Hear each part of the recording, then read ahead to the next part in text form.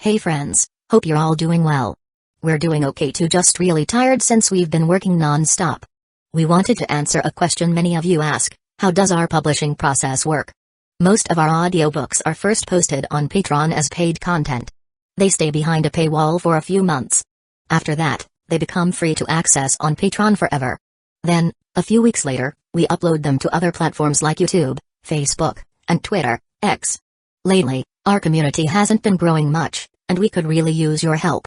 Please share our site in your Facebook groups, Discord servers, Reddit threads, Twitter, X, or with any friends who might be interested. Every little bit helps and we really appreciate it. Thanks a lot for being with us and supporting what we do. Trembled uncontrollably. Father. A hoarse voice escaped Itachi's lips. His entire body froze, and the surrounding masked ninja stopped along with him. You ultimately sided with Hidden Leaf Village. Fugaku's face was expressionless, but a deep disappointment filled his eyes.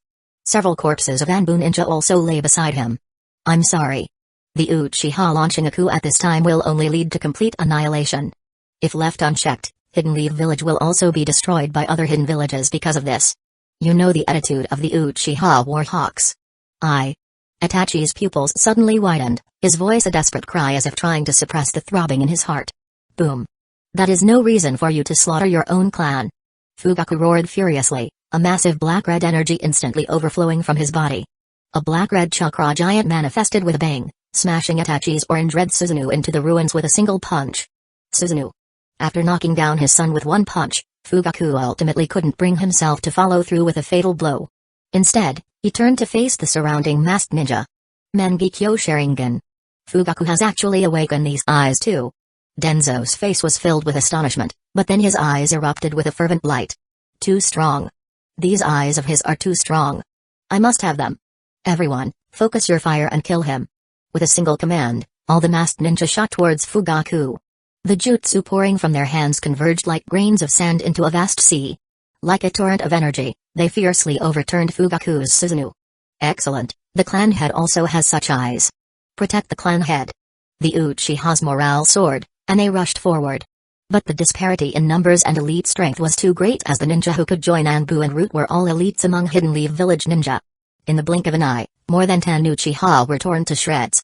If it weren't for Fugaku's Mangekyō, tonight would have been a massacre like in the original story. Just as the hope that had just ignited in the hearts of all Uchiha was about to be extinguished once more, a rain of noble phantasms bombarded from the sky, tearing the masked ninja in the front rows to pieces. How dare you disturb this king's silent contemplation? You all deserve to die. A dazzling golden light appeared in the air. This infuriating tone, this light. All the masked ninja, especially the Harut members, had a bad feeling. They looked up. Sure enough, the golden armored man was standing once again on the roof of the tallest building in the Uchiha clan grounds. Circles of golden ripples were spreading behind him. The ninja who had seen golden glitter before gritted their teeth. This was someone they would rather participate in the fourth great ninja war than face. He had come again. Who are you? Please do not interfere in our Hidden Leaf Village's internal affairs. The third Hokage had also heard of this man's deeds, but the night before, when he rushed over, the man had already vanished. This king hasn't even questioned you yet, and you mongrel dare to speak first? Your disrespect to this king is enough to warrant a death by 1,000 cuts. Gilgamesh's expression was cold and severe, his lofty gaze making everyone who looked at him feel deeply scorned. Hiruzen's face stiffened, and he took a deep breath. He had heard before about how infuriating this guy was, and today, he truly witnessed it firsthand. He deeply felt this sense of frustration. No one had ever dared to call him, the third Hokage, a mongrel. In the entire ninja world, who wouldn't be mindful of him, the god of shinobi, the professor, the teacher of the legendary Sannin, the strongest third-generation Kage. But, as the god of shinobi, enduring was the proper attitude as a politician he should showcase. He absolutely could not allow this guy to break his composure. I will endure. He silently chanted in his heart. Hiruzen forced out a smile that looked uglier than that of a crying child's. Your Excellency, this is a rather inappropriate. Silence. Shameless old dog. You disturbed this king's peaceful reconstruction of golden body, and you still dare to bark madly before this king. With the immense power gathered by Fugaku's Mangekyō materializing his soul and by reconstructing his body, his own strength had recovered somewhat. The King of Heroes swept his gaze across the dense crowd below. Rejoice. As a reward for helping this king rebuild my golden body, today, I will take over this small village and reign over as king. Be delighted. This king will lead you to conquer this world. You have the right to bathe in the glory brought by this king. Of course, certain old dogs are excluded.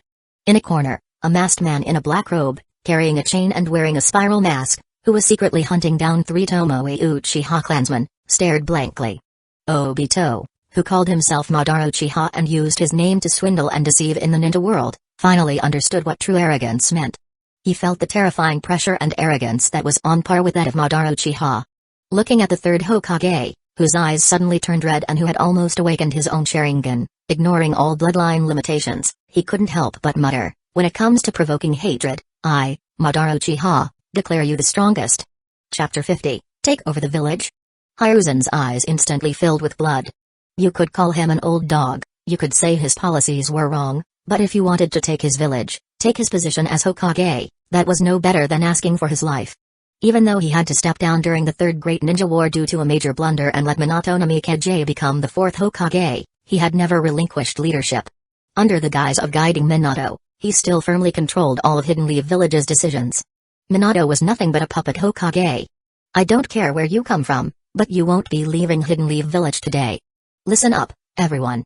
Focus all your attacks on this armored man. Hiruzen roared, his hands rapidly forming seals. Fire style, fire dragon flame bullet. Intense flames cleared the way, followed by countless figures. Humphrey Mirance trying to shake a tree, you overestimate yourselves, mongrels. Another ridiculously arrogant fool. In this chaotic world without a king, this king's willingness to lead you is already a tremendous grace. Since you're all ignorant fools, then disappear. You dirty mongrels. Accompanying the King of Heroes' condescending words, noble phantasms, like a dense barrage of artillery shells, whistled down from the star-filled sky. In an instant, flames were torn apart, and jutsu were deflected. Several Anbu leaping at the forefront were blasted into mist of blood. This scene made everyone's pupils constrict. This Gilgamesh was clearly stronger than last time. Keep going, don't stop. Front row, all release defensive jutsu. Back row, all release offensive jutsu, tear that place of his to shreds. Hiruzen issued a furious roar. Hi. A uniform, well-trained response resounded.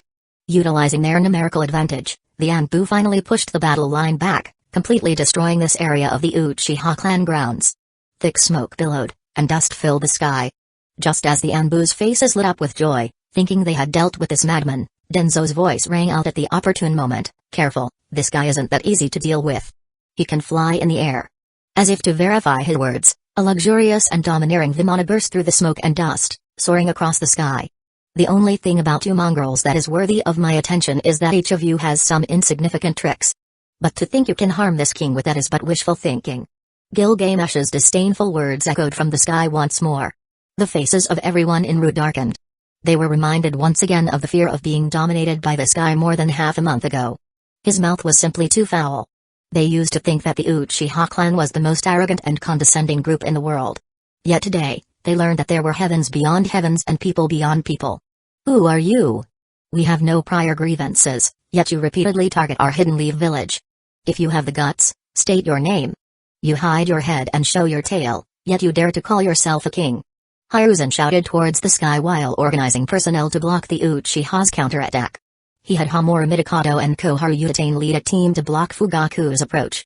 At the same time, he commanded the assembling of all ninjas capable of aerial combat and preparing for takeoff.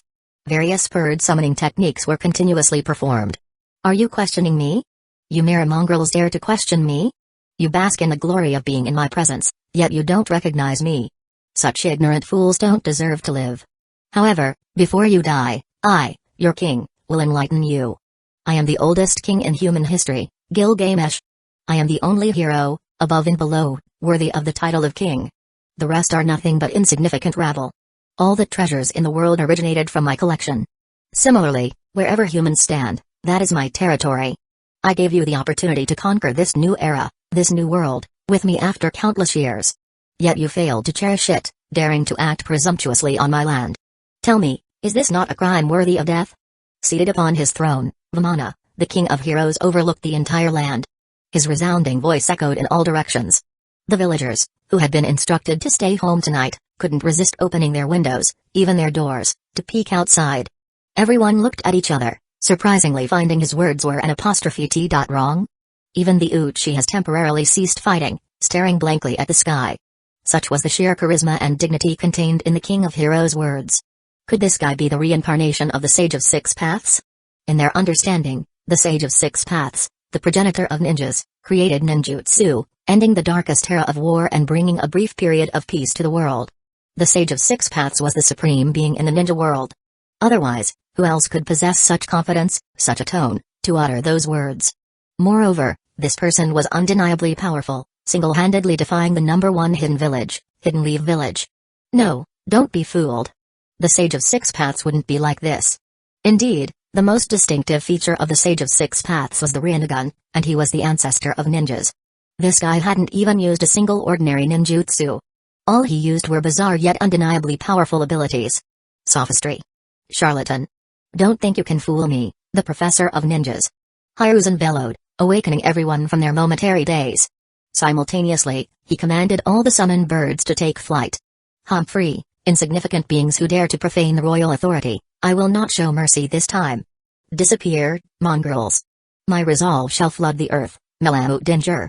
Over 360 gigantic golden ripples suddenly surged in the sky. Like 100 moons in the sky, they illuminated Hidden Leaf Village as bright as day.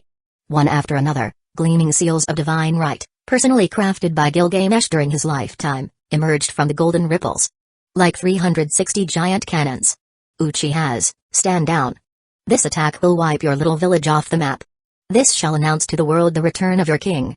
Chapter 51. He had just reconstructed his body, though the power at his command was far greater than it was half a month ago, even capable of unleashing the noble phantasm, Malamute Danger. Doing so could damage his foundation.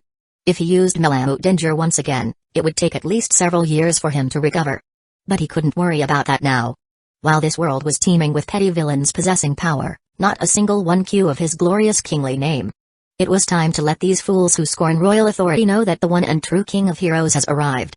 Humphrey. Let this village be the starting point. Experience, in full, the glory of the King. The King of Heroes revealed a delighted smile. 360 seals of divine right, their muzzles gradually converging, amassed a dazzling golden light. The terrifying pressure made everyone tremble with fear. Damn it. What's he trying to do? Such a massive energy fluctuation. Is he trying to destroy Hidden Leaf Village? Can we still escape? Don't worry, with the gathered Anbu Ninja and the Hokage, we can definitely stop him. Under the enormous golden ripples, a light as bright as day brought all of Hidden Leaf Village to a boil. Fire. Whoosh. At its most dazzling moment, the entire sky suddenly darkened. Am I dead? Why did it suddenly go dark? Is this the afterlife? Damn it, why does it look just like Hidden Leaf Village? Idiot, we're fine. We're still in Hidden Leaf Village. Oh, so the daylight turning to night was just an illusion? It must have been transferred away by those powerful ninja using some jutsu. Whoa, this reminds me of the Nine Tails Rampage, when the 4th Hokage transferred away the Tail Beast Bomb. Thank you. The stark contrast caused some ordinary people to lose themselves for a moment. Sensing the disappearance of the anomaly, they began to relax slightly. But the ninja didn't let down their guard, because the dense energy fluctuations hadn't disappeared. But it was higher up in the sky, within the cloud-covered layer. What? My treasure disappeared again. Gilgamesh roared furiously. If the first time was an accident, then this time was clearly premeditated. There must be some unknown scoundrel stealing his treasures. Damn it. How could anyone in this world possess such a disgusting ability? Every time he was right about to unleash a powerful noble phantasm, it would be stolen away. This time, he would find the thief and tear them to pieces. Unlike the Hidden Leaf Village ninja who kept their eyes on the sky, Gilgamesh first swept his gaze across the ground.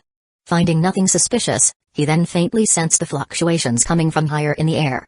Gilgamesh's face stiffened, then his entire body surged with energy, his aura exploding like a Super Saiyan who had just broken through. Damn it! Damn it! Which mongrel dares to fly above this king? Looking up, he saw a small figure slowly descending from the clouds, followed by 360 golden cannons. Terrifying golden energy converged into cannonballs, already loaded and ready to fire. Ding! You have used today's borrowed noble phantasm ability and obtained temporary usage rights to Malamute Danger. The newcomer was not Natsuki. Or rather, his Ultraman Zeta puppet. It was this puppet that had altered the trajectory of Hinata's Golden Wheel reincarnation explosion. After that incident, Natsuki had directly controlled it and buried it in a tree hollow in the forest outside Hidden Leaf Village. Upon receiving Artoria's message, he immediately pulled Ino aside, secretly questioning her about Gilgamesh. As expected, Ino had lost control of him. Natsuki already knew that Gilgamesh could act independently. In the Fourth Holy Grail War, he even incited others to betray their own masters. But he didn't expect this separation to be so complete, to the point where even Ino couldn't recall him. Something must have happened, something even he didn't know about. He then ordered Saber, "Go stop Gilgamesh, but don't get involved in other matters in the Uchiha district." He also immediately activated his Tenseigan's ability, manipulating the long-dormant Ultraman Zeta puppet. It was time to make another appearance. He had to clean up the mess he indirectly caused.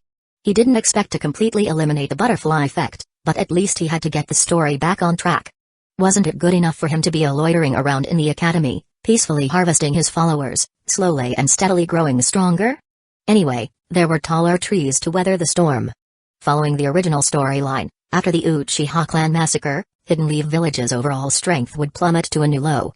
Afterwards, the third Hokage and others wouldn't dare to make any more drastic, self-destructive moves for fear of Hidden Leaf Village's complete collapse. That would be the most comfortable time for the people and ninja of Hidden Leaf Village. In fact, if Gilgamesh hadn't launched this Hidden Leaf Village destroying Malamudin, sure, he could have turned a blind eye. Cough, it seems like I'm still turning the blind eye. Natsuki touched his eye patch. Why force my hand? I just want to comfortably grow stronger. Hidden Leaf Village was his current home, and he couldn't let anyone destroy it. Besides, once his Chani ability's usefulness ended, wouldn't it be nice to become Hokage himself, or appoint one of his followers to the position? Is that Ultraman Zeta? So touching. Ultraman Zeta has come to save us again. Is this Hidden Leaf Village's guardian deity? The sharp-eyed ninja easily recognized Ultraman Zeta, whose previous appearance had caused a huge sensation in Hidden Leaf Village. Even now, almost everyone in Hidden Leaf Village had an Ultraman model, many of which were made by Hidden Leaf Village merchants themselves. Ultraman Zeta? Gilgamesh also heard the words of the ninja on the ground. But in the next moment, rage consumed him once more. Lowly dogs who only deserve to grovel on the ground, dare to soar in the king's sky. Don't be so presumptuous, mongrel. You detestable thief, let me see just how many of my noble phantasms you can withstand. Suddenly, dazzling golden ripples unfolded behind the King of Heroes, unprecedented in their grandeur, representing his boundless rage. The golden ripples, like stars in the sky, filled the vision of everyone on the ground. Even the summoned beasts in the air stopped in their tracks, horrified. One strong bastard after another appears. Is the ninja world about to change? Shikakunara, the strategist of Hidden Leaf Village, stared blankly at the sky and murmured. Chapter 52, the dense barrage of noble phantasms erupted, as if trying to sweep the clouds from the sky. Damn, there's no reasoning with this golden bastard. Let's try blocking this first. Open fire. 360 cannons fired in unison. Rumble. Golden fragments of flames continuously exploded and vanished. Massive roaring sounds echoed throughout the skies above Hidden Leaf Village. Golden ripples that tore through the air were visible to the naked eye, a storm whipped up by pure energy. On the distant ground, endless gales howled. Mongrel! Mongrel! Gilgamesh raged, piloting the mana as he soared into the sky. A fierce aerial battle unfolded above Hidden Leaf Village. Gulp! An Anbu member, riding on a large vulture, closed his gaping mouth and swallowed hard. He turned to look at his companion, also flying in the air. Shouldn't we get down to the ground? It's safer, right? Why yeah. Makes sense. Anyway, we have Hidden Leaf Village's guardian deity. Ha ha ha.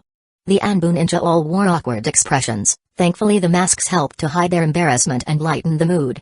They had just been pummeled by an unknown guy. Although the damage was minimal thanks to their dense defensive jutsu, the humiliation was intense. They struggled to catch this golden pineapple, and were constantly mocked by him. Now, they were being saved by another unknown guy. Although it was the second time, they really didn't know who Ultraman Zeta was. Considering Choji's Ultraman transformation, this Ultraman Zeta was likely also someone from the village. They were just hidden too deeply to be found. Could it be another child? Everyone, ignore the sky for now, focus on eliminating Fugakuaki. Danzo yelled loudly. Thud. Before he could finish, a figure slammed heavily onto him. It was Natsuki, controlling the Ultraman Zeta puppet. The puppet, a creation from a few years ago, was less than 1.5 meters tall. Fuck. Simultaneously controlling the Melamu Dinshur, composed of 360 seals of divine right, and the puppet for the first time caused Natsuki to make a slight error in his micromanagement, causing the puppet to fall. It smashed into a few large birds midair to lessen the impact, but still crashed into the ground. Fuck, fuck, fuck. Oh. It's not broken? I can still control it. Let's continue. Natsuki, still at the academy, thought to himself as his perspective switched back to the puppet. Ultraman Zeta stood up again, patting the dust off himself.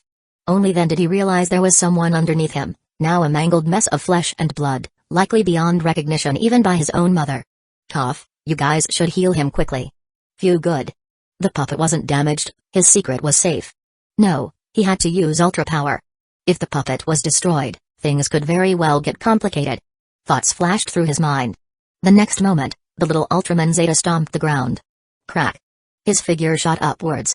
Ah! Transformation. A scream was drowned out by the booming voice shouting transformation. The enormous giant of light, whipping up a massive gust of wind, flew into the air. Oh da-da. He seemed to have stepped on something just now. Oh well. Goldie is more important. On the ground. Several figures rushed to the mangled body. Lord Danzo. Lord Danzo, don't die. A root-masked ninja poked Danzo with a finger. Finding him motionless, he burst into tears. Lord Danzo. He's gone. Cough. Who are you cursing? Old man still has a fighting chance. The bloody figure forced himself up, stubbornly indicating he was still alive. He hadn't become Hokage yet, how could he die so easily, so carelessly? An old warhorse in its stable still yearns for a 1,000-mile journey. Lord Danzo. Lord Danzo. Where are the medical ninja? Hurry. The root ninja joyfully rushed forward to support him. Crack. Ah. Lord Danzo. Gently. My leg. It's broken. Hi. The root ninja, well trained, instinctively raised their hands in acknowledgement. However, because they raised their hands, Danzo, who was being held in the air, was instantly left without support. Thud. Ah. Lord Danzo. Oh, don't touch me. My arm is also broken.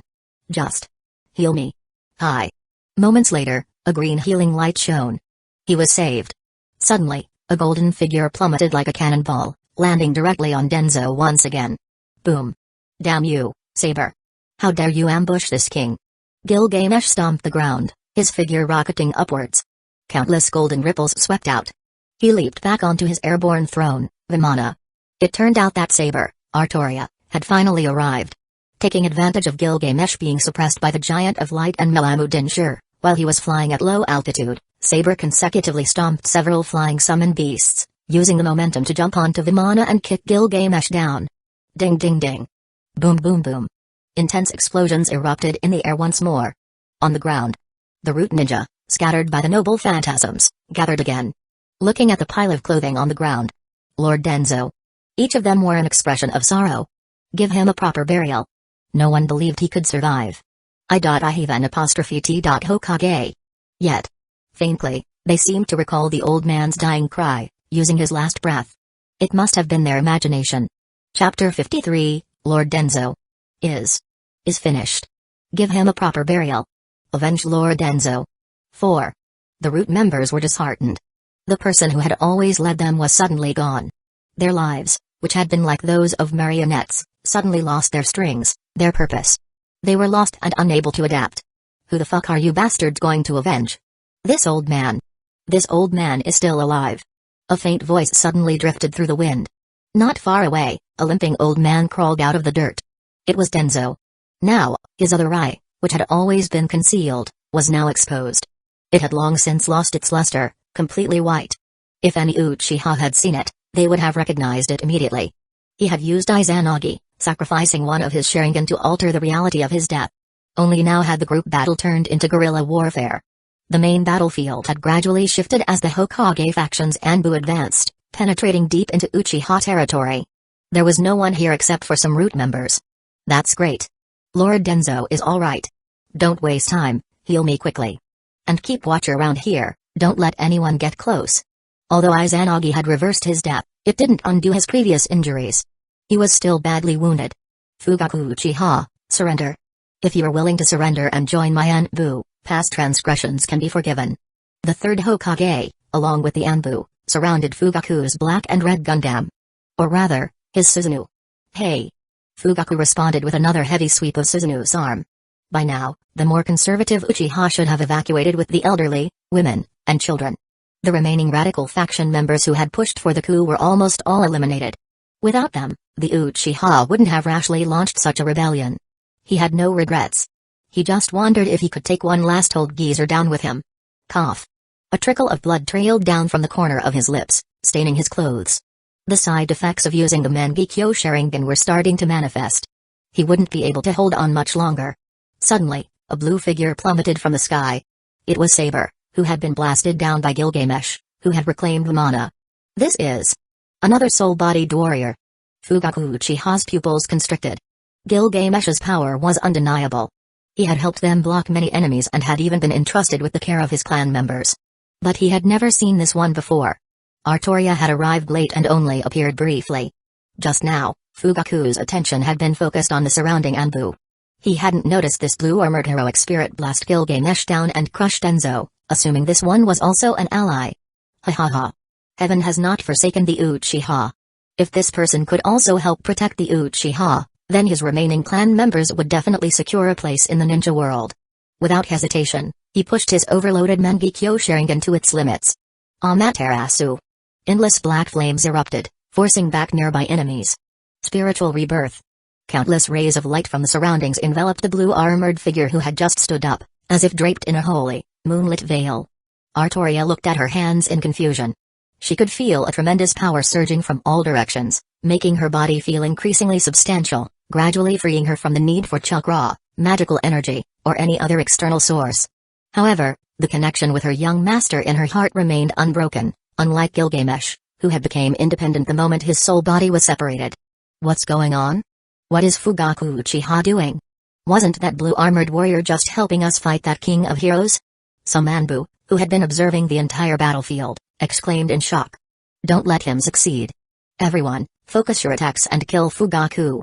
The third Hokage's eyes narrowed. He had a hunch. The Mangekyō Sharingan's abilities were exceptionally mysterious, even capable of controlling the Night Ales. He couldn't be sure if Fugaku's Mangekyō Sharingan could control these strange newcomers.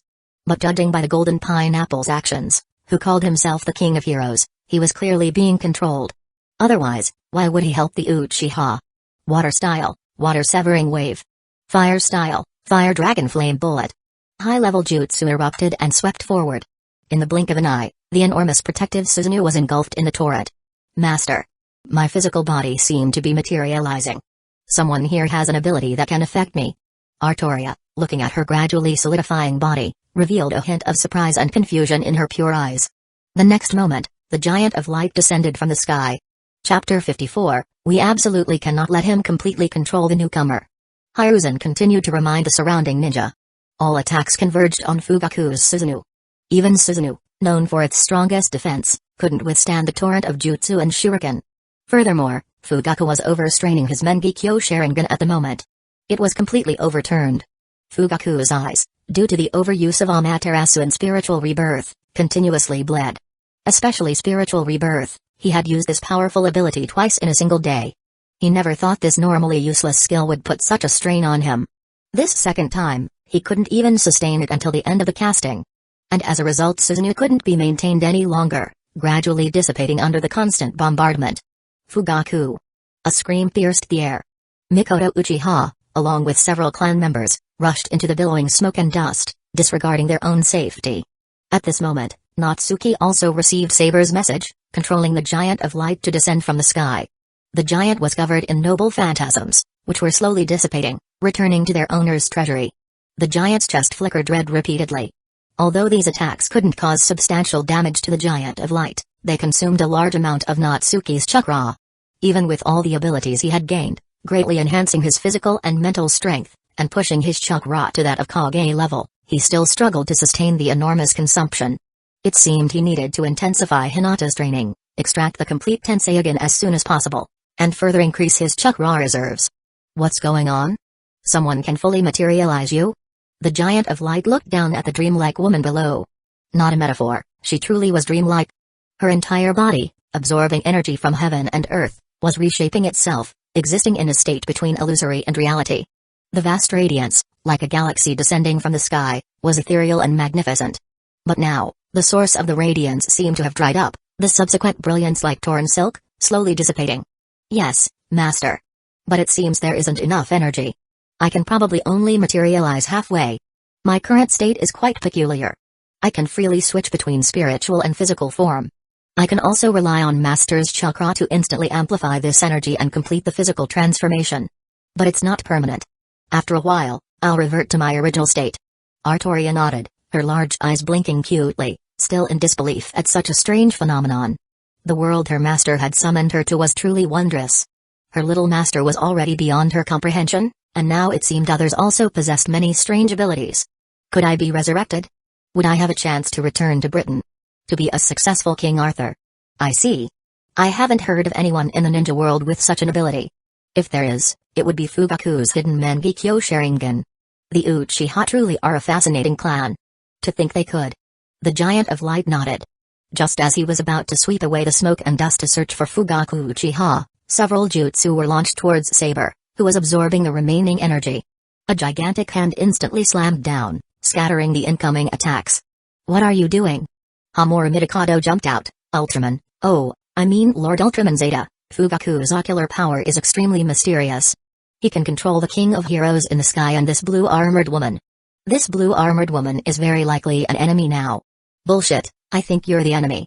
With a flick of his finger, as if swatting a fly, he sent Hamura Mikado flying. He hadn't used much force, so the damage was minor, but the humiliation was immense. Several surrounding Anbu instantly froze, not daring to attack Saber again. At the same time, a golden light swooped down. It was the King of Heroes, piloting the Vimana. Like a bomber, he unleashed a barrage of energy attacks, diving straight into Fugaku's location. In the next instant, he soared upwards with incredible speed. Hidden Leaf Village, and you fucking Giant of Light. This king will remember you. Gilgamesh snarled, then vanished into the dark night with Fugaku Uchiha, Mikoto Uchiha, and the few loyal Uchiha elites. Hurry, chase them. Don't let them escape. Koharu Uchitain shouted anxiously, but everyone knew that with their speed, they couldn't catch up to Gilgamesh's Vimana. Moments later, Saber finished absorbing the energy. As expected, the transformation wasn't entirely successful. But the foundation had been laid. In the future, with just a touch of the same power, she could instantly and permanently transform into her former physical body. That's enough. Go back, don't let anyone notice.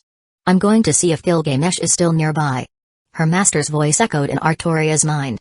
Then, the Giant of Light leaped into the air and soared into the sky. Before leaving, he saw some root members in the distance sealing test tubes containing Sharingan into a scroll. Out of humanitarianism, the giant hand swatted them away, took the scroll, and vanished into the night sky, leaving behind a group of dumbfounded root members. They never imagined that the guardian deity of Hidden Leaf Village would attack them. Elsewhere, after enduring that punch from Fugaku's Susanoo, Itachi didn't continue to pursue his father. Instead, he chose to slaughter his way in another direction, killing all the remaining radical, pro-war clan members. At this moment, he was like a demon god from hell, leaving a trail of corpses in his wake. Suddenly, a trembling voice called out. Brother, big brother? What? What are you doing? Sasuke had been brought back by Izumi. On the way, seeing the fierce battle erupting above Hidden Leaf Village, he knew something major had happened. He rushed back to the clan compound, and as expected, there were signs of fighting everywhere. Fearful but resolute, he rushed home. Now, he witnessed his most beloved brother slaughtering their own clan members with his own eyes. Didn't you see? My foolish little brother.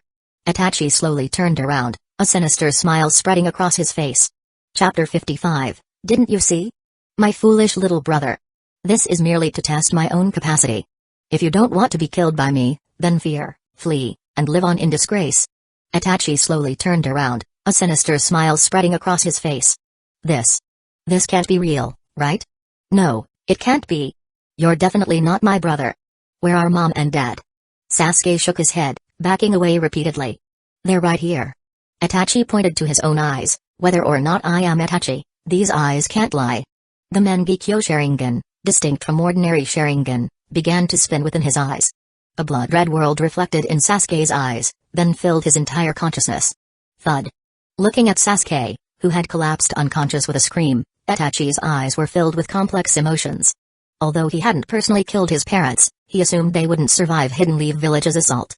Therefore, in Itachi's Tsukuyomi world, he showed Sasuke a vision of himself slaughtering the entire Uchiha clan, including his parents, leaving behind the words, "When you have the same eyes as me, come find me." Next, he needed to warn Danzo and the others. From today onwards, he would become a missing ninja and join the Akatsuki, monitoring this mysterious organization's every move. From the moment he took action, his only reason for existence in this world was for Sasuke. Ding. The sound of a kunai hitting the ground drew Itachi's attention away from the unconscious Sasuke. Itachi, this can't be real, right? In the corner of the ruined walls, a girl with long, straight black hair and a small tear mole had been standing there for who knows how long. Tears streamed down her face as she stared at Itachi in disbelief. It was Izumi, who had escorted Sasuke back to the compound. Itachi's classmate. A talented girl who had awakened her Sharingan early on. However, lacking practical experience, she had mostly been helping some noble's wife care for cats, with little actual combat. Her father, not a member of the Uchiha clan, had died in the Nine Tails rampage, leading to her awakening her Sharingan at a young age. Afterwards, she followed her mother, Hazuki Uchiha, back to the compound. Considering the Uchiha belief that earlier Sharingan awakening indicated greater talent, her bloodline talent was not low. Now, the Sharingan in her eyes had evolved from 2 tomoe to 3. She saw her mother, Hazuki Uchiha, lying among the mountain of corpses behind Itachi. Itachi. You didn't do this, right? Izumi gritted her teeth, asking again in a trembling voice. Her suppressed emotions caused her ocular power to surge dramatically. The surrounding air began to distort, like being scorched by flames. The broken wall slowly cracked, spiderweb-like fissures gradually spreading. Seeing the newcomer, Itachi was visibly stunned. In the next moment, his eyes darkened. Izumi, I'm sorry. Hearing Itachi's words, which sounded like a tacit confirmation, Izumi finally abandoned all hope, letting out a miserable laugh. You really are something. Those words carried an immeasurable weight of disappointment, grief, and hatred. She abruptly pulled a ninja sword from the ground and swung it, sending a shower of shuriken flying. Blood tears streamed from her eyes as her 3 tomoe Sharingan spun rapidly, on the verge of transforming into the Mangekyō Sharingan. Clang clang clang. A chain swept out from the void, deflecting all the shuriken aimed at Itachi. No one can escape the cycle of this world producing waste. That's why I'm going to reshape this world. I understand your feelings. This place, this world. We don't care about this world anymore. Space trembled. From a distorted vortex, a masked man slowly materialized, blocking the path between Itachi and Izumi. A single, red Sharingan glowed in his eye socket, revealing him to be another Uchiha. Itachi, your eyes waver yet again. Since you can't bring yourself to do it, I'll take care of it for you. Whoosh whoosh whoosh. While he was speaking, several more shuriken flew towards the masked man, only to pass right through him, as if he wasn't solid but merely a phantom. Sigh. Seeing the vast difference in their strength and knowing the inevitable outcome, Itachi just wanted to report to the Hokage and leave this sorrowful place. He leaped up, refusing to watch any longer. Buzz. The chain lashed out fiercely. Izumi, severely lacking in combat experience and without the Mangekyō Sharingan, was no match for him. Within a few exchanges, her ninja sword was knocked away, and she ran out of shuriken. The chain entangled her. The next step would be her inevitable strangulation. Just then, slash. A flash of blade light severed the chain. Who's there? The masked man's eyes flashed with a fierce light. He turned his head to see a blue-armored girl leaping down from the rooftop. You are a freaking grown man. Why are you bullying a little child? Fight me if you dare. Artoria, without pausing, threw another handful of ninja tools she had picked up along the way. Humphrey, just another rabble I have to kill. The masked man instantly activated Kamyu's intangibility, effortlessly neutralizing the attack. Then, solidifying, he lunged at a strangely dressed woman with a kunai. Blood splattered. Ah! Despicable women! How dare you hide your weapon? Obito Uchiha screamed, staggering back. The woman was wielding an invisible weapon. The pot calling the kettle black. Weren't you just hiding your entire body? Hypocrite much? Saber retorted. Gripping her invisible sword with both hands, she charged again. This time, she also utilized her newly acquired ability, shifting between a semi-tangible and intangible state. Ah! How can you use Kami? This time, one of his arms was sliced off.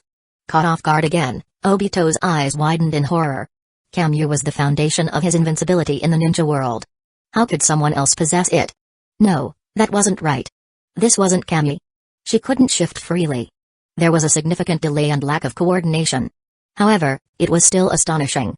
It allowed her to deliver fatal blows to those unaware of her ability. Obito's expression turned serious.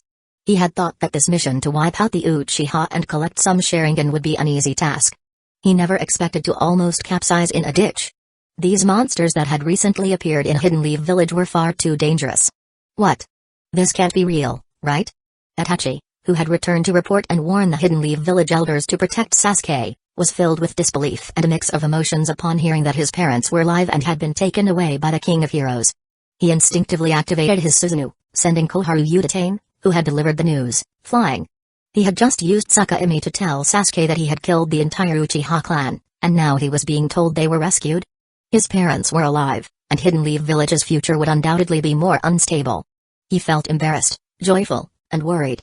His face, illuminated by the orange-red Susanoo, cycled through a kaleidoscope of emotions.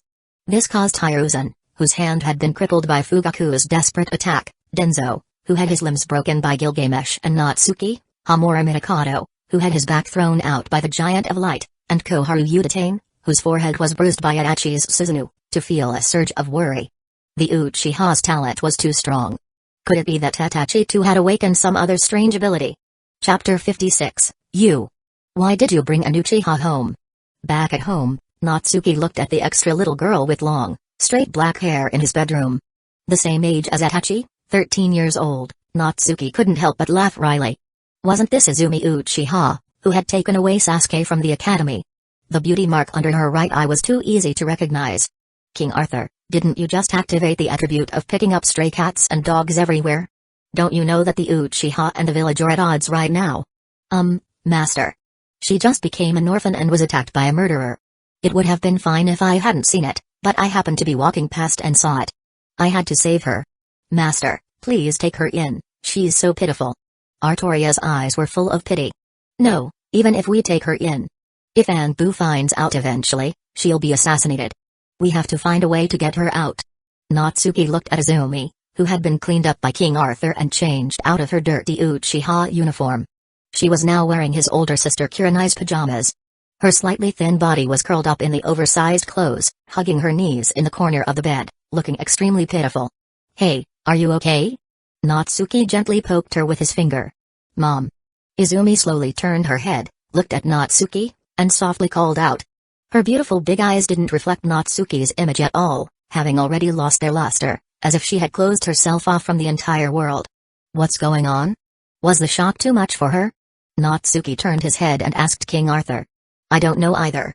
When I met her, she was still very energetic, using all kinds of hidden weapons to fight that man. Maybe she hit her head when he pulled her to the ground with his chains, or maybe she shut herself down because she couldn't avenge her family. Damn it, that masked man's abilities were too strange. I couldn't catch him and he ran away. Artoria said fiercely. Obito's Kamui, aside from anything else, was truly the best escape tool. This won't do. You're an Uchiha, you have to pull yourself together. Natsuki put his arms under Izumi's armpits to make her stand up. Unfortunately, she was limp, like a marionette that had lost its control. More importantly, Natsuki was several years younger than her and hadn't reached puberty yet. The height difference was significant. Even when her upper body was upright, her legs were still kneeling. What should we do? Let's find a way to get her back to her senses first. Just then, a knock came from the door. Knock, knock, knock. Natsuki, who are you talking to? Open the door quickly. Hidden Leaf Village is not safe tonight. I'll look after you tonight. Kurenai's voice came from outside the door. Sis, I'm fine. I'm asleep, I was just talking in my sleep. Natsuki quickly shouted, while stuffing Izumi under the covers. Humphrey. Are you trying to fool a child? How can you answer me while you're asleep? If you don't open the door right now, I'll break it down. Coming. Natsuki quickly jumped out of bed and had King Arthur enter stealth mode, planning to have her take care of Izumi later. He trotted over and just as he opened the door, his sister Kurenai scooped him up in her arms. Humphrey. What were you doing? Were you too scared to sleep? Don't worry, after picking you up from the academy, I've been guarding the door the whole time. There are no bad guys here. Kurenai glanced at the room, didn't find anything unusual, and then lifted Natsuki up high. Did you wet the bed? What are you talking about? I'm a big man now. Put me down. Hey. Where are you looking? Really? Don't be afraid, I'll stay with you tonight. Stay with me to wet the bed and blame it on me later? You little rascal. Of course, I just want to put you to sleep. Kurenai. Are you even listening to me? I've really grown up, I'll be 10 in 2 years. Kurenai's eyebrows were rising a bit too fast. Let's go to your room. Hokage's office. Dawn had just broken, and the sky was beginning to lighten. The third Hokage, with bandages and his left arm in a sling asked, You couldn't catch him either? Danzo, leaning on his crutch, gritted his teeth. No, the Hero King is too fast, no one can catch up to him. And even if we did, a small group of ninjas wouldn't be his match. What about the rest? It seems like a group of Uchiha escaped earlier. Koharu, with a bandage on her forehead, waved her hand. Don't ask me, I'm having a really bad headache right now. Hamura, sitting in a wheelchair, responded, yes, and we've sent people to chase them. But it seems that detestable Golden Pineapple took care of them beforehand. Damn it, continue to send troops to track their movements. Danzo, didn't you say you still have a spy on their side? Yes, that radical Udoku Uchiha is my man.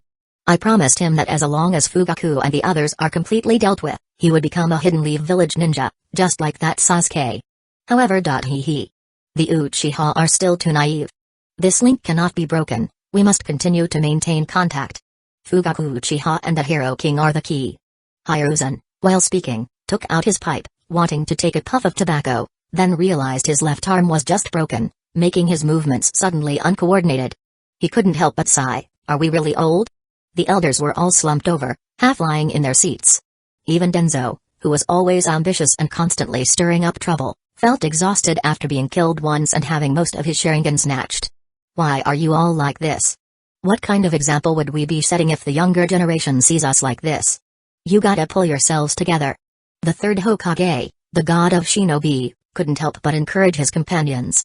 Come on, we didn't get any benefits this time, you took all that was there.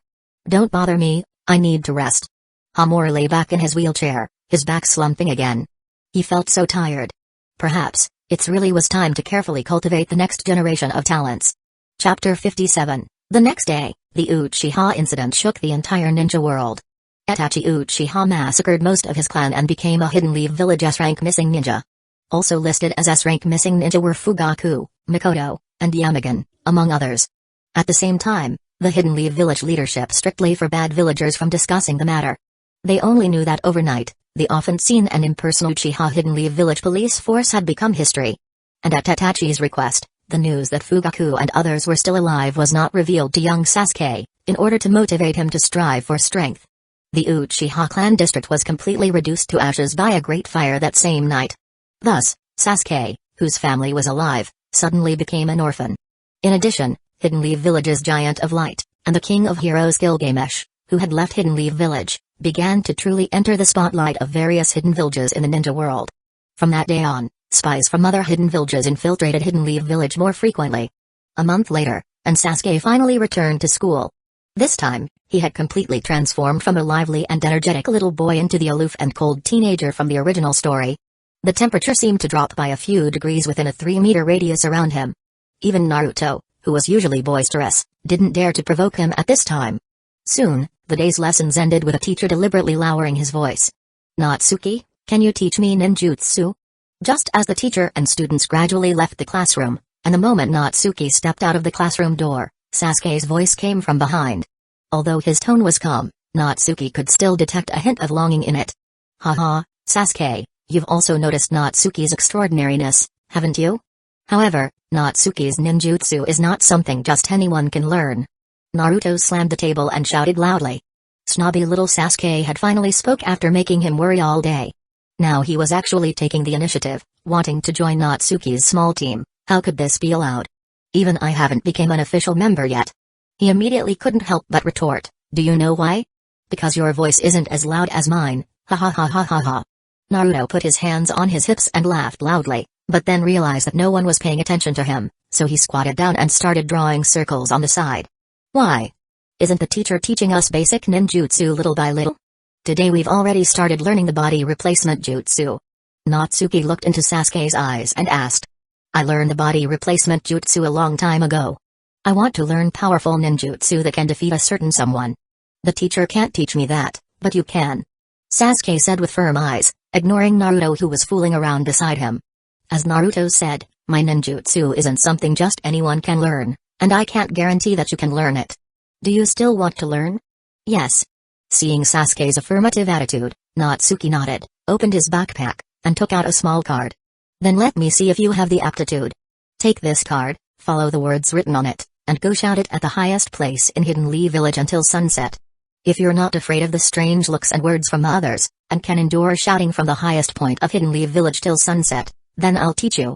By the way, without the courage to face simple hardship like those I've just mentioned, even if I teach you, you won't be able to learn it. After saying that, Natsuki picked up his backpack and left the classroom. Behind him, Naruto shouted loudly, "Natsuki, can I learn it too?" Then go shout together. Soon after, Sasuke and Naruto went together to the highest place in Hidden Leaf Village, the Hokage Rock. Originally, Sasuke didn't want Naruto to follow him, but after seeing the contents of the card, even he, who thought he could do anything to defeat that man, had his eyes trembling uncontrollably and his thoughts wavering. Finally, he breathed a sigh of relief and let Naruto follow him. After all, it's better to enjoy happiness together than alone. Shared happiness is double the happiness, right? This is the highest place in Hidden Leaf Village, right? Hurry up and take out the card, let me see what I need to read. Hurry up, or the sun will set. Arriving at the top of the Hokage Rock, Naruto patted his chest. He was familiar with the Hokage Rock, having beautifully painted it several times. Phew. Sasuke took a deep breath and gave the card to Naruto. He wondered if it would scare him away. This is. Unexpectedly, after Naruto took the card, his eyes lit up with incomparable excitement. As expected, Natsuki is a master of attracting attention. I never thought of such amalgamation of words. This time, I will definitely gain the attention of the entire Hidden Leaf Village. Sasuke was completely speechless. How did this Naruto's brain work? What kind of thought process was this? As expected, he and this guy were not the same kind of people. What he felt embarrassed about and couldn't bear to even think about, the other party was actually overjoyed about and couldn't wait to announce it to the whole world. Let's begin. Sasuke. Let Hidden Leaf Village hear our voices. Do you want to go first? Or should I? Was he that eager? You can go first. As expected, his heart was still not strong enough, not firm enough. Sasuke clenched his small fists. But Naruto didn't pay attention to that. Instead, he took 2 firm steps forward. He stood tall and proud, overlooking the entire Hidden Leaf Village. Then, he opened his big mouth and roared out, "Explode, reality. Crumble, spirit." Chapter 58, Explode, Reality. Crumble, Spirit. I am the wielder of black flames, let this smoke-filled world be cleansed by the inextinguishable black flames. Naruto's loud voice instantly attracted the attention of the people around the Hokage Rock. PFFT, who is that? Damn it, it's that naughty Nine-Tails brat again. He should be locked up. I don't understand why Lord Hokage let him out so freely. From the crowd, one hurtful comment after another followed. However, this didn't make Naruto retreat in the slightest. On the contrary, he became even happier because he felt the attention of the crowd. See? As expected, these words are very eye-catching. Naruto turned sideways, gave a thumbs up, and showed a mouthful of white teeth, smiling at Sasuke. Idiot. You're a big idiot. Sasuke's face was gloomy, but there was a slight tremor in his eyes. Only now did he truly realize that Naruto was also an orphan. Just like him. Move aside, your tone is wrong, and you said the lines wrong. Watch me. Sasuke also took 2 steps forward, standing side by side with Naruto at the top of the Hokage Rock. Explode, reality. Crumble, spirit. I am the wielder of black flames. I will do my best to let the inextinguishable black flames cleanse this smoke-filled world. This time, even more villagers gathered. What's going on? That seems to be the Uchiha survivor, right? SHHH, do you want to die? You can't talk about the Uchiha. What are they doing? Did they get infected by the demon Nine-Tails? It's possible. Should we call the ninja adults over? The crowd was buzzing with discussion, and even some ninjas had noticed them. However, neither of these two's identities were something they could touch. As long as they weren't taken out of the village by suspicious individuals and didn't do anything dangerous, they wouldn't bother to stop them. Moreover, that little Uchiha had just experienced the night of the clan massacre. However, was it really okay to let them carry on like this? Should they report it to the Hokage? TSK. Your voice is too low, it's far worse compared to mine. Naruto said dissatisfiedly. Forget it, I won't compete with you this time. Let's do it together. How about you say one line, I say the next one. Sasuke put his hands in his pockets, speaking with a proud look. Because of Naruto's presence, he no longer felt the initial embarrassment. Alright, is this a competition? You're going to lose. This is my home turf. Naruto also raised his head, looking down at people with his chin. Hee, then let's begin. This time, I'll go first. Sasuke Uchiha, explode, reality. Naruto Uzumaki, crumble, spirit. The two were as thick-skinned as city walls, their voices rising and falling in a competition. The setting sun in the sky began to gradually sink, and a brilliant fiery cloud appeared. The entire earth was bathed in a crimson glow. It reflected a dazzling light in their eyes. No one can escape the cycle of this world producing waste. Cleanse the world. Reshape the world. In the corner of the crowd, a young girl in a black robe and a hood murmured with a numb expression. Beside the girl, Natsuki watched his two little friends performing hard on the Hokage rock, and said softly, "See? Even in the most difficult times, they never lost hope. Can you believe it? They are destined to reach the pinnacle of this ninja world." The girl's eyes gradually lit up with a glimmer of light. It was Izumi Uchiha, who had been rescued by King Arthur. For a month, Natsuki had tried every means, but he could only occasionally help her break free from her self-imposed isolation, slightly opening a crack in her heart. This time, taking advantage of Sasuke's request, he brought her along. All three were orphans. Perhaps they could find some resonance in each other's voices. "They are just like you. You know them, one is named Sasuke Uchiha, and the other is Naruto Uzumaki." These words finally caused a slight stir in the girl. Her empty eyes became increasingly brighter. "Can I go up there?" The girl's voice was as soft as a mosquito. "Yes." Natsuki nodded, then warned, "However, if you are discovered by Anbu, you will likely lose your life." "Then, do you want me to go up?" The girl tilted her head, looking at Natsuki. At this moment, her eyes clearly reflected Natsuki's image. Perhaps, fading away while burning brightly is better than becoming a walking corpse. "But, let me make this clear, we will not be saving you this time." "All right. I'm going up there." "Right, take this with you." The girl caught the exquisite badge that Natsuki tossed over. The badge had a background of an endless abyss, with a dazzling magic circle on it. Izumi tilted her head again, looking at Natsuki with a slightly puzzled expression. Today was the day her facial muscles had moved the most in an entire month. As her heart opened, many self-sealed memory fragments slowly began to surface. After you go up, you can no longer hide your identity and return. Either perish in a daze in the land where you were born and raised, or completely wake up and remember who you are. At that time, we will send you away from Hidden Leaf Village. This badge is the symbol of the Dimensional Ends congregation that I founded. Perhaps it can grant you some luck. If you have the aptitude. The aptitude for being a Chunin. The girl carefully pinned it to the most prominent position on her left chest. Naruto, wow, Sasuke. Look, so many people. As expected, just learning a little bit from Natsuki is enough to attract everyone's attention. Sasuke, yeah, the most incredible thing is that I'm shouting nonsense here with you, a big idiot, and I don't feel embarrassed. Have I been assimilated by your remaining brain cell? But with these shouts, the suppressed feelings he had held since the clan massacre a month ago were greatly relieved. He felt much more comfortable. Could this be Natsuki's purpose? To gain great power, you have to first step out of the shadow of the past. For the first time, Sasuke felt that he, too, had an epiphany. If there was anyone in the class that Sasuke couldn't understand but held off for, it was only Natsuki. Can you speak like a normal human? Don't just stand there and continue. Didn't Natsuki say to shout until sunset? We're almost there. Naruto angrily kicked Sasuke. Just as they were about to continue, a person wearing a black robe and a hood covering their face walked out from behind them. Can I shout with you? The newcomer was Izumi. She originally wanted to ask them, as orphans, how they could live so comfortably in this world, why their eyes were still full of hope, just why. Finally, when she truly came to their side, thousands of words were reduced to this one sentence. Sure, big sister, do you also want to gain attention? Naruto recognized her as an older sister from her voice and height. Although he was a little reluctant to share the attention with another person, he still agreed, as he didn't know how to refuse girls. Then, let's begin. The sun is about to set, let's use all our remaining strength. Explode, reality. Crumble, spirit. Naruto, I am the wielder of black flames, let this smoke-filled world be cleansed by the inextinguishable black flames. Sasuke, I am the wielder of black flames. I will do my best to let the inextinguishable black flames cleanse this smoke-filled world. Izumi Uchiha, I am the crusader of the crimson flame. In this life, my flames will continue to grow stronger to burn away the darkness. In this world, I will strive to rebuild a world of harmony for all. I firmly believe that my clansmen, my loved ones, have not perished, they are always by my side, silently supporting me. The voices of the three rose one after another. Finally, Izumi's voice seemed to explode in the sky above Hidden Leaf Village, echoing in all directions. That. Big sis.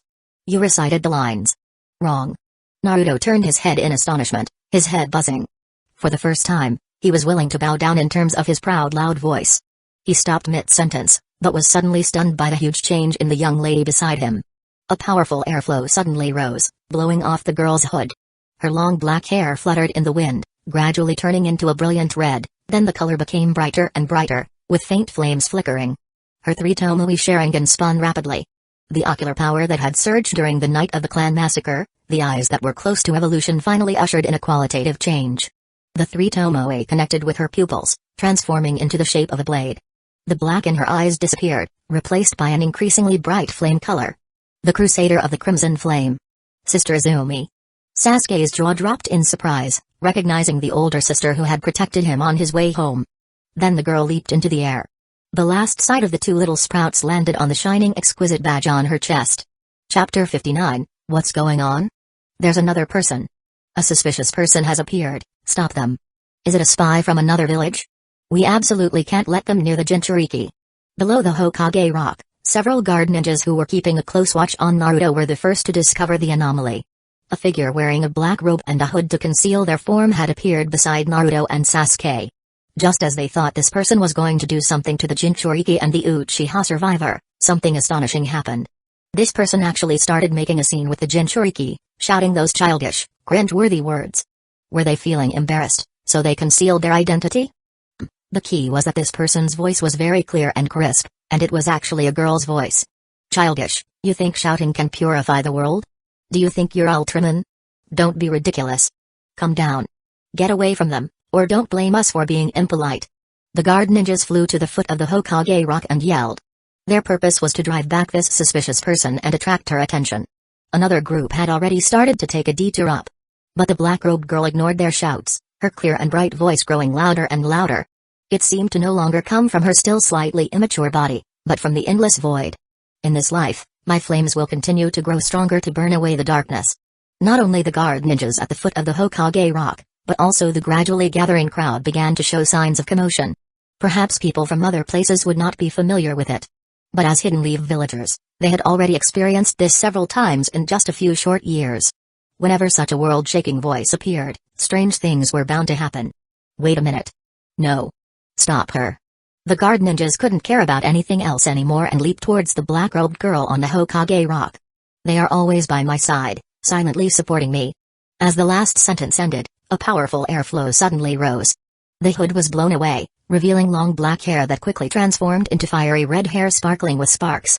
The three-tomoe Sharingan transformed into a flame-colored beautiful blade. Izumi stepped forward and leaped out from the Hokage rock as she dodged the guard ninjas' attacks. A pair of flame-formed wings suddenly spread out from her back, stopping her descent. Her flaming wings carried Izumi, and she soared over the heads of the dense crowd. Sprinkles of sparks fell from the path she flew, disappearing before they even landed. A fleeting path of sparks in the air caught everyone's eyes. So beautiful. Mom, come out and see the angel. The crowd let out envious exclamations. Who hadn't fantasized about having a pair of wings and soaring across the vast sky? The refreshing breeze brushed against her face, completely dispelling the confusion in Izumi's heart.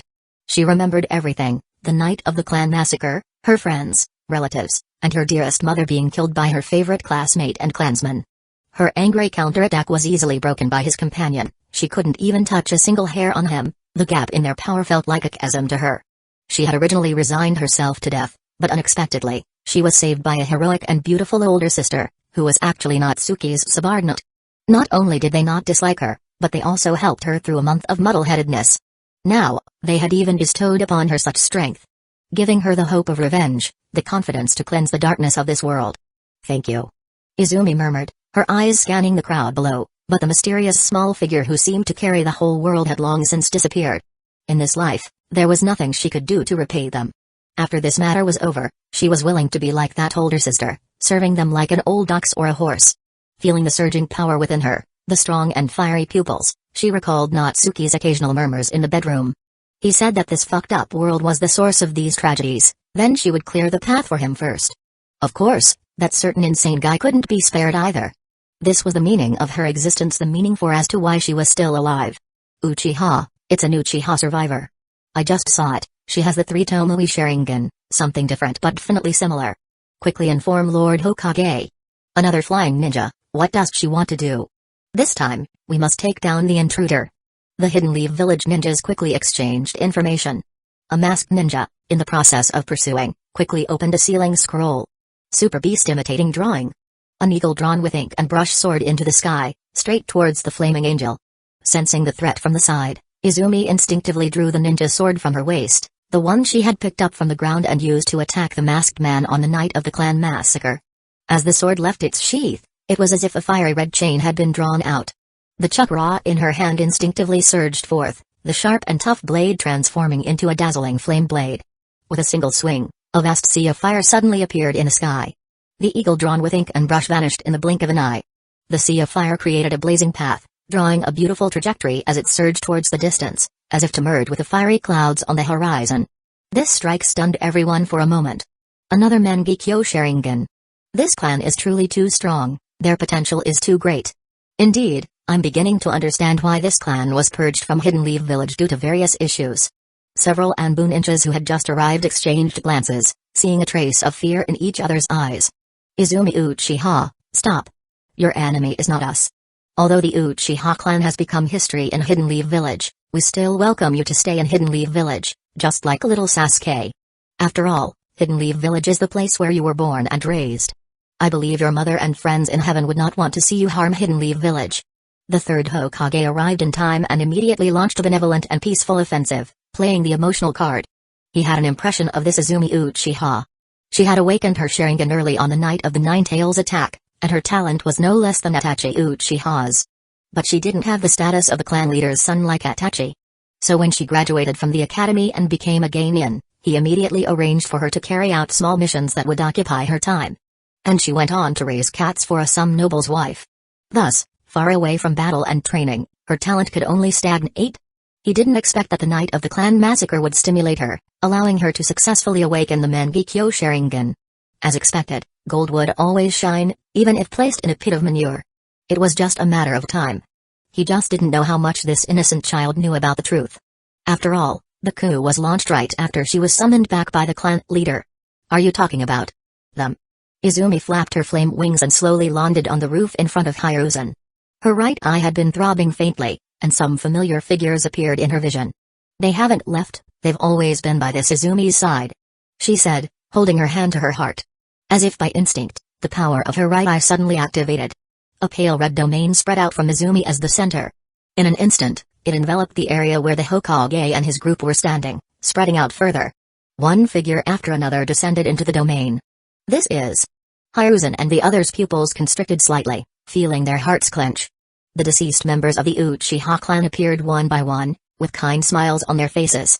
The sense of reality, and the lack of disordered chakra on their bodies, made them realize that this was not an illusion. Izumi. Mom. On the rooftop, Izumi nestled happily in a woman's arms. Chapter 60. What? What's going on? A month ago, weren't they all killed by Itachi?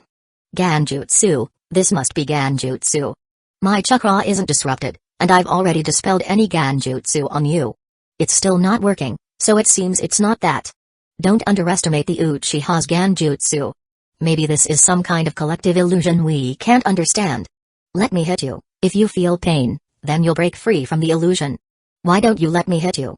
Meanwhile, a bit further away from the third Hokage, ordinary Hidden Leaf Village ninja, who were also trapped within the domain, were chattering amongst themselves. They deliberately made noise to attract attention while observing the reactions of the large group of Uchiha who had suddenly appeared.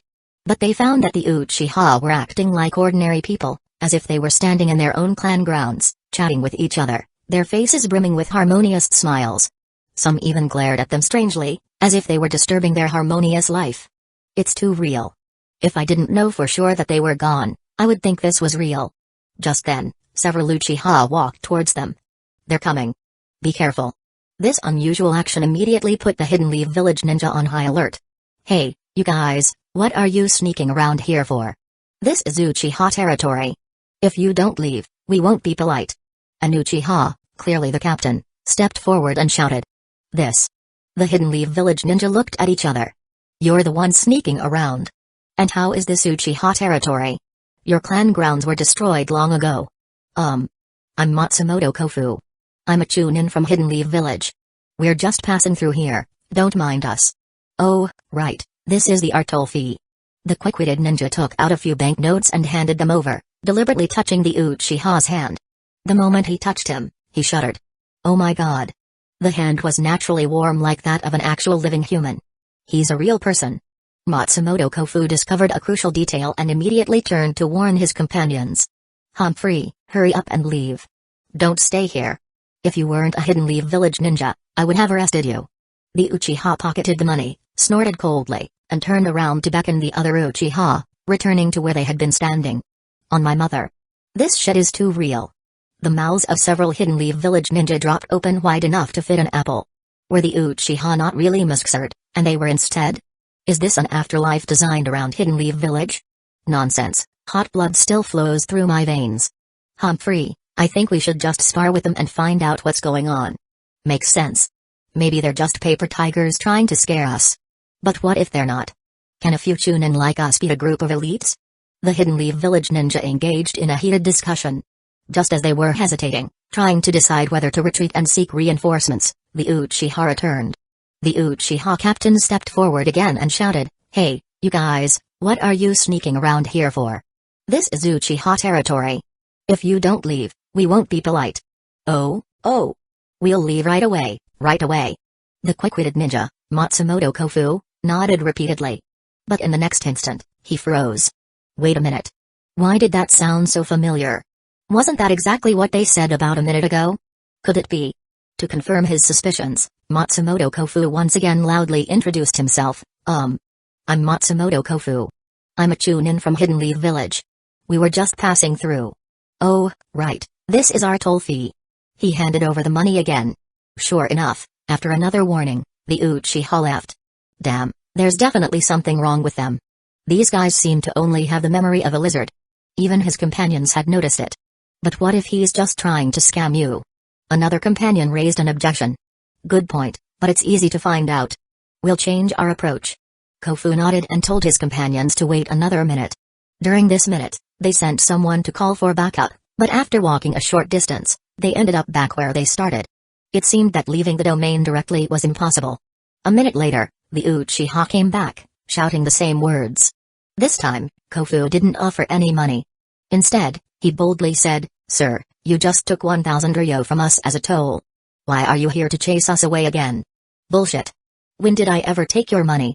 The Uchiha captain frowned and shouted. In your pants right pocket. Matsumoto Kofu seemed angry as well, quickly pointing at his pocket. Really? The Uchiha captain reached into his pocket and actually pulled out 1,000 ryo. Look, this is what I just gave you. I've already paid twice. Scoundrel. This is what my son gave me this morning. You're actually coveting such a small amount of money.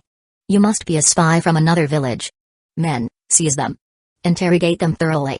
The Uchiha captain roared. What? Not only did you take my money, but you're also pretending to be my dad. This is too much. Too much, I say? Brothers, charge. Kofu was furious. He had wasted 1,000 ryo and had even gained a fake dad. As expected, in the ninja world, strength reigns supreme. Don't just stand there. Charge. There's something wrong with these Uchiha. Wind style. Boom. Thump. Thump. Within a few rounds, the Hidden Leaf Village chunin were taken down by a single ganjutsu from the Uchiha captain. Damn, that captain is a jonin. When Matsumoto Kofu opened his eyes again, he and his companions were tied up and were being dragged deeper into the alley. Along the way, they saw Hidden Leaf villagers being captured as well, all being escorted in the same direction. On the roof of a building in that direction stood a young girl with dark eyes. It was Izumi. It's over. Just as Matsumoto Kofu was filled with despair, a little girl with a traditional Chinese bun hairstyle, wearing a small kapel, skipped out of the alley. The surrounding Uchiha seemed oblivious to her existence. What's going on? Why aren't the Uchiha attacking you? The sharp-eyed Kofu spotted the anomaly and quickly asked. Mister, are you asking me? Yes, please tell me. The little girl scratched her head and said, I don't know. The Uchiha here are strange. After I gave them some money, they left me alone. Kofu frowned. I gave them money too, why did they capture me? How many times did you pay them? 10 times. PFFT. How much each time? 1,000 ryo. PFFT. Matsumoto Kofu quickly checked his pouch. His face darkened, and he felt like spitting out a mouthful of blood. He didn't bring enough money. Whose child are you? What's your name? Why are you carrying so much money with you? Although the purchasing power of ryo wasn't that high, with a bowl of ramen costing as much a few dozen or nearly 100 ryo, for a little girl to casually carry around so much meant she was too rich. My name is Ten. And this is just my allowance. PFFT. Matsumoto Kofu, suffering blow after blow both physically and mentally, fell backward and was slowly dragged into the alley. Chapter 61, Ding. The Evil King's Eye System's true power activates.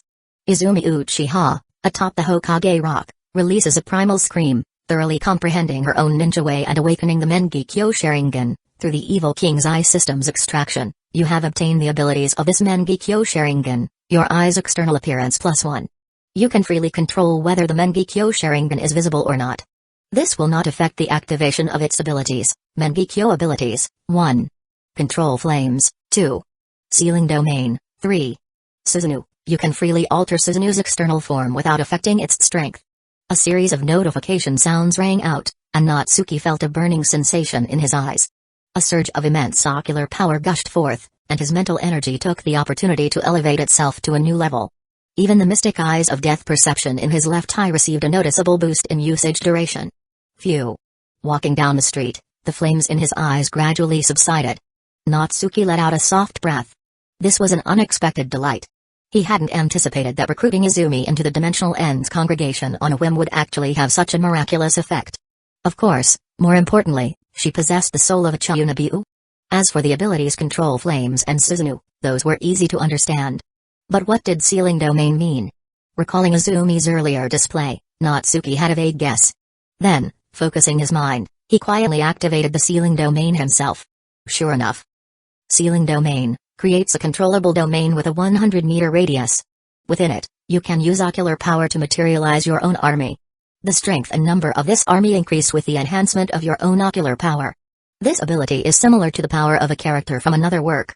The ability was similar to Flame Haze Mathild St. Omer's Order of Knights, which was formed by her visualization of what embodied strength. Each soldier formed from this unrestricted ability could engage in independent combat. The difference from the two is that, the Order of Knights of Natsuki is formed using ocular power, and its number of soldiers he could summon couldn't compare to the Crimson Lord Flame of Heaven, the previous contractor of Mathild. But it also had its own unique features. For example, Izumi summoned the deceased members of her clan as her Order of Knights. Each squad within her Order of Knights was about as strong as ordinary ninjas. However, the squad captains possessed the abilities of Jonin and could utilize their own jutsu. In this way, Izumi instantly gained the strength of a Kage-level shinobi. Currently, the truly combat-capable forces within Izumi's domain were the 7 Jonin Uchiha captains. The rest are miscellaneous, ordinary ninjas wearing Uchiha uniforms. But the power of this ability lies in the fact that as long as there is sufficient ocular power, these soldiers in the Order of Knights are immortal and indestructible. Moreover, those trapped within the domain cannot easily escape. There are several ways to break the domain though. One is to make Izumi stop using her Mangekyō, another is to render her incapacitated, or exhaust her ocular power. Furthermore, the domain has its own lifeline. As long as one complies with the domain's rules, they can leave unharmed. Just like the little rich girl, Ten, earlier. After handing over enough money, she was able to freely leave the domain. As long as Izumi doesn't actively modify the rules or control the Order of Knights to attack her, these Order of Knights will ignore Ten's existence. And she won't be like others, walking to the edge of the domain only to be led back to the starting point like encountering a ghost wall. This is too much fun. If Izumi needs money in the future, couldn't she just stand on a merchant road, activate the domain, and harvest every day? What if I can replace the captain figures in my domain with members of the Akatsuki? Interesting, so interesting.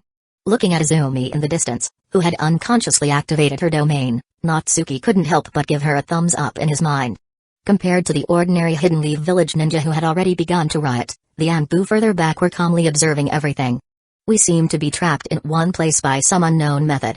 To untie the bell, you need the person who tied it. Lord Hokage, let's directly deal with this Izumi. After discussing amongst themselves, an Anbu ninja turned and respectfully proposed. Indeed, this should be an ability of the Mangekyō Sharingan. I have to admit, the Uchiha's Mangekyō is truly extraordinary, capable of creating such a bizarre scene. But, it's time to end this. No matter how real all this seems, this is not reality. Deceased souls should go where they belong. All personnel, listen to my command. Eliminate all enemies in sight with full force. The objective is to capture Izumi. Hiruzen nodded and waved his right hand, issuing the order. The dozen or so Anbu ninjas around him immediately charged towards Izumi, who was standing on a rooftop in the back, nestled in her mother's arms. Perhaps it was because the killing intent they emitted was too strong, or perhaps because their target was the master of the domain herself. All the Uchiha within the domain immediately put down what they were doing, their amicable demeanor vanishing completely. All of them turned to face the Anbu, brimming with killing intent. Where did these scoundrels come from, daring to intrude upon the Uchiha clan's land? Leave none alive. Kill them. Dozens of Uchiha, aggressive and menacing, surrounded them from all directions. Fire style, Great Fireball Jutsu. Fire style, Dragon Fire Jutsu. They unleashed Uchiha's signature fire style jutsu head-on. Water style, Water Formation Wall. Several Anbu immediately used water style for defense. The surging torrent of water firmly blocked the incoming attacks from the front. The remaining Anbu dispersed, continuing to advance towards Izumi from the flanks. Demonic illusion, tree-binding death. But they were quickly disrupted by enemy Ganjutsu. Hold on. These Uchiha's overall combat abilities are not strong. Only the captain level can use jutsu, the others are just ordinary people who can throw some shuriken and kunai. Hiruzen, closely observing the battle from the rear, quickly analyzed the situation within the domain to understand the opponent's Mangekyō ability. As long as he understood the opponent's ability, he would definitely find a way to counter it. Moreover, judging from the current situation, it wasn't that impressive. The Anbu's spirits were greatly boosted. No longer conserving chakra, they unleashed a barrage of powerful jutsu. Sure enough, they quickly eliminated all dozens of Uchiha. Just as they were about to press forward and capture Izumi and her mother, a red light flashed, and the dozens of Uchihas who had just disappeared reappeared before their eyes. Where did these scoundrels come from, daring to intrude upon the Uchiha clan's land? Leave none alive. Kill them. The Uchiha captain roared again. What's going on? Were they resurrected? Do we have to fight them all over again? Damn it, I'm running low on chakra. We can't capture Izumi in front of these elites who clearly have Jonin level strength without clearing them permanently first. Damn it, I don't believe they can be resurrected again. Let's go. The Anbu gritted their teeth and charged forward once more. After a haze of smoke and a raging inferno of water and fire, the angry roar resounded from the front once again. Where did these scoundrels come from, daring to intrude upon the Uchiha clan's land? Leave none alive. Kill them. An Anbu, exhausted of both chakra and stamina, finally couldn't hold on any longer. His knees buckled. He kneeled. Chapter 62, What's going on? Those Uchihas just abandoned us and ran off in a hurry. In a narrow alley, Matsumoto Kofu, tied up on the ground, wriggled like a caterpillar. It seems like there's a fierce battle happening in the northwest. Earlier, there were only sporadic sounds of fighting, but now they're all concentrated in that direction. His companions were also tied up and immobile. Sure enough, the fighting in the northwest intensified, the loud roars gradually. This is our chance. Quick, use your teeth to bite through the ropes, we need to get out of here fast. All the Uchihas were drawn to the commotion. No problem, let's all huddle together. Quickly, Matsumoto Kofu and his companions wriggled together, gnawing at the ropes binding their hands. Crack, crack. Damn it, this hemp rope is so tough. Don't worry about it, just try harder. If we're too late, those Uchihas will finish off their enemies and come back for us. Makes sense, watch this. Ha crack. Ow. What's wrong? It's so hard, I chipped a tooth. Just as Kofu and the others, like hamsters, desperately ground at the ropes with their teeth, a voice suddenly rang out. Uncle, do you need help? It was Ten, who, conforming to the rules of the domain, could freely wander within it, returning after a brief absence. Matsumoto Kofu looked at the rope, frayed and almost broken, and then at the 2 teeth he had chipped off onto the ground beside him. Tears welled up in his eyes. An angel. Why didn't you come sooner? But, thank you anyway. I'm so touched, I finally don't have to gnaw anymore. Thank you. The words whistled out from his mouth, missing 2 front teeth. Kofu and his companions, their mouths full of rope fragments, exchanged glances. They wept. Facing the 3rd wave of resurrected Uchihas, the Anbu finally couldn't hold on any longer. Lord Hokage, it's no good, we can't hold on much longer. Fighting like this is pointless, we have to find another way. Izumi hasn't made a move. I suspect she's asleep in her own world. Perhaps we can wake her up and break this ability. It's useless. Even this much loud noise can't wake her. We have to get closer and physically wake her up. But we can't get close to her. The closer we get, the more frantic those Uchiha ghosts become, trading blows with us like they don't value their lives. Sorry, I almost forgot they've already lost their lives. And they can keep reviving. The Anbu ninjas resisted while searching for other solutions. This kind of rebirth can't continue indefinitely. It must consume a huge amount of power. Don't be discouraged. Victory is right before our eyes. You create an opening, and let me get close to Izumi. Worthy of being called the professor, Hiruzen immediately noticed the various hidden weaknesses of this domain. But because he had come in haste, with limited Anbu forces, he now had to step in himself. Facing several Jonin-level Uchiha combatants, coupled with their Sharingan's potent ability to copy jutsu and grant enhanced visual perception, even elite Jonin found themselves struggling. Sigh. I'm getting old after all. This kind of relentless, suicidal fighting style was even proving troublesome for the third Hokage. However, he firmly believed that the enemy couldn't sustain this power to continuously resurrect the dead indefinitely. The power sustaining them had to run out eventually. Unfortunately, the third Hokage didn't notice the exquisite badge on Izumi's chest, hidden behind her mother Hazuki, glowing and continuously replenishing her ocular power. The sixth wave. Damn it, we've wiped them out 6 times. Why haven't they disappeared yet? Could my analysis be wrong? Hiruzen thought to himself, his scalp tingling. He felt he couldn't wait any longer, lest he die here before exhausting the enemy. Just as he was about to summon his powerful partner, Inma, a shout came from the southeast. Lord Hokage! Lord Hokage, we know how to get out. Don't fight them head-on. Several Hidden Leaf Village ninjas ran over, leading 3 groups of anxious villagers. One of them, missing 2 front teeth, ran at the forefront, his speech slurred. What?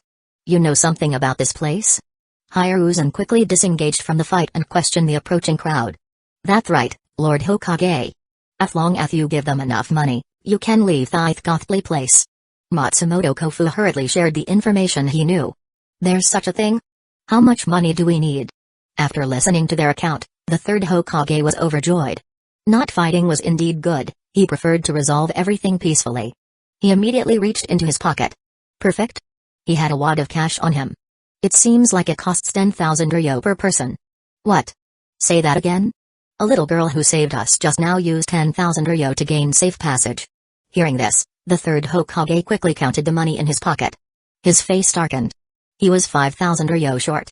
Seeing the Hokage staring at him, Matsumoto Kofu quickly patted his empty pockets. I have nothing left, Lord Hokage. I was captured earlier precisely because I didn't have enough money. Does anyone else have any ryo left? Let's pool our resources. Right, let's have the Anbu stop fighting first. Matsumoto Kofu hurriedly ran out, shouting, everyone from the Uchiha clan, stop fighting.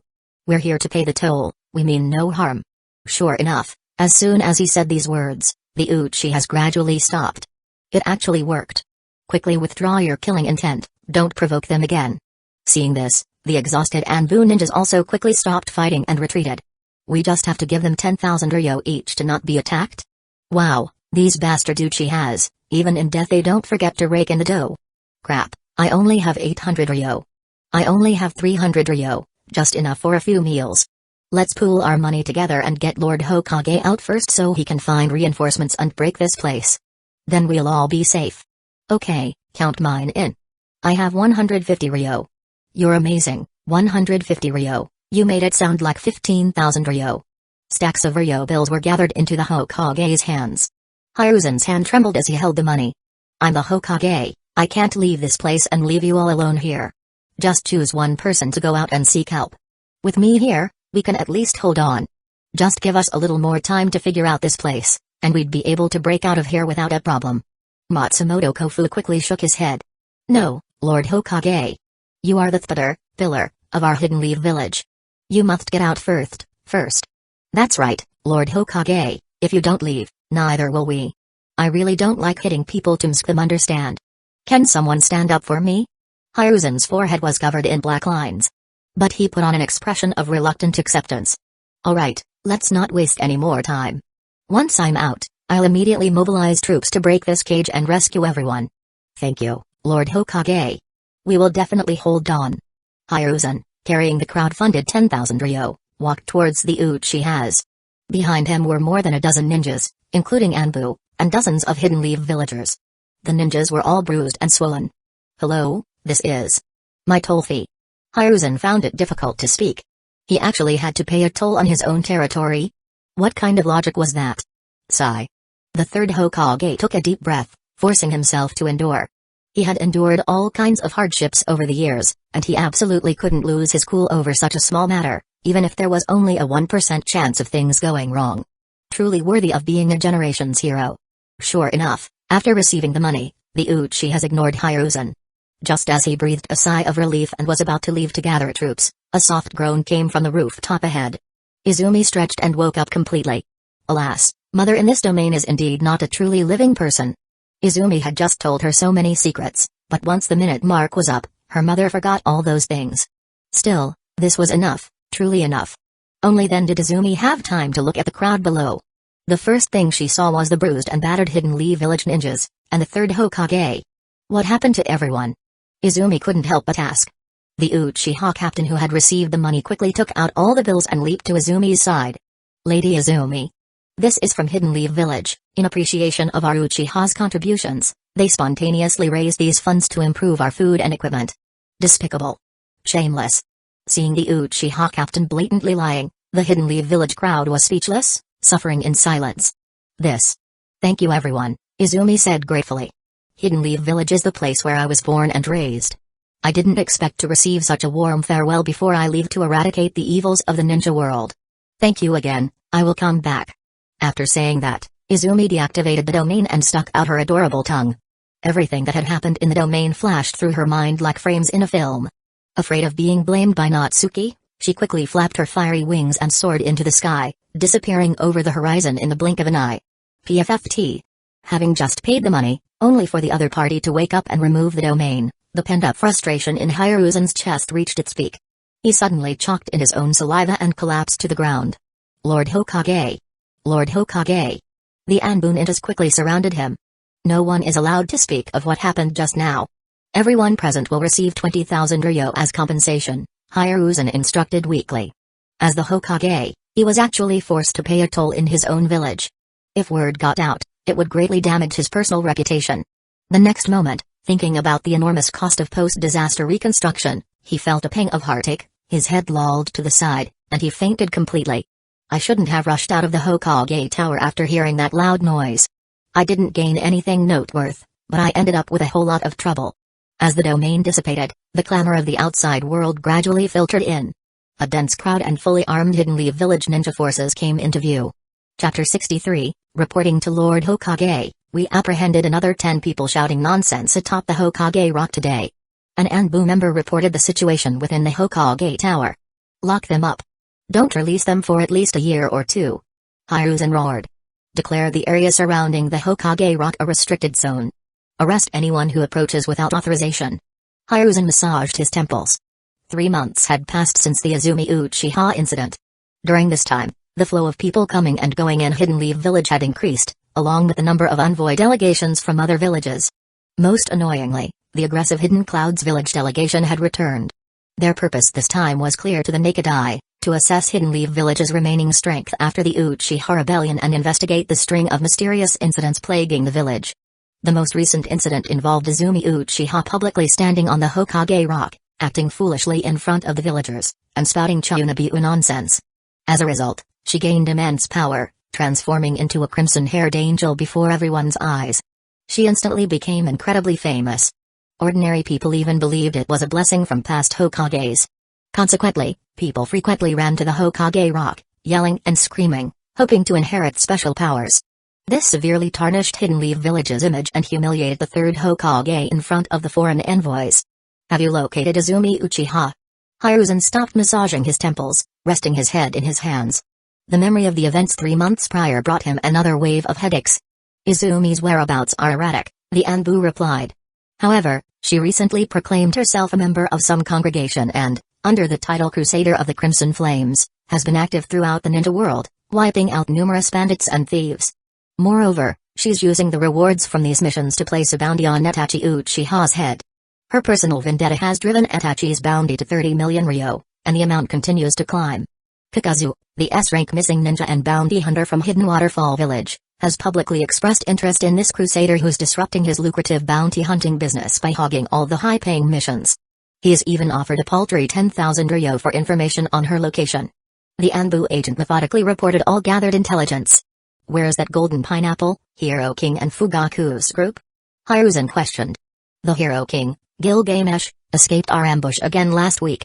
He and Fugaku Uchiha, along with the remaining rebels, have occupied a city in the Land of Hot Water. The Land of Hot Water's envoy delegation has also arrived in Hidden Leaf Village, likely seeking our assistance. Damn it. The problems keep piling up, Hiruzen grumbled. It feels like ever since the plan involving the Uchiha clan was initiated, the number of troublesome individuals has only increased. The usually shrewd Hiruzen was beginning to feel overwhelmed. Report.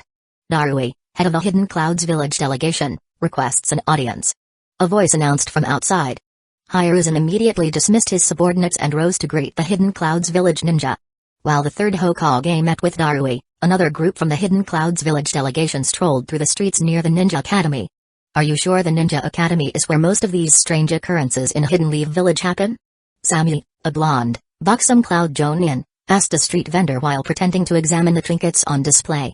The vendor was clearly one of Cloud's spies planted in Hidden Leaf Village. Absolutely. The vendor confirmed. Hidden Leaf Village has experienced a series of bizarre events in recent years. First, our higher-ups had excellent foresight. Hinata Hyuga, whom we once attempted to kidnap, suddenly awakened an even greater Dujutsu than the Byakugan. She nearly split Hidden Leaf Village in half with it. Then she was rescued by Ultraman Zeta. Believe me, Lady Sammy, there really is an Ultraman in Hidden Leaf Village. It's unbelievable, but that Akimaki kid used a transformation device Ultraman threw out to become Ultraman himself. I even managed to get one, look here. The vendor carefully retrieved a box from under the table, unlocked 6 padlocks, and reverently produced a plastic transformation device. This thing? Are you serious? Samyu twitched her lips, wondering if the spy's mind had gone mushy from staying in Hidden Leaf Village too long. She applied a little pressure, and crack, a fissure appeared on the transformation device. HSSS. The vendor gasped, clutching his chest as if struck. A look of pure agony contorted his face. On my ever-loving mother. Lady Sammy, please be careful. Any more pressure and it'll break. He pleaded. This is a device that can transform someone into Ultraman. You have no idea how strong Ultraman is. He's a giant of light, taller than a house. He can demolish an entire building with a single slap. If I could transform into Ultraman, I'd immediately return home and become a daimyo. After all these years of undercover work, I've earned enough merit, all I lack is strength. Sammy rolled her eyes and tossed the device back. You? With your intelligence? You'll be lucky if you could stick like this forever. She sighed. Tell me about the other strange happenings. Give me all the details, I already know the general gist from the reports in Hidden Clouds Village. The vendor frantically caught the device, meticulously wiped it clean, and then returned it to his treasure chest, carefully re-engaging all 6 locks. Without saying a word, his actions clearly conveyed his displeasure with Samui. He couldn't help it. She held a higher rank and possessed greater strength. He could only hope she wouldn't make his life more difficult. 3 years of undercover work in Hidden Leaf Village, then another 3. He longed to return home. Composing himself, the vendor continued, besides the incidents I mentioned, the most mysterious events occur at the Ninja Academy. For instance, the Hero King Gilgamesh, who suddenly appeared from the academy, conquered a city in the Land of Hot Water last week. Now he's a renowned powerhouse throughout the ninja world. Lately, some eerie ghost stories have been circulating within the Ninja Academy. Like the self-cleaning broom that sweeps the floors without anyone operating it. Or the magic circle behind the teaching building that occasionally glows, even though it's just drawn with ordinary chalk. The scariest one is about the humanoid puppets in the equipment room that people have seen moving around on their own. One night, they were even seen racing on the training grounds. And then there's the elusive blue-eyed ghost. They say she's a beautiful woman who lures unsuspecting young boys. Wherever she appears, boys end up crashing into pillars or breaking their legs. The more the vendor spoke, the brighter Samui's eyes became. Lady Samui, you're not thinking of going to the academy, are you? The vendor stammered, alarmed by the eager glint in her eyes. Don't be crazy. It's best to investigate during the day. No one dares go near there at night. As expected, these powerful Jonin were all a handful. No, quite the opposite, Samui declared. There must be some secret hidden within the academy if they're going to such lengths to create these distractions. The most dangerous place is the safest. For an undercover agent, you lack even the basic awareness. I'm extending your stay in Hidden Leaf Village by another 3 years. With that, Samui snatched a trinket and left the stall. Staying any longer would arouse suspicion.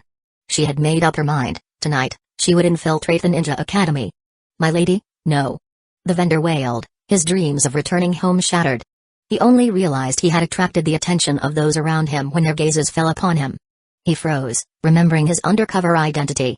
Without missing beat, he cried out, "That blonde-haired lady!" She ran off without paying. Chapter 64, It was Saturday, and classes at the Hidden Leaf Village Ninja Academy ended at noon. By afternoon, the entire school was deserted. Inside one of the academy buildings, a room previously used for storage had just been cleared out. From today onwards, our Dimensional Ends congregation will have its own headquarters, Natsuki announced from a makeshift podium. Thunderous applause erupted immediately after he finished speaking. Seated below the podium were several familiar young faces: Hinata, Ino, Choji, Shikamaru, Sasuke, and Naruto. So cool. How did you manage to get permission from the school for this place, Natsuki? Choji asked, his eyes sparkling. Now we have a place to skip class, sleep in, and nap.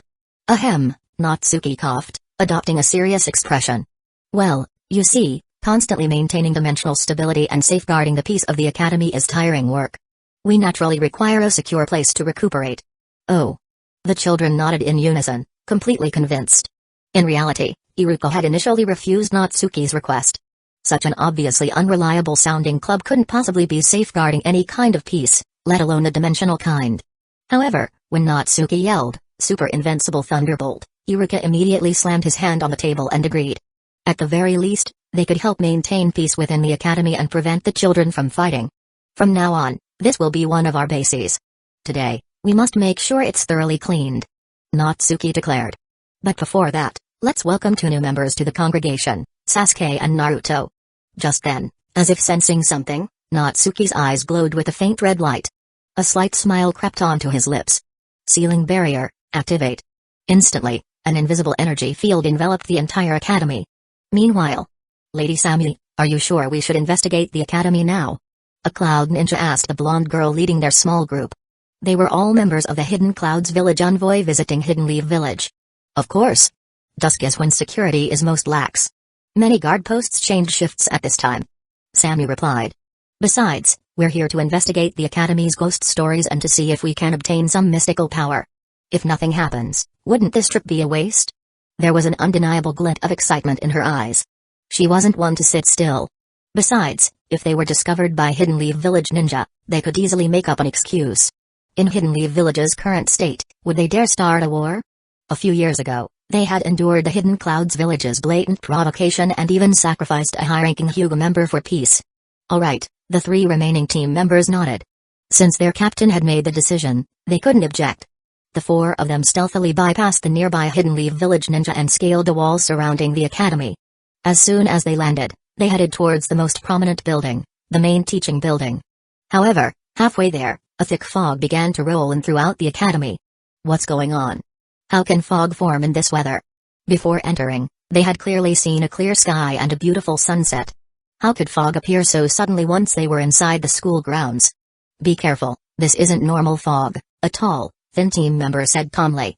It's likely the academy's guards or teachers have discovered us. This fog is probably caused by a ninjutsu. Makes sense. Everyone, be on guard. Samuel nodded. The 4 cautiously proceeded towards the teaching building but encountered nothing along the way. TCH, what was that? I didn't sense any killing intent, and nothing happened. Maybe it really was just the weird weather, grumbled the largest member of the group, a hulking man with bulging muscles. Besides, what danger could a bunch of brats and some Chunin teachers who've barely seen battle pose? We've already bypassed the guards outside, he continued. There's no need to be so cautious here. We should hurry up and check this place out. See if we can find that glowing magic circle or whatever the stories say. He believed in direct action and overwhelming force. No matter the enemy, his philosophy was to just smash through them. Oatori has a point, Samu agreed. There are 2 teaching buildings, at north and south. Let's split into 2 teams and investigate both buildings simultaneously. Use a bird call as a signal if you encounter anything. She also didn't believe there was any real danger here. While Hidden Leaf Village had many ghost stories, few resulted in actual harm. And they were ninja, not ignorant villagers. I'll go with Lady Sammy, a small, bespectacled girl in the group quickly said. Then Oatori and Karasu will investigate the north building, Sammy decided, referring to the large man and the thin one. Hi. The team split up. Oatori and Karasu headed north, disappearing into the thickening fog. Now, the fog was so dense that the last rays of the setting sun couldn't penetrate it. The bespectacled girl, Hidden Clouds Village Uzagi, tugged on Sammy's sleeve, feeling uneasy. Samu sis, I think we should be more careful. Relax, Usagi, Samu said confidently. I'll lead the way, you just follow close behind. Samu led the way, striding confidently forward. Usagi, glancing back at the path slowly being swallowed by the fog, shivered and hurried to keep up. They reached the second floor of the teaching building. A quiet corridor stretched before them, each classroom door firmly shut. After all, classes had ended at noon, leaving the building empty. They opened 2 classrooms in a row. The chairs were neatly arranged inside. Everything seemed perfectly normal. See? Nothing's wrong. It's just an ordinary school. What's there to be afraid of? Samu turned back to reassure Usagi with a smile. I was hoping something would be wrong. Otherwise, what's the point of coming here? Before she could finish her sentence, a loud crash echoed from the next room. Usagi jumped, her heart leaping into her throat, living up to the meaning of her name, Hidden Cloud's Village Usagi Cloud Rabbit. As a sensory ninja, she wasn't strong in combat but possessed heightened senses and, unfortunately, a rather timid nature. Samu stomped on the ground and, with a burst of speed, flashed into the next classroom. She found a shattered window and a broom lying on the floor. TCH, who's so inconsiderate? Samu exclaimed, her Kumo upbringing, where resources were scarce, making her immediately indignant. Throwing a broom around like that. Don't they know that repairing public property costs money? Then, remembering that this was the wealthy Hidden Leaf village, she felt indignant that they hadn't broken a few more windows. The broom flew in from the north, Usagi observed, looking at the broken window. Could Oitori and Karase be in danger? No way, Samu dismissed the idea. If they were in danger, they would have used the signal. They wouldn't just throw a broom. Come on, this is boring. There are 7 floors in this building, and we're only on the 2nd. Let's pick up the pace. For classrooms that seem normal, we'll just glance inside as we pass. Samu casually examined the broom and the area around the window. Finding nothing amiss, she continued down the hallway with Usagi in tow. They quickly traversed the rest of the corridor without any further incidents. Reaching the staircase, they were about to head up to the 3rd floor when something familiar caught Samu's eye. Lying on the floor near the stairs was another broom. What the? Samu frowned. Usagi, did you bring this thing with us? No.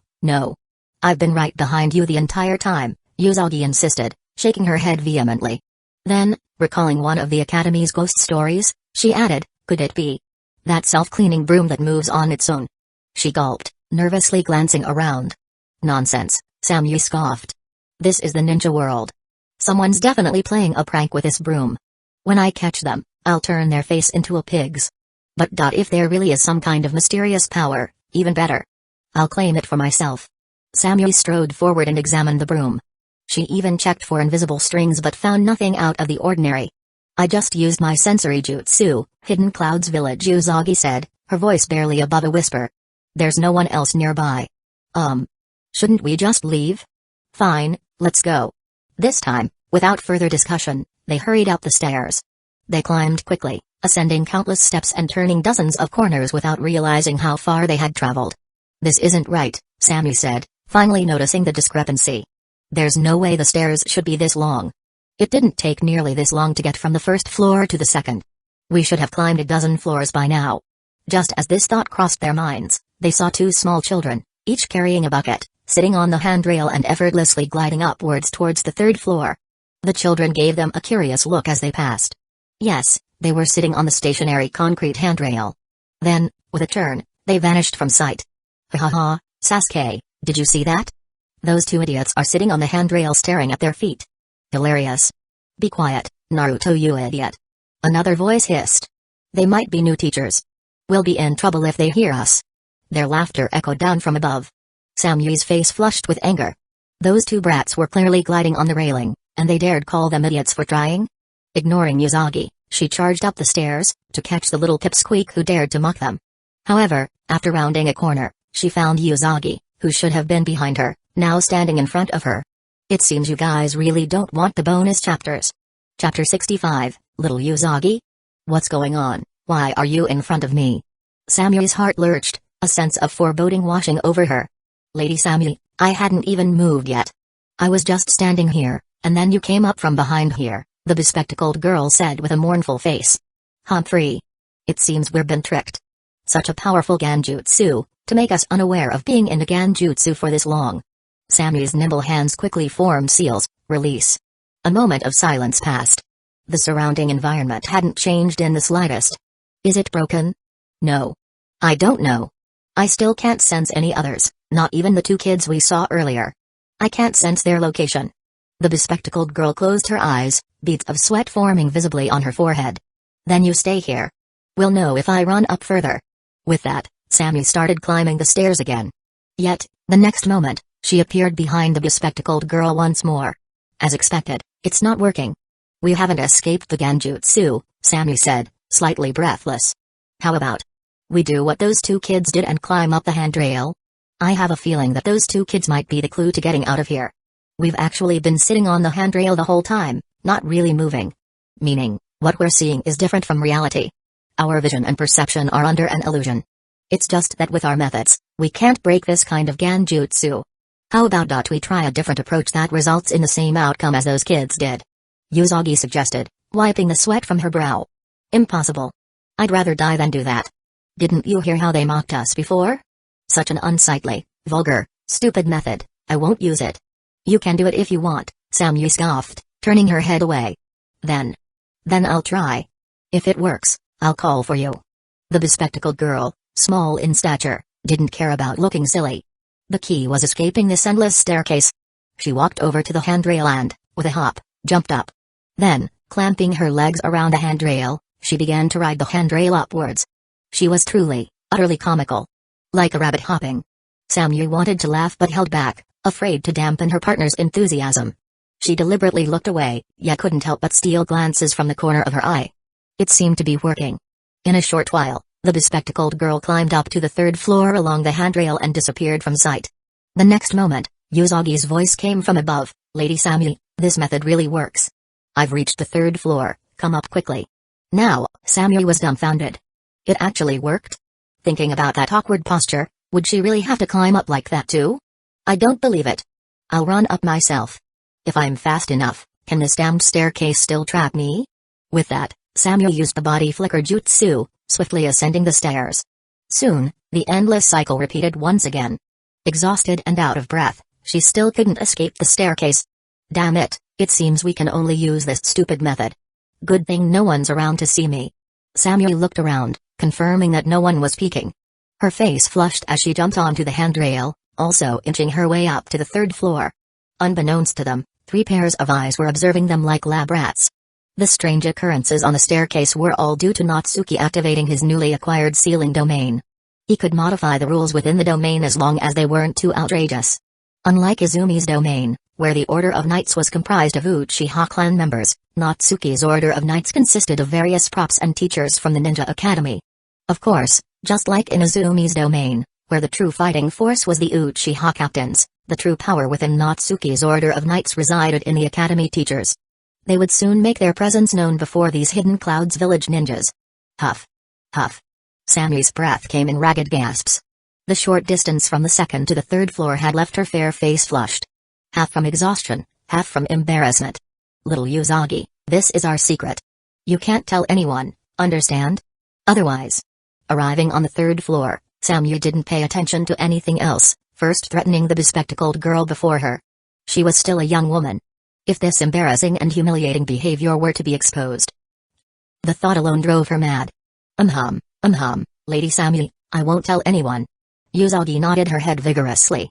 Leaving the narrow, dark space and entering a more open and bright area, they both felt a sense of relief. Receiving Hidden Clouds Village Usagi's assurance, Samu regained her composure as the oldest present. She walked down the third floor corridor, preparing to catch those 2 little pipsqueaks and thank them properly. Yes, to genuinely thank them. Of course, it would be natural to give mischievous students a lesson as well. At this time, the fog in the academy grew thicker, visibility decreasing. As the 2 walked, they saw a row of brooms leaning against the wall in the corridor ahead, spaced evenly like soldiers in formation.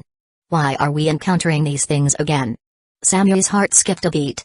This academy was too strange. The more commonplace the object, the more terrifying it seemed. She didn't want to be pulled into another endless loop like before.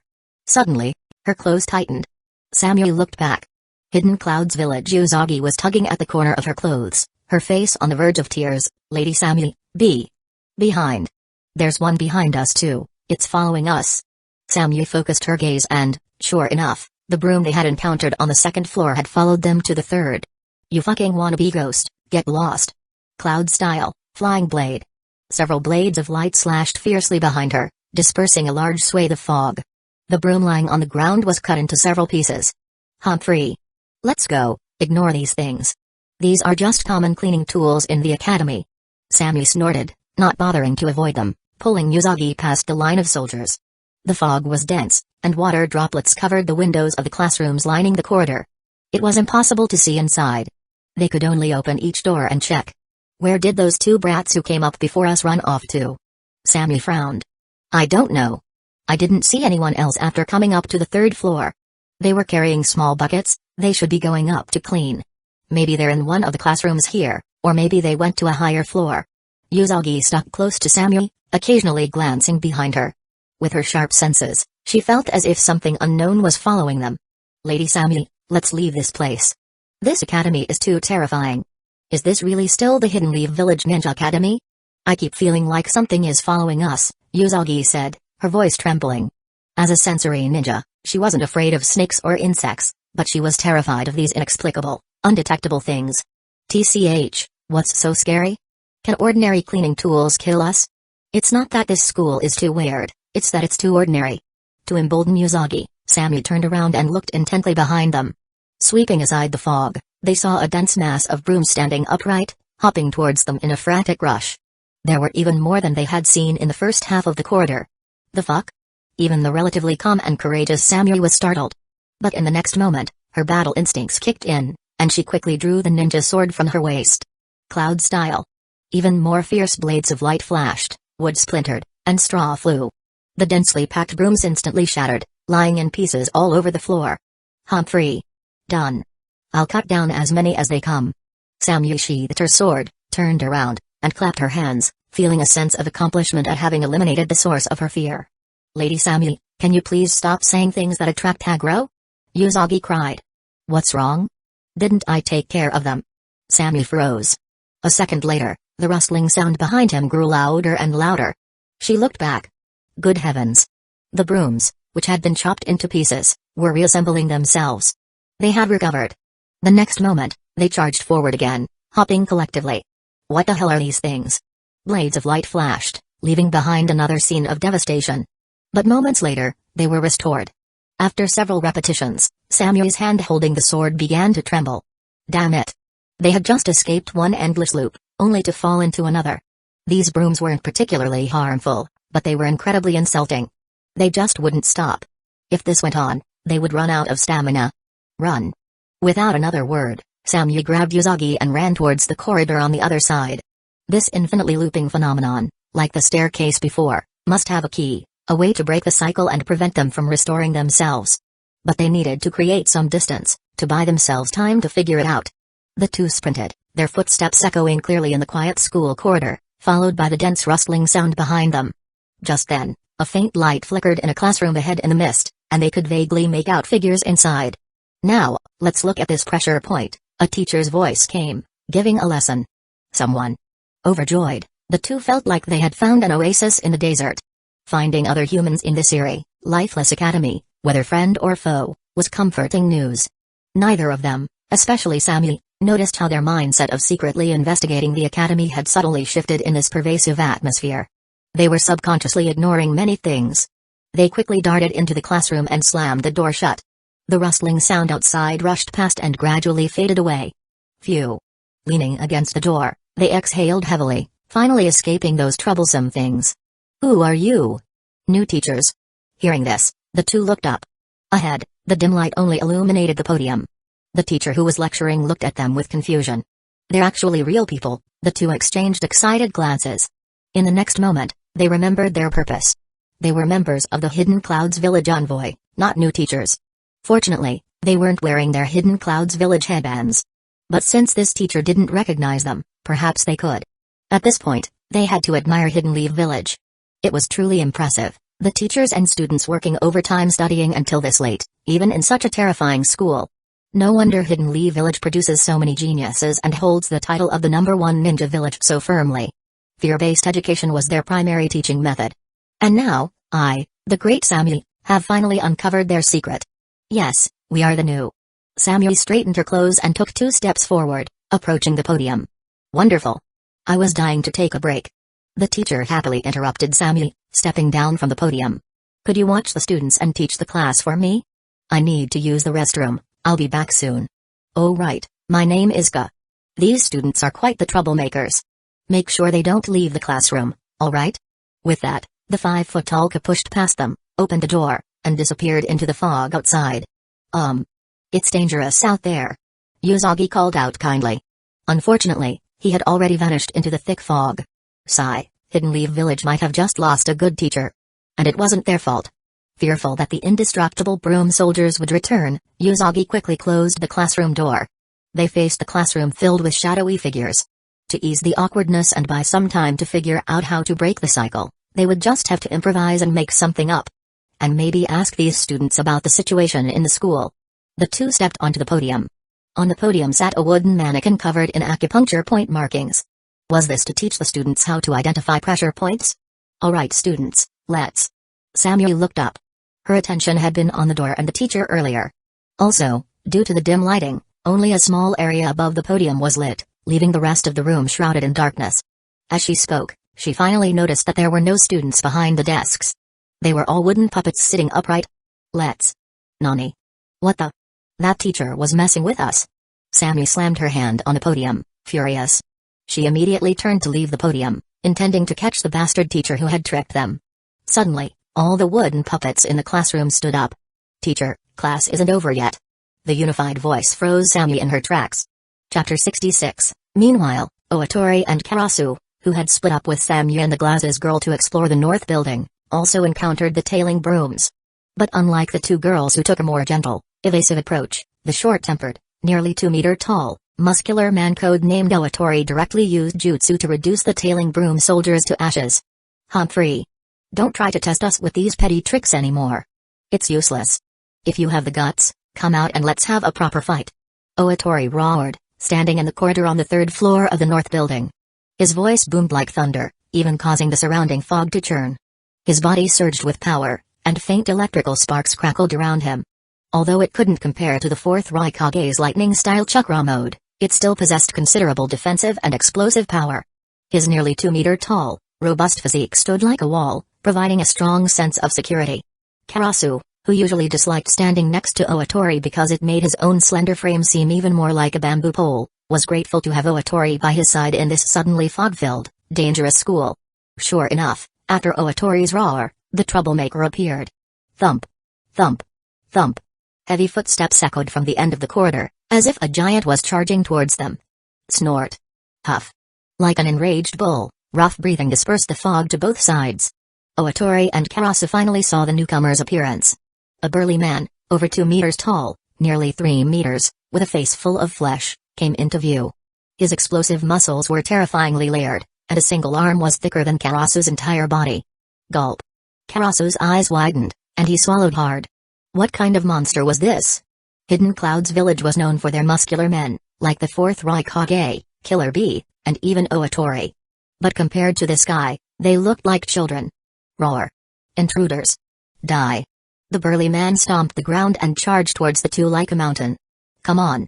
Oatori was not surprised but thrilled. Intense lightning crackled around his body as he charged towards the burly man. Although he wasn't as large as his opponent, Oatori was extremely confident in his body, enhanced by the lightning-style chakra mode. The 2 strong and ferocious figures collided fiercely in the corridor. Bam. Bam bam. Bam bam bam. A series of scalp-numbing blows exploded before Karasu. The 2 giants exchanged blows, their fists meeting flesh, dispersing the surrounding fog completely. Exhilarating, so exhilarating. Oatori was overjoyed. He didn't expect Hidden Leaf Village to have someone with such terrifying physical strength. He specialized in the Raikage's unique lightning-style chakra mode, which greatly enhanced cell activity, granting him physical defense and speed far surpassing ordinary people. But he found that the opponent's physical strength was no less than his own. Even. Ijuka. The nearly 3-meter-tall giant suddenly roared in rage. His right fist seemed to create a sonic boom, carrying intense wind pressure as it struck Oatori. Boom. Rumble. Oatori dodged to the side, but the spot where he had been standing was completely shattered and collapsed. The 2 brawny figures fell from the 3rd floor together. Karasu's jaw dropped as he watched the two humanoid beasts demolish a section of the third-floor corridor. He was about to jump down to help Oatori when heavy footsteps echoed from the corridor behind him. He turned abruptly. Another burly giant appeared before him. What? There's another one? Karasu didn't have time to think.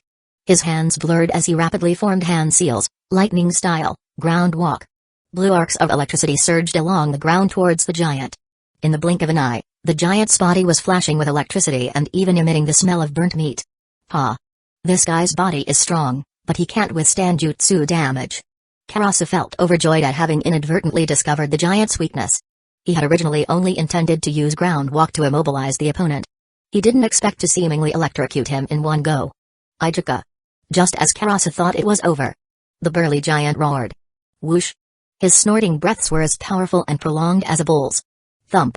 The giant took another large stride and charged towards Karasu. What? He's not dead? Not even immobilized? Then have another one. Let's see how many you can take. Lightning style, ground walk. This time, several ground walk jutsus, which were primarily used to immobilize targets on the ground, along with shuriken from his pack, were thrown out. The burly giant was completely battered. But he only slowed down for a moment before resolutely charging forward again. Damn, this is a monster. This time, Karasu had no choice but to jump over the collapsed section of the corridor and flee to the fourth floor. Covered in sweat, he reached the fourth floor. He saw a classroom with its door half open. In the dim light, he could faintly hear a teacher lecturing, "Everyone, please turn to page 200 of the Will of Fire." Karasu peeked through the crack in the door. Sure enough, a male teacher was standing at the podium, holding a thick book and lecturing. What the hell, someone's still having class in this school. Truly touching, such dedicated teachers and students. Even with the chaos outside, their enthusiasm for learning remains unaffected. Karasu couldn't help but complain. Just as he was about to leave this obviously abnormal classroom, heavy footsteps came from ahead. How did he get in front of me? Karasu frowned. Before he could retreat, heavy footsteps also echoed from the stairwell behind him. Why are there so many? Could Oatori have been defeated already? The heavy breaths grew closer and closer, and the entire corridor seemed to shake slightly under their weight. Damn it! Transformation jutsu. He had no choice. He used the transformation jutsu to transform into an academy student and hid in this classroom. He planned to wait for the chaos to erupt, and then escape in the confusion with the crowd. As for the teachers and students here, sorry, you're on your own. Since there are so many bizarre things in the academy and you're not afraid, you must have a way to deal with these monsters, right? Karasu slipped into the classroom and immediately closed the door. Two heavy presences stopped outside the classroom, just a door away. Karasu held the door, not daring to breathe. After a while, the two burly giants outside left with earth-shaking steps. Phew. He let out a soft sigh of relief and turned around. A pair of huge eyes were right in front of him. Ah! He let out half a scream before realizing that this was the teacher who had been lecturing just now. Which class are you from? Don't you know you can't run around during class? The nearly 1.9-meter tall teacher with a bandage on his nose asked sternly. Karasu, transformed into a student, was about to randomly name a class, when the teacher grabbed his arm, pulled him onto the podium, and shoved him under it. Hide and don't make a sound. Knock, knock, knock. As soon as the teacher finished speaking, there was a violent knock on the door. The force was so great that the entire classroom trembled, and dust fell from the top of the door. It felt like the door would be broken down at any moment. Scram. Don't disturb my class. The male teacher opened the door and angrily rebuked the burly giant knocking. It turned out that the giant who had just left was attracted back by Karasu's scream. The burly giant didn't speak much, mostly just shouting Ijeka. After roaring twice, he left reluctantly. Karasu shivered under the podium. It seemed that the teachers in this school had a very high status. Even such ferocious monsters were afraid of him. After a while, the classroom door closed again, and the teacher returned to the podium and pulled Karasu out. My name is Irika, and I'm the teacher of Class 06. No matter which class you're from, you're in my class now. Otherwise, those guards will take you to the faculty office. Teacher Irika patted the dust off Karasu's clothes. Teacher, what are those monsters? Karasu felt a bit touched. Monsters. Irika looked at Karasu questioningly. Those are just the school security, who focus primarily on physical training. Alright, find a seat. With that, Teacher Irika handed Karasu a thick book. Today, everyone will memorize the content from pages 200 to 300 of the Will of Fire, Hidden Leaf Village Ninja Chronicles. No one is allowed to leave the classroom until you've memorized it. Karasa took the thick Hidden Leaf Village Ninja Chronicles, walked down from the podium, thinking he'd just blend in for a while and then make a run for it. But when he looked around, there weren't any students. Instead, rows and rows of wooden training dummies were uniformly flipping through the Will of Fire, Hidden Leaf Village Ninja Chronicles. Ah! A piercing scream pierced the air. Chapter 67, Huff, Puff. Huff, Puff. On the South Teaching Building. Samyu and the bespectacled girl ran for their lives. Teacher, is class over now? We haven't learned pressure point strikes yet. Teacher, my arm fell off, what should I do? Can you heal me? I don't know where my body went, teacher, can you help me find it? It would be best if you could put my head back on.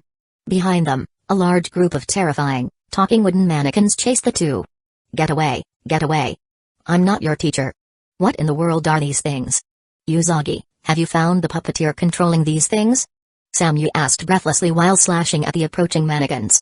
No, I don't see any chakra strings connected to them. I suspect this is really one of this academy's oddities. Even Lady Chio, the most famous puppeteer in Hidden Sand Village, needs chakra strings to control these kinds of puppets. The bespectacled girl, pale-faced, kept glancing nervously at her surroundings. The wooden mannequins were increasing in number. Some went into equipment rooms and dragged out even older, broken mannequins that couldn't even move. Could this be the reason Teacher Ka said they absolutely shouldn't leave the classroom? Looking at these mannequins now, they were indeed much scarier than they were in the classroom. Perhaps back in the classroom, a few casual bluffs could have calmed these clearly low-intelligence puppets down. But what normal person would lecture a bunch of puppets? I'm going crazy, Samyu right about pulled out her hair. Forget it, there's no point thinking about that now, escaping is more important. Fire style, fireball jutsu. An ordinary fireball jutsu erupted from the bespectacled girl's puffed cheeks, instantly blasting the group of mannequins chasing them down the hallway from the third floor. A clear area was created. But it was immediately filled by the densely packed wooden mannequins behind them. Sigh, if only I could fly. Then I could fly out of this terrifying academy with Lady Samyu. Just as she was thinking this, a figure flew up from outside the third-floor corridor. It was a child wearing a night patch, faintly visible in the swirling mist outside the building, slowly floating towards the fourth floor. Teacher Samyu. I saw a ghost. The bespectacled girl's teeth chattered, her whole body trembling, even calling Samyu teacher instead of lady. She tugged on Samyu's clothes, hiding in the hallway. By the time Samyu turned to look, there was only swirling mist, not a single person in sight. But thinking about this strange school and all the bizarre oddities. Even if you pointed at the sky and said there was an angel, Samyu would believe it a little. Let's go, hurry up, let's meet up with Oatori and the others and get out of this hellhole. Samyu gritted out. Her right hand spun her sword, leaving trails in the air. Cloud style.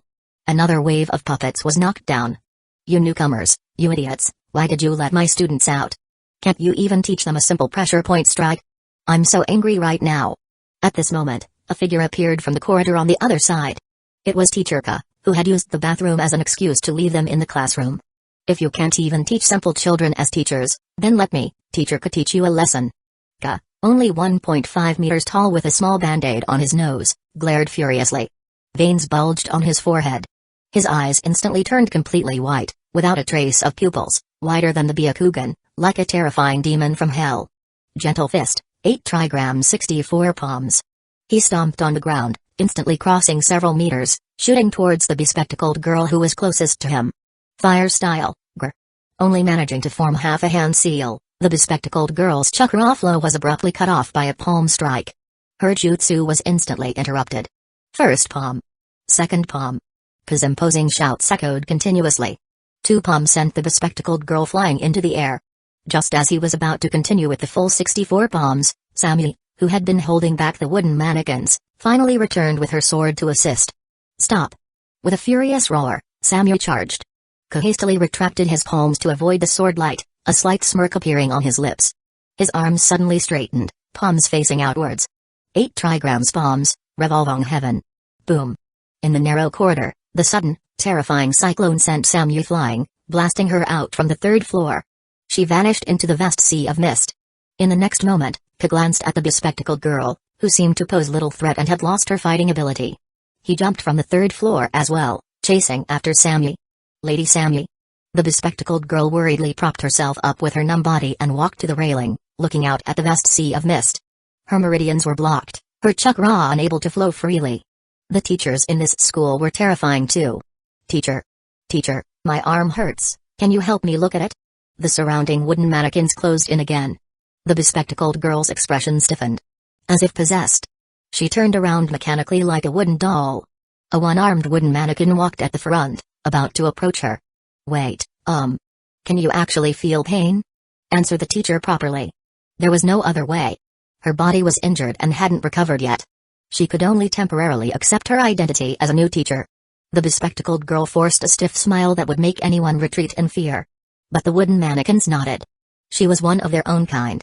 Ah, no. It doesn't really hurt. But they all have 2 arms, and I only have 1. Is that so? You finally realized something was wrong with feeling pain, huh? All of you are not right in the head, okay?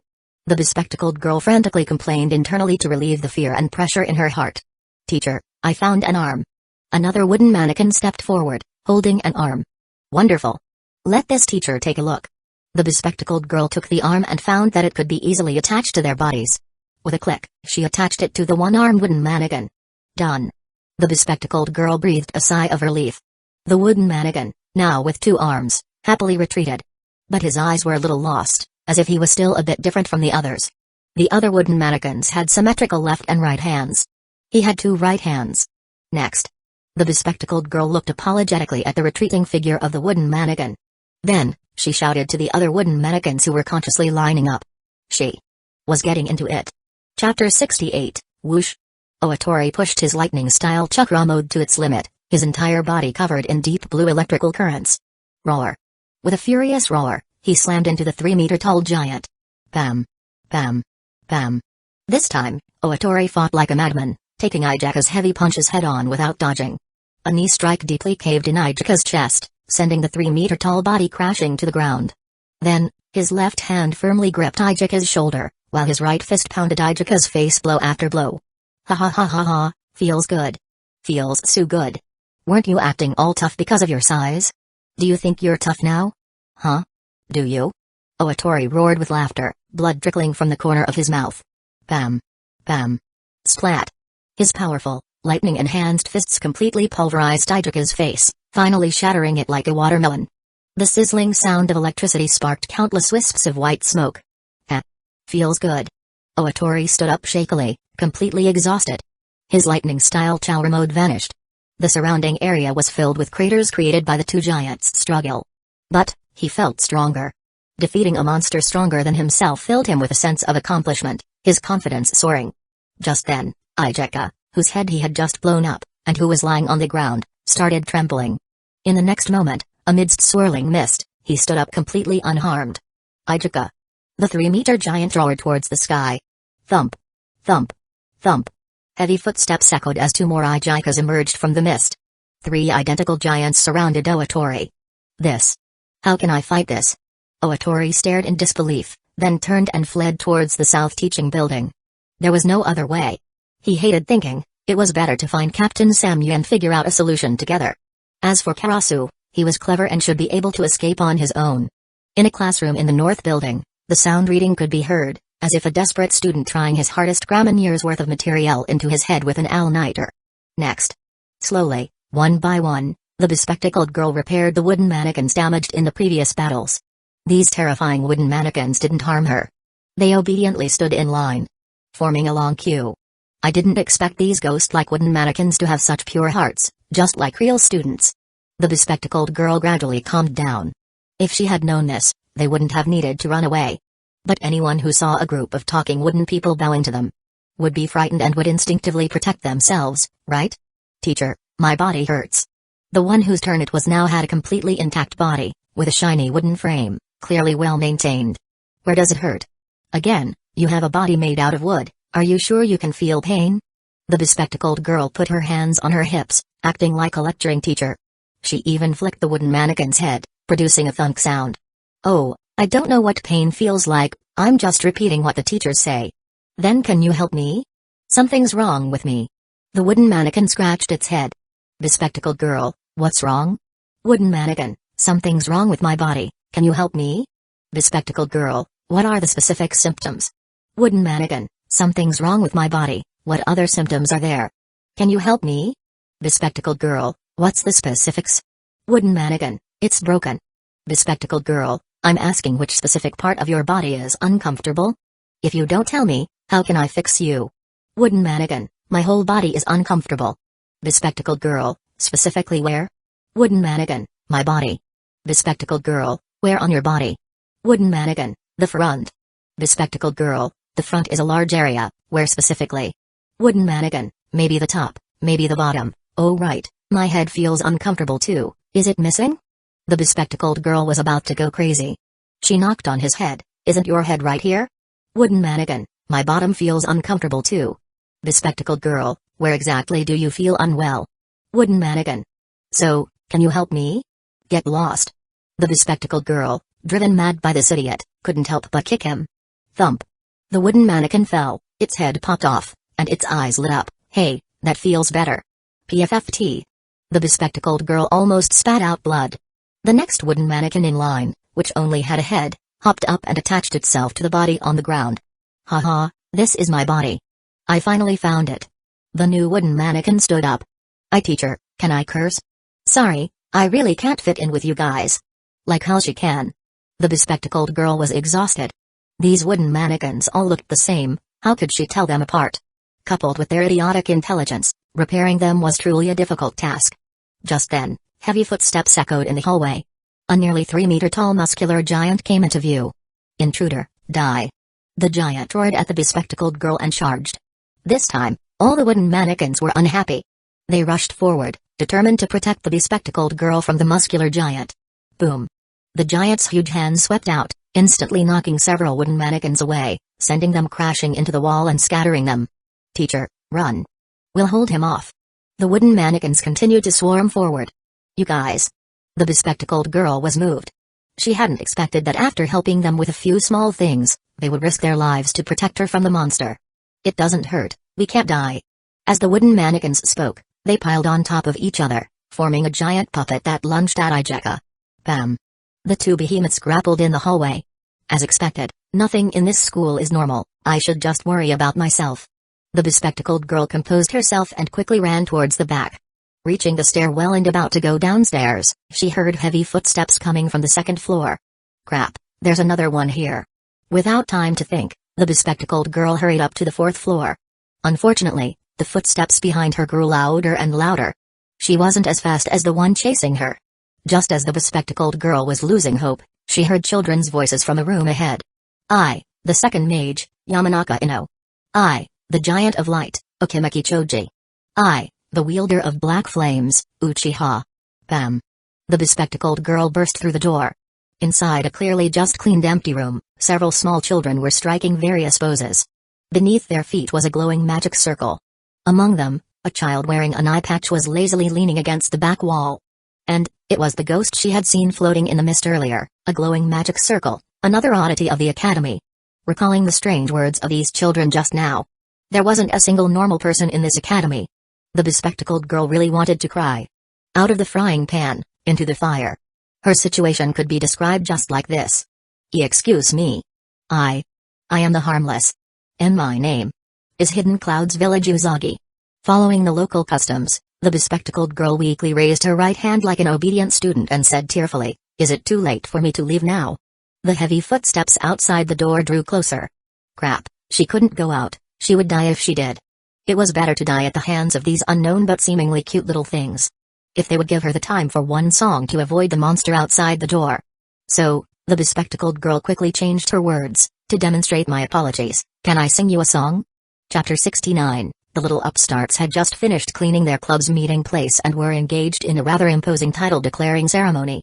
Sasuke had initially refused, but Ino told him that only those with unique titles would gain tremendous power. She then casually unleashed a shower of golden ripples. This was an ability she'd recently discovered. Although she was a master, she'd somehow lost contact with Gilgamesh. But unexpectedly, she could borrow his Gate of Babylon. She could fling out noble phantasms like they were going out of style. Meanwhile, Sasuke, like the others, received a delicate club badge from Natsuki. He'd actually seen this thing before. Izumi had one just like it on the Hokage Rock. Wow! So Sister Izumi joined this powerful, mysterious club a long time ago. And to think, Natsuki created this club. Sasuke's eyes shone. He envisioned his future where he awakened the Mangekyō Sharingan, beating that weasel to a pulp, and turning him into a human stick. So, he happily adopted the title he'd shouted on Hokage Rock, Wielder of Black Flames, as his official title within the organization.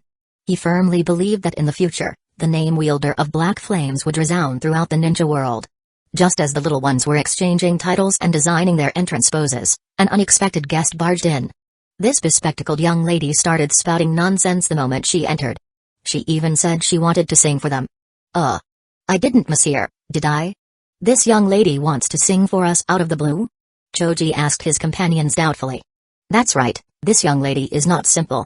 Didn't you hear her say she was Cloud Rabbit the moment she came in? She's clearly stating her title, wanting to join our club, right? Ino said, stroking her chin with an air of worldly wisdom. 2 new members had joined the club. She was now a club veteran and had to act the part. What a joke. Join the club just by singing a song? I object. Naruto was the first to protest. I've wanted to join Natsuki's club since before I even entered the academy. After years of hard work, I finally just got in. Don't think you can join just because you're a girl and can sing a song. If it's singing, I can sing too. Naruto cleared his throat. Thud. He'd barely started when everyone felt like they'd been subjected to a mental attack. It was too awful. Ino punched Naruto, sending him flying into a corner. At the same time, several small basins and buckets of water that had just been filled with dirty water suddenly flew up and landed on him. Everyone was surprised and looked towards the low-profile Hinata, who had manipulated the basins. Seeing everyone's gaze on her, Hinata quickly withdrew her hands. So sorry. It was too awful, I couldn't help myself, Hinata stammered, her face flushed crimson as she fidgeted with her fingers, unable to handle the attention. I won't sing anymore. Please don't eat me. Just let me stay for 1 minute, and I'll leave immediately. The bespectacled girl pressed herself against the door, her face filled with terror. These children were definitely ghosts. They could move things with their minds and even fly. In this eerie school, the bespectacled girl immediately categorized everyone she saw as abnormal from the moment she stepped inside. Coupled with the children's bizarre behavior, she concluded that her identification of them was spot on. Since they didn't like listening to singing, so be it. It was a bit of a shame to waste her talent as the #1 songstress of Hidden Cloud's village, tied with a certain rapper from the same village. That rapping Jinchuriki had integrated rap into his entire life. Eat you? The little ones were confused. It was just a song, how would it escalate to cannibalism? Gotcha. So she's an idiot. Naruto removed the bucket from his head and got up from the floor. Agreed. Being called an idiot by an idiot. That's truly the epitome of being an idiot. Sasuke nodded in agreement. Young lady, we can't accept you into the club in your condition. You should seek help from the faculty office. Natsuki, understanding the situation, suppressed his laughter, walked down from the podium, and opened the door. Ah no. There's a monster outside. The bespectacled girl, forcing her trembling body to move, shouted hurriedly, trying to stop Natsuki. What monster? In a blink, Natsuki was already outside the door. The bespectacled girl's pupils constricted. He hadn't made a sound, it was as if he'd floated out. However, the next moment, she was surprised that the terrifying footsteps outside had vanished. What's going on? There really was a huge monster chasing me just now. The bespectacled girl trembled, cautiously poking half her head out the door. Huh? Where did it go? The 3-meter giant was indeed gone from the hallway.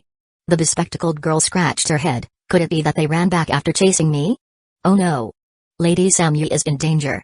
Slightly relieved, the bespectacled girl immediately remembered her companions who were still in danger. No, I have to save them. Sorry to bother you. Can I leave now? The bespectacled girl hurried out the door and asked in a small voice. She didn't quite understand why these little ghosts hadn't devoured her instantly. Maybe they were already full. The bespectacled girl glanced back at the classroom. Sure enough, a small bucket near the door was filled with a red liquid. Hiss. A chill ran down her spine. She looked up to see Natsuki floating above her head. What are you doing? Oh, standing tall to see ahead. I'm trying to see if there's the monster you mentioned. By the way, you can leave anytime. You don't need to ask us, unless you want to stay and keep us company. Haha. No, thank you. I have things to do. Stay and play floaty, head-swapping games with you ghosts. Then, shall we escort you? It might be safer that way. This little ghost with an eye patch seemed a bit insistent, asking again with a regretful expression. Such delicate, cute features. The bespectacled girl thought to herself. Too bad he was a ghost. And no, thank you. You just want a chance to eat me, right? But I won't fall for it. The bespectacled girl quickly waved her hands and hurried down the stairs. By the way, if you encounter danger, just shout Teacher Iruka. You might receive unexpected help. His reminder faintly reached her from behind as she descended the stairs. What does that mean? The bespectacled girl pushed her glasses up in confusion. Strange. She hadn't noticed before, but the place where those little ones stayed seemed to be the only place in the entire school without fog. Even the whole of 4th floor had been clear. Now, having just reached the 3rd floor, she was once again enveloped in a suffocatingly thick fog. Faint, heavy footsteps echoed once more. She would probably never know that it was the only normal place in the entire school. Chapter 70, Boom. Oatori was slammed hard into the floor by Hyuga. As Hyuga prepared to deliver a fatal piledriver, a flash of light sliced through the air. Swish. Hyuga's, the 3-meter giant's, head flew high into the air before crashing to the ground. But quickly, and visibly, the guard began to regrow a new head. Samyu didn't have time for explanations. She pulled Oatori up and was about to dash towards the school gate when 2 more giant guards surrounded them, along with Teacher Ka, who had been relentlessly pursuing her with masterful gentle fist and 8 trigrams palm techniques. Seeing that escaping the school was temporarily impossible, Samyu led Oatori back into the South Teaching Building, planning to use the narrow corridors to obstruct the school guards. These 3 unkillable school guards were the ones Oatori had led from the North Building. He had intended to regroup with Samyu and the others to find a way to deal with them. He hadn't expected that Samyu and her group would also encounter major trouble, with the bespectacled girl still trapped in the South Teaching Building, her fate unknown. Just as the 2 climbed to the 2nd floor and were about to head to the 3rd, the bespectacled girl hopped and skipped down from the 3rd floor landing. Her eyes lit up when she saw Samyu and Oatori, but she shouted as she ran, "Run! There's a huge guy behind me." As she was about to run down the stairs to the 1st floor, Samyu grabbed her. "This way! There are enemies on the 1st floor too." The 3 ran tirelessly into the corridor, trying to escape from the stairs on the other side. But heavy footsteps echoed from the fog-filled path ahead. "We're done for. We're surrounded." The bespectacled girl's face paled. They were on the 2nd floor corridor, their only option was to jump. But as a sensory ninja, she clearly sensed giant guards waiting on the 1st floor, ready to deliver a fatal blow as they landed. "Come on, let's hide in a classroom. If they dare to come in, I'll give them a slash." Samyu flung open a nearby classroom door and rushed in. With their paths blocked and jumping out of the question, the 3 hid in the classroom, preparing to use the terrain to their advantage. Soon, heavy footsteps sounded outside the door. Inside the classroom, Samyu held her blade, Oatori hefted a desk, and the bespectacled girl, after glancing at their formidable weapons and assessing her own small frame, silently raised a small stool. The 3 held their breath, staring intently at the door, ready to unleash a thunderous attack on the giant who broke in. The tense atmosphere lingered. After a few silent minutes, the heavy footsteps outside gradually faded away. "What's going on? They left? They're not coming in?" The 3 exchanged glances. After holding their breath for a few more minutes, they finally couldn't maintain such high alert state and began to relax. They seemed to have really gone. "Let's go. We'll rush out and run straight to the school gate. We need to get out of this creepy school first." "But Karasu is still trapped in the North Building. Let's get out first. This school is too dangerous. We need to seek Lord Darue's support and utilize the entire envoy's strength for a better rescue." "Okay, then I'll go open the door." Oatori slowly crouched by the classroom door and quietly opened it a crack, peeking outside. A gigantic, ferocious head filled his vision. Bloodshot eyes glared at him, and a blast of hot, foul breath washed over his face. "Hyuga. Fucking dog shit." Oatori's heart skipped 3 beats. His scalp tingled, his hair stood on end, and his body instinctively recoiled. A large hand burst through the door panel, instantly seizing Oatori by the throat, ripping the door open, and dragging him out. "Ah!" The scene startled the bespectacled girl, who was near the window to Oatori's left. She screamed and swung her chair at the intruding hand. However, she was a beat too slow. The attack landed squarely on Oatori's head as he was pulled out. Already exhausted and without his lightning-style chakra mode, Oatori was first scared half to death by the sudden appearance of the giant and then hit squarely on the head by his teammate. His eyes rolled back, and he fainted, being dragged out of the classroom like a rag doll. Before the bespectacled girl could apologize for hitting the wrong person, a veined, door-sized hand burst through the window and snatched her away like a kitten. With 2 companions gone in an instant, Samyu, who had been standing to Oatori's right, blanked out and instinctively leaped out the door to rescue them. Gentle fist, 128 palms. Just as she exited, Teacher Ka's small figure suddenly appeared before her. The next moment, a palm struck her left shoulder hard, stagnating her surging chakra instantly. Then, after a full combo attack, Samyu was completely disoriented. It's over. It's total annihilation. She had planned an ambush, but instead of a successful sneak attack, they had been ambushed instead, and they were surrounded. This school was truly terrifying. Ijuka. Eek, don't eat me. The three were captured by the giant guards and slowly led down the stairs, through the fog, towards the laboratory building in the depths of the campus. The terrifying guards emotionless, mechanical voices echoed in their ears. They were petrified. Sis, are they going to eat us? I don't want to be eaten.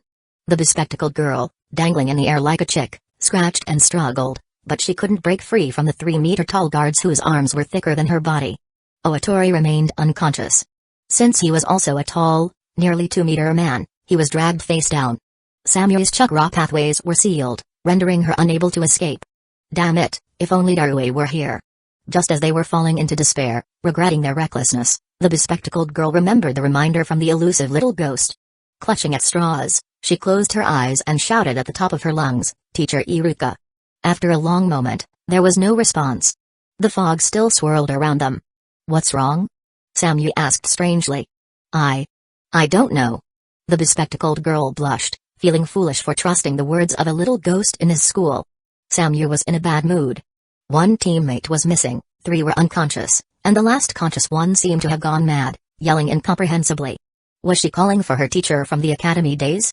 But there was no such person she knew of in Hidden Cloud's village.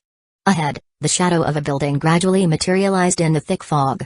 They were approaching the laboratory building, about to be eaten alive or cooked, they didn't know. Suddenly, a figure appeared before them. Stop. Stay right there. What are they doing? Why are you arresting them? Hearing this, the giant guards immediately released their captives. The bespectacled girl landed on her backside with a thud. Samyu, who had been struggling with her head tilted back, landed chest first. Fortunately, both were cushioned enough to avoid serious injury. These are intruders. Damaging. The school guard named Ijuka replied in a deep, rumbling voice. We're not intruders. We're the Hidden Clouds village envoy, here for a school visit. Samyu, seeing someone she could communicate with, ignored the pain in her chest and shouted. 1 million. The figure in the fog gradually emerged. He looked just like Teacher Kla and the giants, only this person was of average height.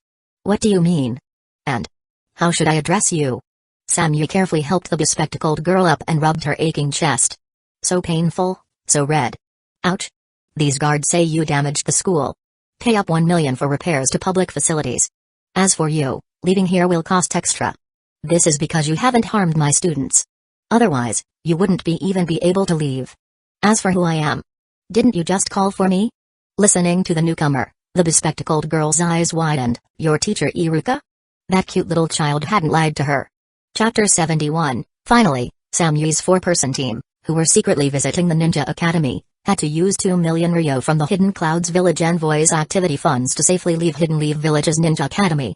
When Samyu, Glasses, and Oatori, with Iruka's help, found Karasu, who was still trapped in the North Building classroom, he was already delirious, his eyes vacant as he recited pages 200-300 of The Will of Fire, Hidden Leaf Village Ninja Chronicles. He seemed to be under a very powerful Genjutsu. As Samyu and the others dragged him away, he continued to mutter, "No. I haven't finished memorizing it yet," teacher said. "We can't leave class until we completely memorize. When the tree leaves dance, one shall find flames. The fire's shadow will illuminate the village, and once again, tree leaves shall bud anew." Samyu and the others exchanged glances, then had Oatori forcibly take him away. "It's too terrifying, I swear I'll never come back here again." That was their collective thought. After paying 2 million ryo for school repairs and personal protection, they were seen off by the 3-meter-tall campus guards, neatly lined up broom soldiers, frolicking wooden puppet students, the oddly sized and strangely thinking teachers Ka and Iruka, and many other beings looming in the mist. Waving goodbye under the farewell of teacher Iruka, seemingly the only normal human, they trembled as they walked out of the academy gates. It was like going from hell to heaven. The moment they stepped out, the oppressive and unsettling mist suddenly vanished. Looking back, the monsters and demons they had encountered along the way were gone, as if everything they had seen was an illusion. Samyu couldn't help but rub her aching chest. Glasses counted the envoy's activity funds and confirmed that 2 million ryo was indeed missing. The road home would be difficult.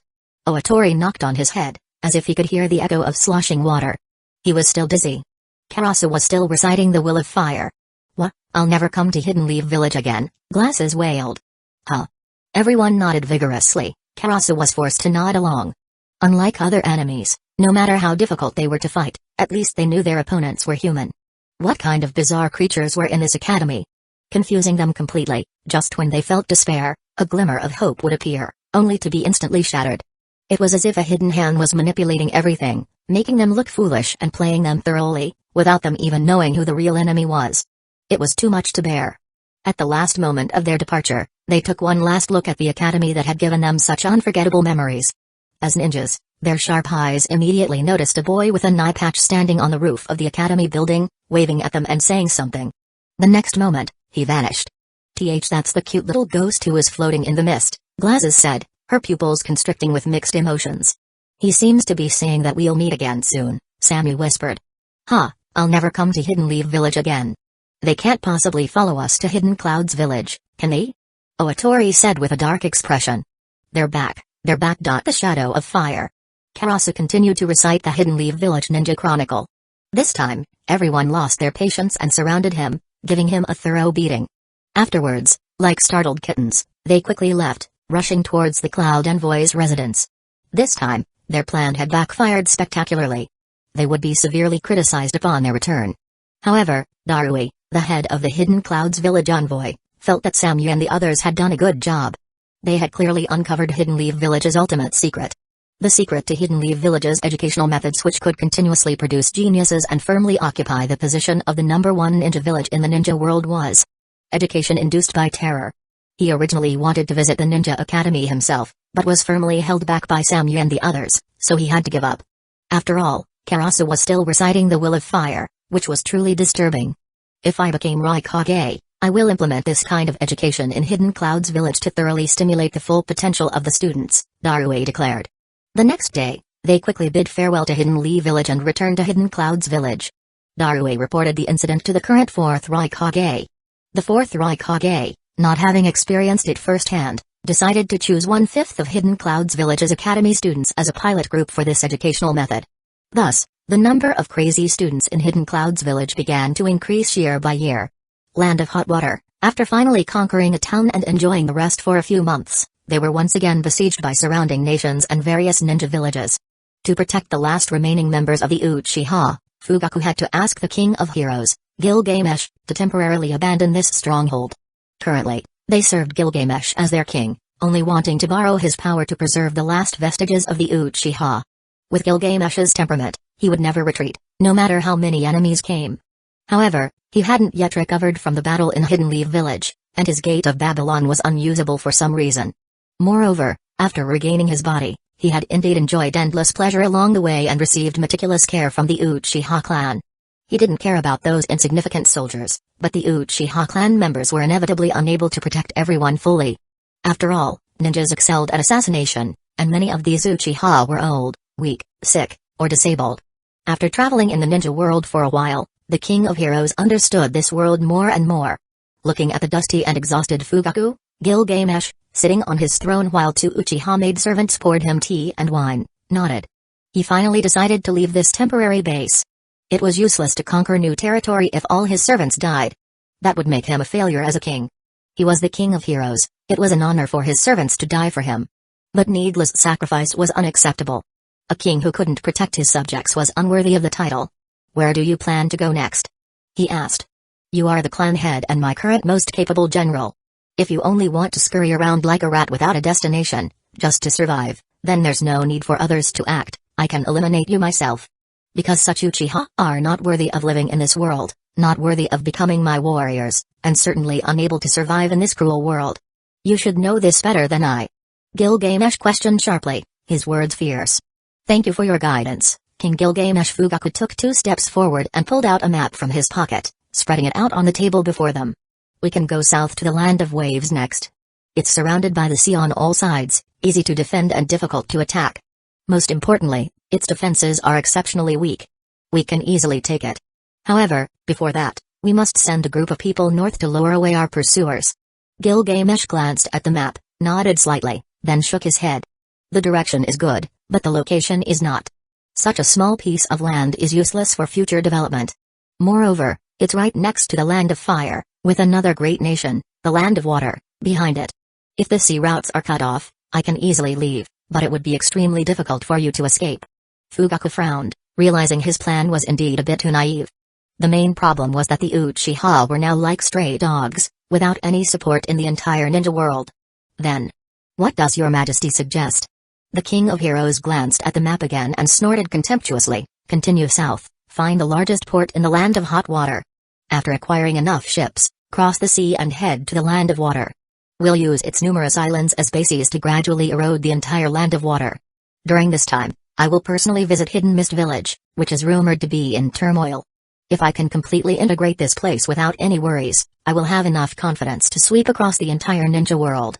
The premise is that I find out who that guy is, the one who can transform into a giant of light, who steals my noble phantoms at every crucial moment.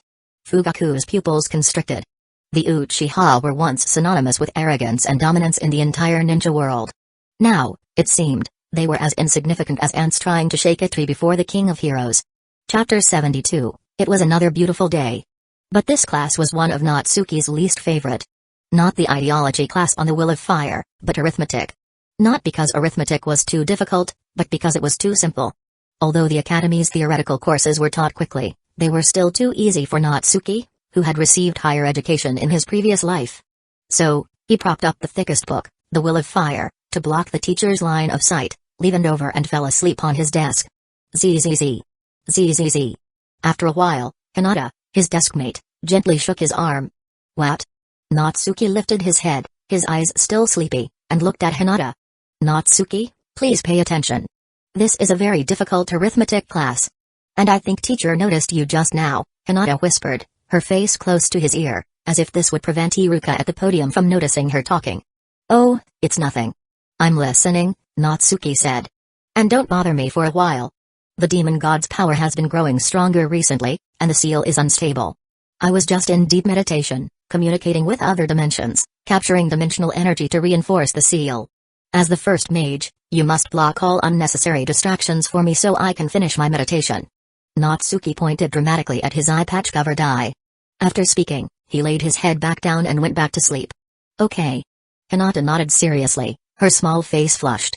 On the podium, Iruka had just finished explaining the day's lesson and began to ask questions. Alright students, let me test your understanding of arithmetic. Question: the Academy has a total of 120 kunai. Our class receives 20. The rest are divided equally between Class 2 and Class 3. How many kunai does Class 2 get? As soon as he finished speaking, the top student, Sakura, gave the answer: Class 2 gets 50. Naruto, who was still counting on his fingers and toes, was unhappy and stood up, shouting, Teacher, why does our class only get 20 kunai? The other classes get 50? That's not fair. Hearing Sakura's answer, Naruto didn't doubt it at all and immediately began to question Iruka. I think our class should have 100, and the other classes can have 20. Thump. This is a hypothetical question, idiot. Before Iruka could respond, Sakura turned around and bonked Naruto on the head, knocking him back onto his desk. Iruka mentally gave Sakura 2 thumbs up. He said with a smile, Sakura's answer is absolutely correct. Now, the next question, Naruto, please answer. There are 10 birds in a tree. You have 10 kunai in your hand. It takes 5 kunai to hit one bird. Question: how many birds can you hit? Hearing this, Naruto grinned. The entire class only had 20 kunai, and he got 10. As expected, Teacher Iruka favors me the most. He thought smugly, glancing sideways at Sasuke with a proud expression. TCH. If it were me, I could hit all 10, Sasuke said, looking at the idiot. Naruto. Stop looking around and answer the question. How many birds can you hit? Iruka knocked on the podium. 10. This time, Naruto didn't need to count on his fingers. He spread out his 10 fingers and answered loudly. Ha ha ha ha ha. The whole class burst into laughter. Naruto, please listen to the question carefully. You only have 10 kunai, and it takes 5 kunai to hit one bird. So, after you throw all your kunai, how many birds can you hit? Iruka's face darkened as he reminded Naruto again. 10. Sasuke can hit 10, why can't I? Let's go outside and hit some birds right now. Naruto slammed his hand on the desk and said with wide eyes. You have to throw at least 10 kunai to hit one bird in every practical class, a teasing voice drifted from somewhere in the classroom. Ha ha ha ha ha ha. The answer is 2.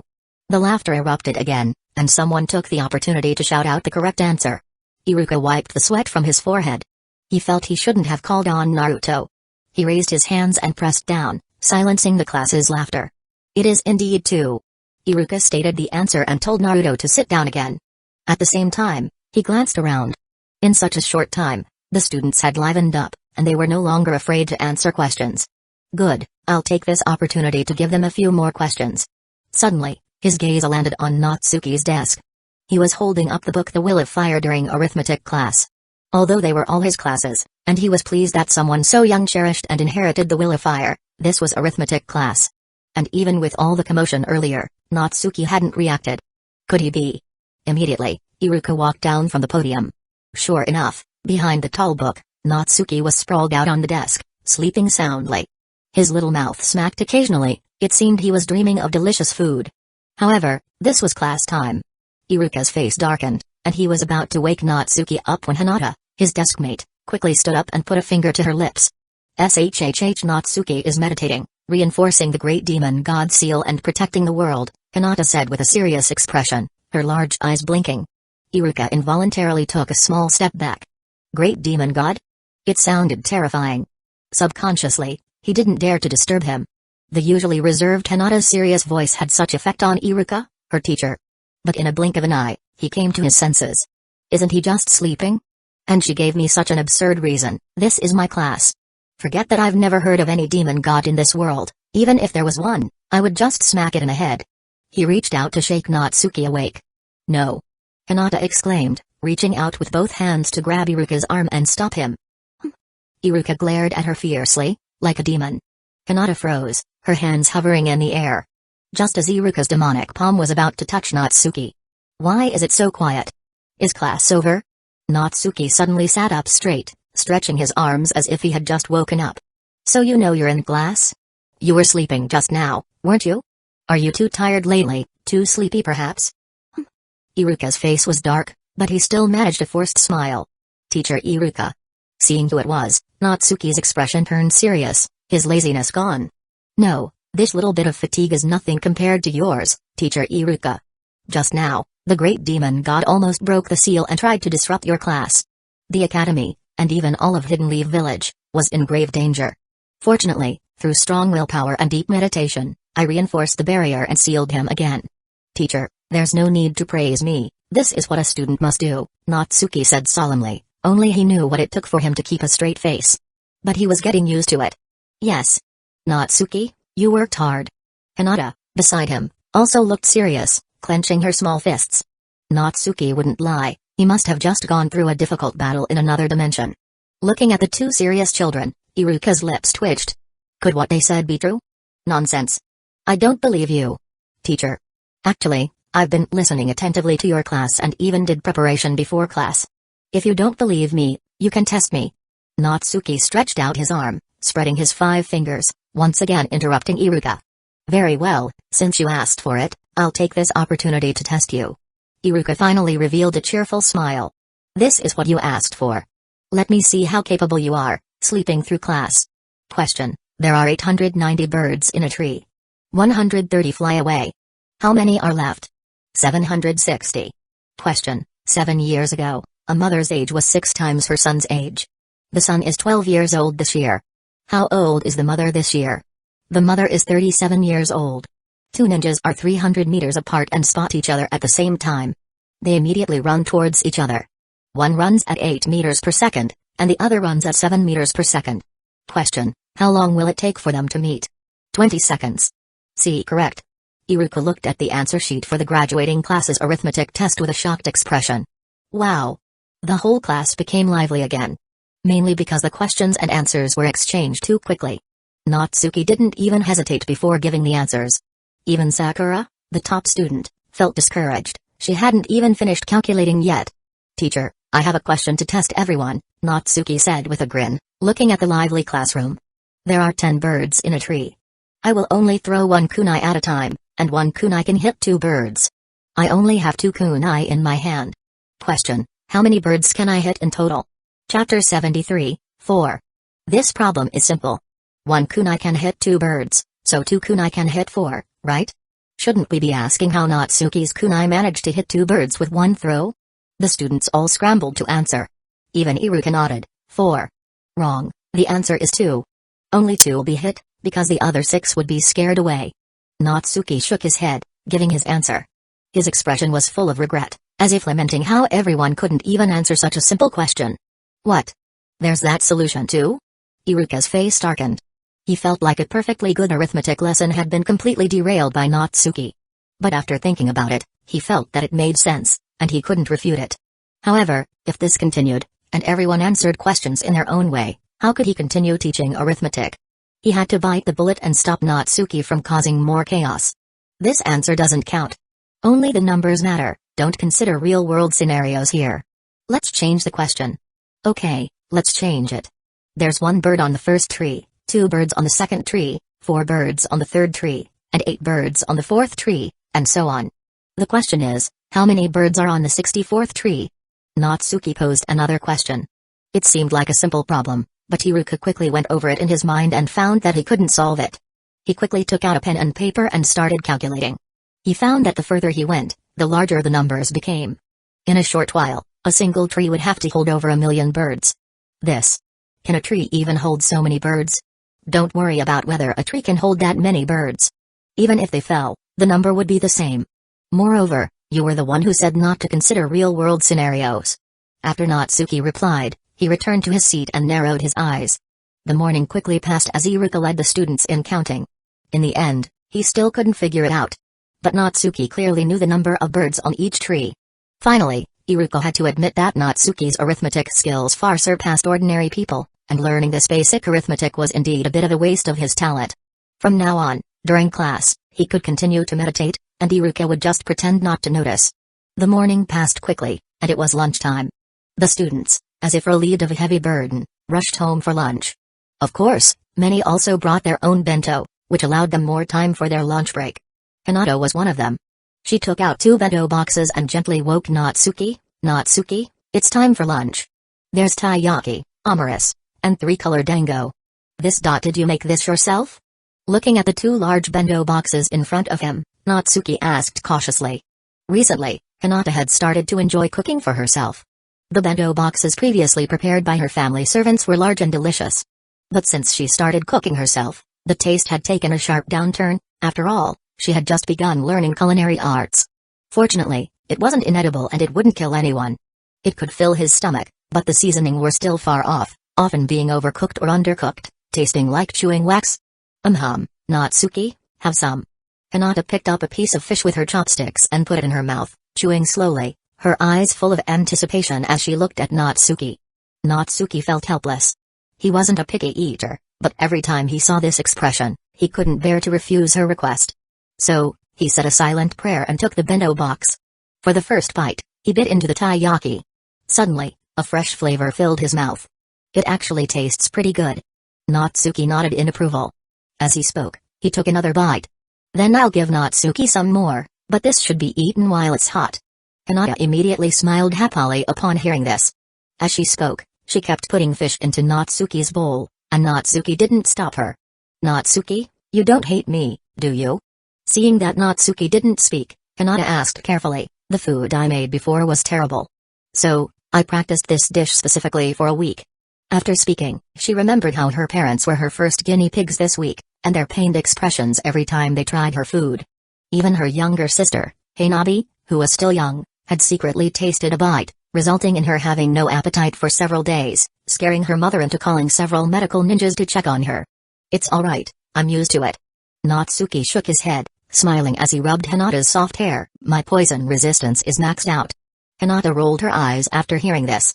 Then she comfortably narrowed her eyes like a kitten, and wisps of steam curled up from her little head. Soon, the 2 large boxes of food were completely devoured by the 2 gluttons. Hyuga clan assets -1. Even after resting for a while after the meal, Natsuki felt a bit full.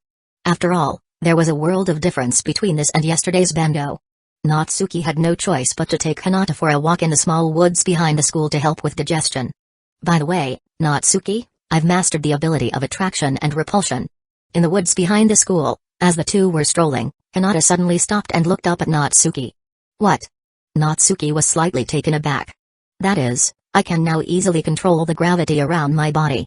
Also, I can easily lift large rocks that I couldn't before. Hinata answered seriously. Really? Natsuki was secretly delighted. As long as the first stage was completed, he could continue to teach her the second stage of puppet manipulation. As long as she mastered the second ability, Hinata's proficiency with the Tenseigan would definitely reach 50%. Then he could accelerate obtaining a complete Tenseigan. Silver Wheel Reincarnation Explosion, Golden Wheel Reincarnation Explosion, all would be his reach. Moreover, with the improvement of her abilities, Hinata would be safer in this dangerous ninja world. Look. The little girl nodded. She skipped towards a 2-meter large rock. As she ran, she gently floated up and then gently landed, like a feather drifting in the wind, graceful and natural. Ha! When she was only a few meters away from the boulder, she pushed out with both her small hands. The entire boulder was suddenly pushed forward as if by an invisible giant hand. The next moment, it was pulled back horizontally and then suspended in the air, tracing a graceful circular trajectory. Not bad, not bad. Let me see how strong you are. Seeing Hinata having fun, Natsuki couldn't help but join in. Immediately, an even larger rock flew into the air. Both the stones, one drawing a dragon on the left, and the other drawing a rainbow on the right, collided in midair. With a thunderous crash, they exploded in the air. Boom. Gulp. Through the dust that filled the sky, a thick-browed boy carrying a nearly 1-meter large rock on his back stared at the sky and swallowed hard. His face was covered in sweat, and it flowed like a waterfall. Through persistent effort, his taijutsu had become stronger and stronger. From being at the bottom of the class, he could now carry a nearly 1-meter large rock for training with his own strength. He had prided himself on that fact. Rock Lee, who was second to none among his peers, suddenly felt that the small stone on his back wasn't that impressive anymore. This is true genius. Guys. No. Both teachers. What technique is this? Please teach me. Lee, an older student, threw down the rock he was carrying. He scrambled to the two of them and said with a sincere face, "My name is Rock Lee, it's a pleasure to meet both of you." Oh, powerful ninjas. That's right, possessing such power was clearly not something a ninja academy student could do. Even a typical genin would probably be crushed before even seeing them. And judging by their age, they were obviously younger than him. Respecting strength, Lee, who yearned to become a ninja, shouted loudly, "I implore both teachers to accept me as a student." Chapter 74, Lee's words startled the two of them. Natsuki, is there something wrong with his head? Hinata quickly hid behind Natsuki, peeking out to observe Lee. She was playing peacefully with Natsuki when this older student suddenly appeared, claiming he wanted to become their student. Was he brain damaged or something? Natsuki, however, was aware of Lee's situation. Lacking talent in ninjutsu, he constantly strived to become a ninja. His efforts had actually borne fruit. Not to mention his progress in taijutsu, the attention of the man who almost single-handedly ended the Third Great Ninja War with a kick was the best outcome. And at this point in time, he should have already caught Might Guy's attention. Guy was the best teacher for Lee. There's nothing wrong with my head. I just want to learn that technique you used, the one that helps you throw large rocks around. It was amazing. I can only lift rocks about a meter in size. Seeing Hinata's dumbfounded expression, large drops of sweat rolled down Lee's forehead as he quickly explained. We don't want to take on any students. It's too much trouble. And you can't learn this technique anyway. Natsuki stepped forward and shook his head. So it's another exclusive jutsu? Lee gritted his teeth, his face full of unwillingness. He thought of a certain classmate who also possessed the Byakugan. However, I can teach you a stronger technique, much more impressive than throwing rocks. Natsuki's next sentence ignited a spark of hope in Lee's eyes. As soon as he finished speaking, Natsuki pushed out his palm flatly. Shinra Tensei low output. Rustle in the distance, on the direction his palm pointed, a large tree swayed violently as if caught in a strong wind, despite the calmness of the air. Countless leaves fluttered down from the tree. This is so amazing. Lee's eyes shone brightly. I want to learn this. This is the hidden lotus palm. I've only just begun learning it, and I haven't mastered it yet. At its highest level, this technique can wipe out the entire academy with a single palm. Why the academy again? Hinata couldn't help but think in her heart. Natsuki continued, if you can make a large tree sway violently with just the force generated by your palm, that means you've mastered the basics. Moreover, after learning this technique, you'll gain a strong recovery ability, which will be very helpful for your future training. This time, don't end up crippled by Gaara in the Chunin exams like in the original story. If it weren't for Lady Tsunade, you wouldn't even be able to continue be a ninja, and you'd be completely sidelined later on. Hard work will always be rewarded by heaven. If heaven doesn't favor you, then I will. That's great. Then I can undergo even more intense training. Lee asked excitedly, so how do I use this technique? A moment later, the two young teachers returned to the academy. Do I really just need to shout, Hidden Lotus Bomb? Lee was left alone in the back mountains, scratching his head, looking at the exquisite badge in his hand with a puzzled expression. And then there was this Dimensional Ends congregation. Listening to their parting words, it seemed he had joined an extraordinary organization. Maybe, this is what makes them exceptional. If they can do it, then I can definitely do it through hard work. Lee encouraged himself. So, first, 100 push-ups as a warm-up, then I'll practice the Hidden Lotus Palm. He took a deep breath, put his legs together, spread his arms, leaned forward, and lowered himself to the ground. 1.2.3. He quickly finished 100 push-ups. I can never hope to learn the Hidden Lotus Palm with this kind of lax training. I'll add 200 frog jumps. As Lee constantly found excuses to increase his training load, casually adding several training requirements for the Hidden Lotus Palm. He too had quite the talent for being an established shunny. His fists clenched, his muscles tensed, he performed a standard frog jump, then quickly hopped forward, soon disappearing into the depths of the back mountains. Moments later, two small figures reappeared nearby, watching Lee's departing figure from afar. Natsuki, I really think there's something wrong with his head. Hinata whispered as she watched Lee's incomprehensible behavior. She'd heard that this kind of behavior was contagious. Hopefully, Natsuki wouldn't be influenced by it. By the way, does this Hidden Lotus Palm really exist? Maybe it didn't before, but now it's hard to say. Natsuki watched Lee disappear into the forest, a smile gradually appearing on his face. Lee was a hard-working individual, and from what he could see, a puny genius. If he couldn't do it, then who could? Why aren't they here yet? In the woods outside the southern port of the Land of Hot Water, a figure paced anxiously beside a large rock. It was Yudoku Uchiha, the representative of the pro-war faction who constantly pulled aggro towards the Uchiha and rejected Hiruzen's peace offers during the night of the Uchiha clan massacre. They won't be coming, because they haven't received your letters. Just then, a familiar figure slowly came into Yudoku's view. Lord Fugaku, you. Why are you here? Yudoku's pupils constricted and he had a bad feeling. I'm here to see an old friend off. Fugaku said with a soft smile. He wasn't wearing the Uchiha uniform but casual clothes, as if he were truly seeing off a friend. However, Yudoku knew that they were currently in a precarious situation, on the run. How could any old friend came to visit? You must be joking, Lord Fugaku. We're fleeing for our lives, and now is a crucial moment for crossing the sea. There's no time for us to entertain visitors. Yudoku forced a smile. You know it's a precarious situation for our clan, yet you're still out attracting pursuers toward us. As if, you fear that others won't know we're here? My old friend, Yudoku. What benefits did the Hidden Leaf Village Council give you to make you work so hard for them?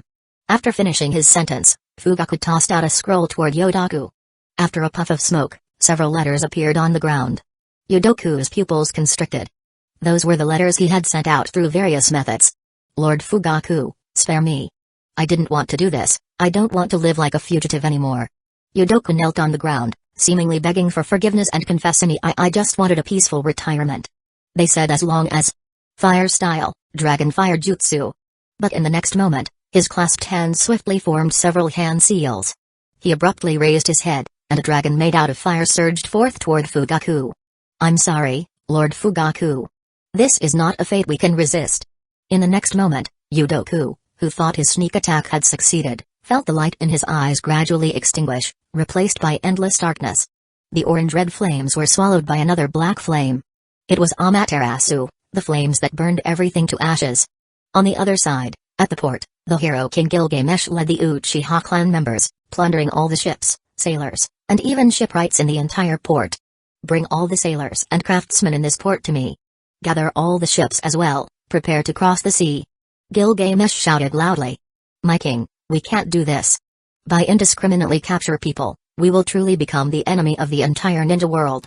Yamagen Uchiha, an elder of the clan, wiped the cold sweat from his forehead and pleaded. Fool, who said I was going to forcibly seize their ships? I'll pay for them all. And those sailors who are willing to come with us will receive 3 times their original salary. My king. Our funds may be sufficient for our daily expenses, but recruiting sailors and purchasing ships is far beyond our means. Bang. Before Yamagen could finish speaking, a golden ripple lit up before his eyes. A massive mountain of gold crashed to the ground before Yamagan. Are these trinkets enough? The Hero King waved his hand impatiently. Enough. There are more than enough. Yamagan's mouth opened wide enough to swallow an ostrich egg. Chapter 75, Time flew past. It was now the 60th year of Hidden Leaf Village. This relatively peaceful life was about to be shattered with the graduation of the Hidden Leaf Village 12. Moreover, there was now an additional presence in the ninja world, constantly changing its landscape. Lady Kurenai, is Natsuki awake yet? Today's the graduation exam. Yesterday, everyone agreed to meet up at your house. I made breakfast for Natsuki. Oh, and for you too, Lady Kurenai. The morning sun was bright. Early on, several kids barged into the courtyard of Natsuki's house. They were the members of Natsuki's Dimensional Ends congregation, the Inoshikacho trio, Hinata, Sasuke, and Naruto. As for Lee, he had become a genin a year ago and was currently out on a mission with Guy. It was said that because of his obsession with practicing the Hid Lotus Bomb, he would run off to punch trees whenever he had free time. Apparently, Ten, the little rich girl, mistakenly thought Guy was again riling Lee up with nonsense, driving him to madness. Oh, it's little Ino and Hinata. Come on in. Natsuki should be up. Why don't you go wake him up? My seafood porridge is almost ready. We'll all eat together in a bit, Kurenai greeted them cheerfully. It seemed that despite her brother's eccentricities, he was quite popular at the academy, having so many good friends. Wow, is there breakfast? I didn't eat enough this morning. I'll help out. Choji exclaimed happily, pulling Shikamaru along to help. You ate 5 bowls at my house this morning. What do you mean you didn't eat enough? Shikamaru retorted with a look, but still went to help.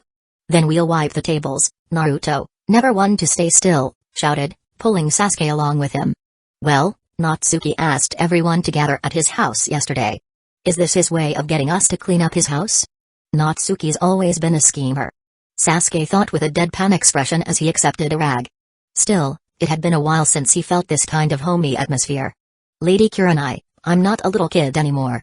We're about to become ninjas. Ino pouted, placing her and Hinata's large lunchboxes on the table and pulling Hinata towards Natsuki's room.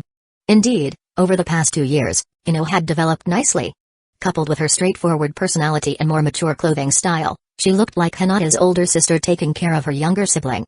Knock, knock, knock. Natsuki, wake up.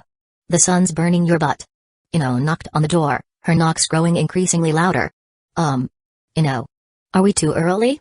Maybe we should let Natsuki sleep a little longer, Hinata whispered, tugging at Ino's hand. We're not early in the slightest. At this pace, by the time he washes up and eats, we'll be late for the graduation exam. No, we have to wake him up now. But maybe Natsuki was exhausted from protecting the dimensional seal last night and overslept, Ino said thoughtfully, stroking her chin. Suddenly, her eyes lit up. She leaned close to Hinata's ear and whispered, hee hee, Hinata, do you want to see how Natsuki looked like when he sleeps? I have the key to his room. Ino pulled out a key from a hidden corner of a nearby cabinet. How did you get that key? Hinata's eyes widened, a strange emotion in her voice. Oh, haven't we come over to play many times? Last time, we couldn't wake him up from outside, so Lady Kurenai led me in directly and splashed water on him to wake him up. And she told me where this hidden key was. Alright, hurry up and decide. Are you coming in or not?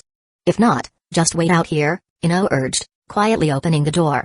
This isn't right, Hinata gulped, a worried expression on her face. But seeing Ino slip inside quietly in her socks, she gritted her teeth, kicked off her shoes, and followed, quickly closing the door behind her as if afraid of being caught. Inside the tidy room, a small mountain of blankets bulged on the comfortable bed. Hee hee hee. Ino rubbed her hands together and made a shush gesture at Hinata. She tiptoed to the bed and grabbed the corner of the blanket. Lazy pig. Wake up! She yelled, quickly pulling back the covers, hoping to surprise Natsuki. However, beneath the blanket lay only a large pillow. No Natsuki. What's going on? Where is he? Before she could finish, a figure jumped down from the ceiling near the doorway. Caught off guard, Ino and Hinata were tackled, falling back into the blankets. Startled, they were about to fight back when a familiar voice rang out beside their ears. Audacious. Where did these two little monsters come from, daring to trespass into the palace of the Dimensional Lord? Prepare to surrender your lives. Hearing this, Ino was the first to react, raising her hand in a claw-like gesture. I am the great second mage, Yamanaka Ino, servant of the magnificent Dimensional Lord, the great demon god sealer, founder of the Dimensional Ends congregation. State your name. You dare disrespect me? Natsuki effortlessly pinned down Ino with one hand. Humphrey. I am the dimensional lord you speak of, Yui Natsuki. So it is the lord. No wonder you defeated me with one blow. But as the second mage, I will not yield so easily. Ino crossed her arms, struggling to push against Natsuki's arm. Very well. It seems the second mage's power remains undiminished. And this one? Both looked towards Hinata. Eh? Hinata hugged herself nervously. I surrender. No. Ino shook her head. Have you forgotten your identity? We are the pioneers who protect the dimension. How can we surrender so easily? I haven't forgotten. Hinata stammered, recalling her lines. Imitating Ino's tone, she declared, I am the first mage, Hinata Hyuga. Hinata's face flushed crimson, and steam seemed to rise from her head. Excellent. You must always remember your identities.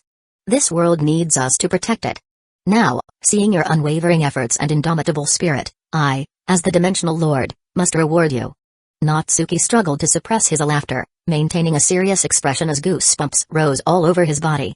He flicked his wrist, and the blanket billowed, engulfing the three of them. Ha ha ha, stop it. Don't tickle me. Hinata shrieked with laughter, kicking her legs. Oh right. The graduation exam. The graduation exam. We'll really be late if we don't leave now. Ino exclaimed. Yeah, and my sister's breakfast should be ready soon, Natsuki said, popping his head out from the blanket. Soon, two other little heads emerged on either side of him. Sigh, we're 12 years old just like that. We're graduating already. Yeah, feels like we haven't played enough yet. But becoming a ninja is great too. Exhausted from playing, the three little ones lay there, heads together, lamenting the passage of time. Under the blanket, Natsuki was held tightly by the two girls like an octopus caught in a net. Ino and Hinata exchanged glances. Hinata's head steamed again, and even the usually boisterous Ino blushed faintly. Chapter 76, the bedroom door opened, and Ino walked out, straightening her slightly messy collar. That goofball, Naruto, was standing outside at that moment, holding a rag, staring at her dumbfounded. What's wrong? Weren't you cleaning the defilement? A powerful monster appeared in the Dimensional Lord's bedroom just now. We subdued it together. Our energy consumption was a bit high, so now we need to replenish our energy. Ino raised her hand and tied her hair back into a ponytail, speaking with an air of authority she'd picked up from Shikamaru. Naruto froze for a moment before catching up with Ino's rhythm. After all, he hadn't been learning for nothing all these years. Oh. So, Natsuki saved the world again? Breakfast is ready, I was just coming to call you two. Naruto scratched his head, saying sheepishly. Wiping the table is called cleaning defilement, eating is called replenishing energy? Sure enough, my training is still not enough. Big Sis can speak freely, every word capable of shocking others, playing them at her fingertips. If I had this ability, I could also gain the recognition of the villagers and become Hokage sooner. Right, what is that monster? I really want to see it. Naruto craned his neck, trying to peek inside the room. Your training is far from enough, you can't see some things even if they're right in front of you. Think carefully about why other members have gained mystical powers, but you haven't. Alright, the Dimensional Lord is awake. You don't need to busy yourself, step back. Ino's eyes were indifferent as she waved her hand, dismissing Naruto. Looking at Naruto's enlightened expression, Ino couldn't help but feel happy for her little brother. In time, he would definitely gain mystical powers. Ahem, she unconsciously imitated Natsuki's expressions and gestures again to educate her little brother. The effect was quite good. Too perfect? Ino felt a sense of accomplishment. Just as she was thinking, Natsuki and Hinata walked out of the bedroom. Hinata's cheeks were flushed, like a delicate porcelain doll. Let's go refuel. Natsuki waved his hand, leading the two little ones, or rather, not so little ones, toward the large living room on the other side. At the large dining table in the living room, everyone sat in a circle. It smells so good. I can eat 10 bowls this time. Choji, holding a large bowl, stared at the pot. Wake up, you've already eaten 5 large bowls at my house. How much more do you want to eat? You'll really turn into a pig if you eat any more. Shikamaru quickly interjected. Having such a friend was really troublesome. The pig is no, I'm not. Choji mumbled. It's okay, eat as much as you want. The more you eat, the happier I am.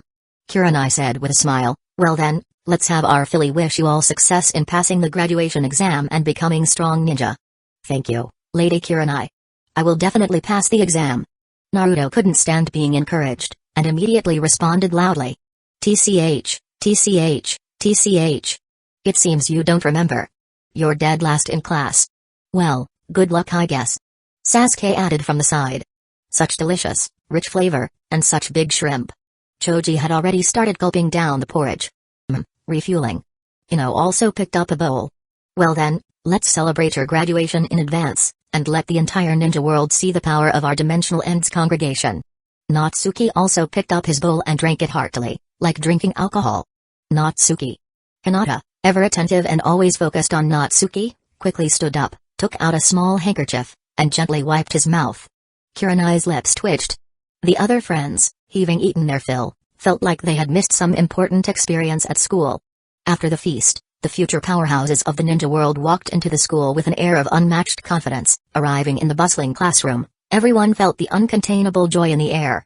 A complex feeling of approaching graduation. After everyone arrived, Iruka also strolled into the classroom. His whole being radiated a bright smile. Students, after 6 years of study, the moment has finally arrived for us to test our results. I'm sure you are all eager, right? I'm also eager. I can finally send off you terrorists. In 6 years, how many times has the academy been destroyed, directly or indirectly, by your hands? I really can't remember, it's too painful to recall. But let the past be the past. A beautiful tomorrow is right before our eyes. Alright, without further ado, let's begin the graduation exam. Line up according to your student ID, come forward when your name is called. The exam content is neither difficult nor easy. It's the basic 3 jutsu that you have all been learning. As a ninja, this is a ninjutsu that you must ingrain into your bones, to the point of using it instinctively. So please take it seriously and give it your all. Iruka glanced around and went straight to the point. So, the first one, Shinichi Kuto. As he spoke, the first student on the left went on stage. Just at this moment, a gust of wind blew outside the window, and a few broken branches fell. Shinichi Kuto wanted to show off his keen observation skills and adaptability. He immediately performed a substitution jutsu, switching places with the branch outside the window. But he forgot that their classroom was on the 4th floor. And he wasn't very proficient in substitution jutsu. Just like that, a scream rang out from the window, followed by the whoosh of a vertical fall. Everyone rushed to the window, only to see medical personnel, who had appeared downstairs at some point, quickly lift him onto a stretcher and rush away. The green light of medical ninjutsu quickly lit up his body. Sigh. Disqualified. Iruka shook his head. In order to prevent these students from trying to be clever, he added, just use something in the classroom for the substitution jutsu. Didn't you see all the wood prepared around? Next, Choji Akimaki. Choji Akimaki, as one of the super genius students, performed well. He easily executed the substitution jutsu. As for why he was called a super genius, it was because he had obtained mystical power years ago, allowing him to transform into a powerful Ultraman. So the second one was his transformation jutsu. Huh? Wait. Just as his mind raced, Iruka saw Choji take out a transformation device that almost everyone in Hidden Leaf Village currently possessed. Wait. Iruka raised his hand and could only begin his sentence. However, Choji's voice was louder, his actions eerily faster. Transform. Rumble. A huge light suddenly shone. The giant of light smashed through the ceiling of the academy. Choji was excited about the feeling of power filling his body, while puzzled by Iruka's shout. Didn't you tell us to take the exam seriously and give it our all? Chapter 77, I'm so tired. Iruka complained internally. Is being a teacher easy? No, it's not. Hurry up and stop using your mystical powers. Who had said that? Iruka looked at the boy. Oh, it's Natsuki. He nodded. You passed the test. Looking up, the giant of light scratched its head through the hole it had created in the ceiling before slowly disappearing. Chunks of concrete that had fallen down floated momentarily overhead before being flung away with great force. It was Hinata. Thank goodness, this class has many super geniuses with mysterious powers. Iruka breathed a sigh of relief. No, wait. He couldn't thank the goodness, not really, it precisely because of these super geniuses that he was so exhausted, he cooled to even yell properly. Lord Hokage, I really need to apply for more budget. The school building is damaged again, it can't be helped. Iruka led everyone out of the classroom and onto the training ground. This place is wide open, there shouldn't be any more trouble here, right? I should have held the exam here from the beginning. Stupid me. Iruka smacked himself on the forehead. Ow. Teacher? What's wrong with him? He seems to have gone silly. Maybe he got hit on the head by a rock earlier? Iruka's face darkened. He yelled, do you still want to graduate? The examination will continue.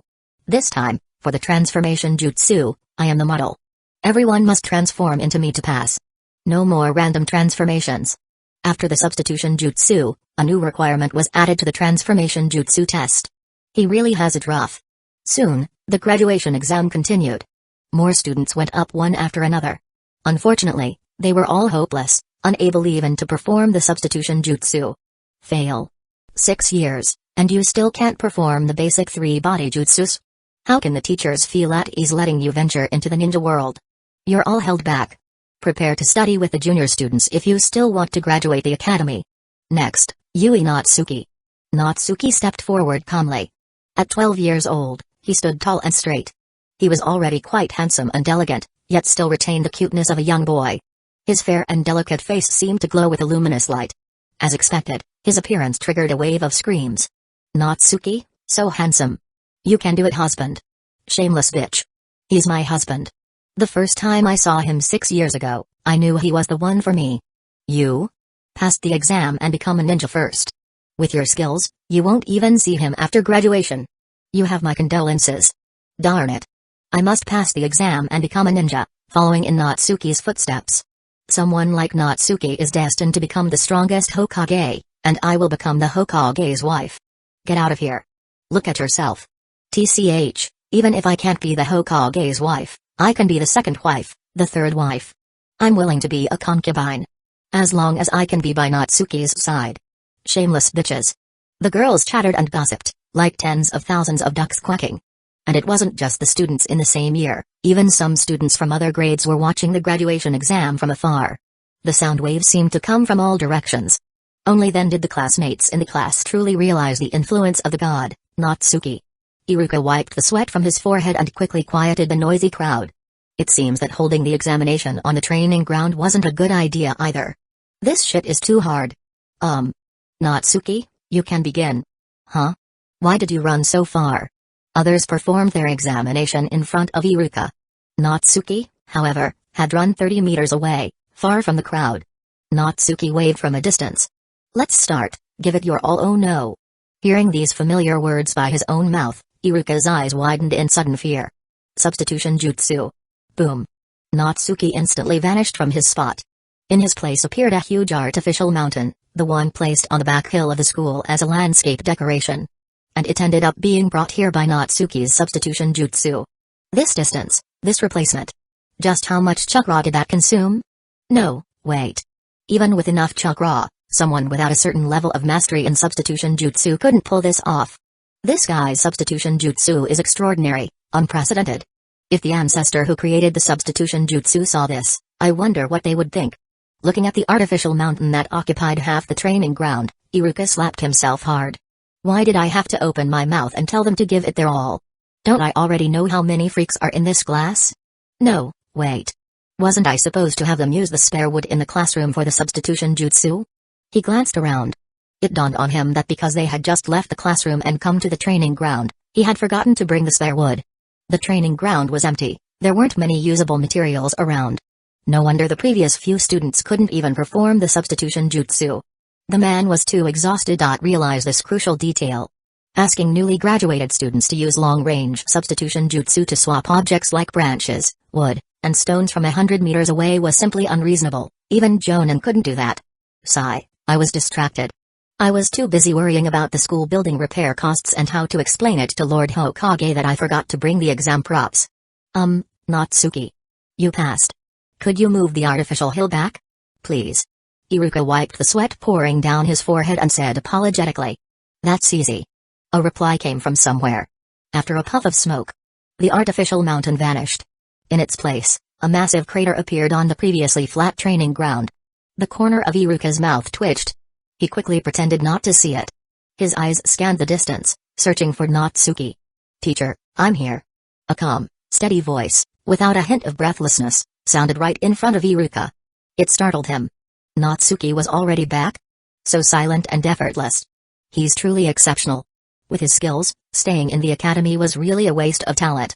As your teacher, I can definitely say I'm no match for you. It's a good thing you're graduating. Excellent. Natsuki, you are truly outstanding. I hereby declare that you have graduated. Iruka quickly offered sincere praise and simultaneously prevented him from continuing the exam, lest he cause more trouble. In his opinion, these super geniuses shouldn't need to take the exam at all, otherwise, his poor heart really wouldn't be able to take it. Natsuki is too strong. Natsuki is amazing, I love you Natsuki. Shameless. Saying things like that in public. But Natsuki is amazing. If I don't say it now, I might not have a chance later. That's right, Natsuki, I love you too. You're the strongest. Ignoring the noisy girls, Natsuki shook his head and said seriously to Iruka, no, there are still 2 jutsu I haven't been tested on. Teacher, I don't need special treatment. Just follow the normal procedure, I can do it. Who would dare say you can't? Not to mention your fan club could pulverize the enemy, your strength alone is monstrous. That's not what I meant. What I meant was, you're too capable. Can you please tone it down? Just graduate quickly and go cause trouble for others, go bring down the Hokage Tower or something, just leave me alone. Iruka wiped away the super-duper, extra-strength waterfall of sweat on his forehead and said with a worried face, you are already very, very strong, but for the sake of fairness, please continue. Then, in a voice only the 2 of them could hear, he added, by the way, don't give it your all anymore. Just do the bare minimum. You've already passed your graduation exam. If someone objects your graduation, I'll show them what a sincere teacher who endured the harassment of you terrorists can bring to the table. Natsuki nodded. Then I'll just do the bare minimum. He clapped his hands together, completing the hand seals. Transformation Jutsu. A tremendous light descended from the sky. As if poured from the heavens, from within the divine light. Another god made his dazzling entrance. His face was chiseled and flawless, radiant and handsome. The eye patch over his left eye added a touch of ruthlessness and coolness to dashing appearance. Oh! Gasps of astonishment echoed across the training ground once more. Even Iruka's jaw dropped. Because this god was none other than himself. Just with an eye patch. Chapter 78, When did I become this handsome? Iruka, looking at another Iruka opposite him, couldn't help but touch his cheek. And that eye patch, it just adds a bit of dominance to my image, giving people the feeling that I should have been wearing an eye patch all along. Should I get an eye patch? I should get an eye patch. I absolutely must get an eye patch. Wait, this is the transformation jutsu exam, what are you doing with such flashy stuff? In actual combat, wouldn't the enemy immediately know you're a fake? Iruka took another deep look at Natsuki's transformed appearance, firmly memorizing it. Then he rubbed his face, his expression having gone from shock to pleasant surprise, and finally to annoyance. Forcing a stiff smile, he said, Natsuki, your transformation jutsu is quite impressive, but could you please remove the eye patch? The purpose of the transformation jutsu is to replicate the original person as closely as possible. This jutsu is mostly used in order to gather espionage or evade pursuit. This way, you won't be easily exposed. Advanced transformation jutsu can even mimic voices. You must understand this very well. I refuse. Natsuki shook his head, speaking in Iruka's voice. His expression was indifferent, his demeanor cold and ruthless. Iruka's eyes lit up again. This image the child projected now was too great. If I had this look during my previous dates, I wouldn't be single right now. To think I'd learn grooming tips from a student today, he really is worthy of being recognized as the Academy's heartthrob. However, I don't think I can pull off this personality. The Eye of Death contains boundless power, sealing a demon god capable of destroying the world. Therefore, we cannot sacrifice the greater good for the sake of minor details. For the safety of the ninja world, the eye patch cannot be removed. As for gathering intel or evading pursuit, sorry, but enemies would be running away from me before I even need to hide. I am the Dimensional Lord. I stand for righteousness and face my enemies head-on. There is no retreat.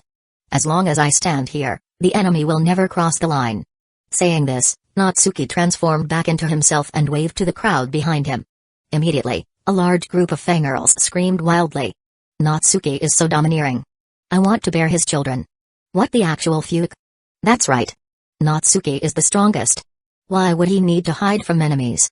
Gathering intel is just to assess the opponent's strength, right? Natsuki's super invincible thunderbolt fireball can force the enemy to reveal themselves completely. Forget the textbook.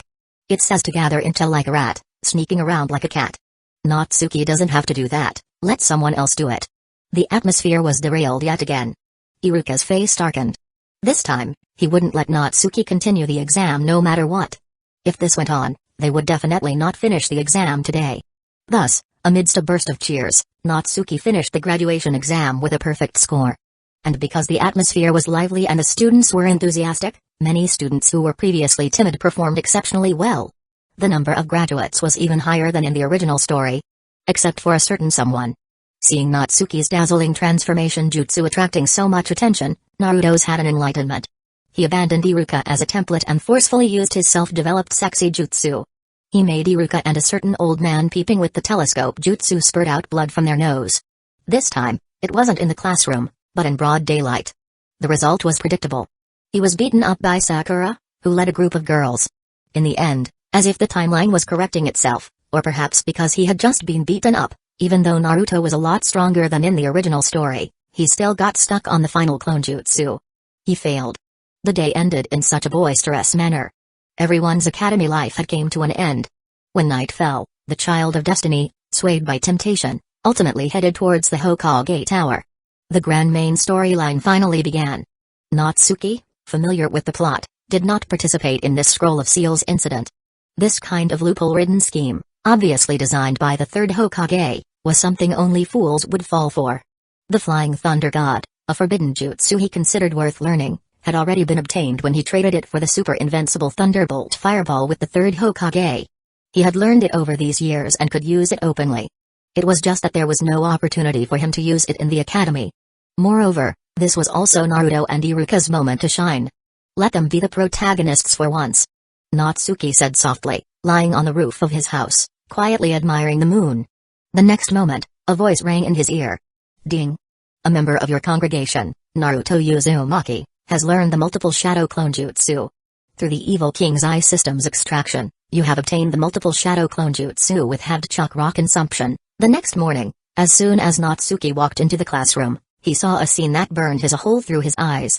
It was Sasuke and Naruto, the two true love doves, deepening their bond through mutual understanding. The timeline was correcting itself too much. That scene was truly unbearable to watch. Undoubtedly, Sasuke, the second most popular boy in the class, had his first kiss stolen like that. The girls instantly went wild. Naruto was subjected to another group exercise. The entire class was in an uproar. Fortunately, Iruka walked into the classroom and put an end to the farce. Good morning, class. Congratulations to all of you on your graduation. From today onwards, you are all ninjas capable of acting independently. However, because you are only newly graduated genin and lack experience, you will be divided into 3-man teams and assigned to a jonin teacher in the village to continue your training and carry out missions. As soon as Iruka finished speaking, the whole class buzzed with excitement. Almost all the girls looked at Natsuki immediately. I want to be on Natsuki's team.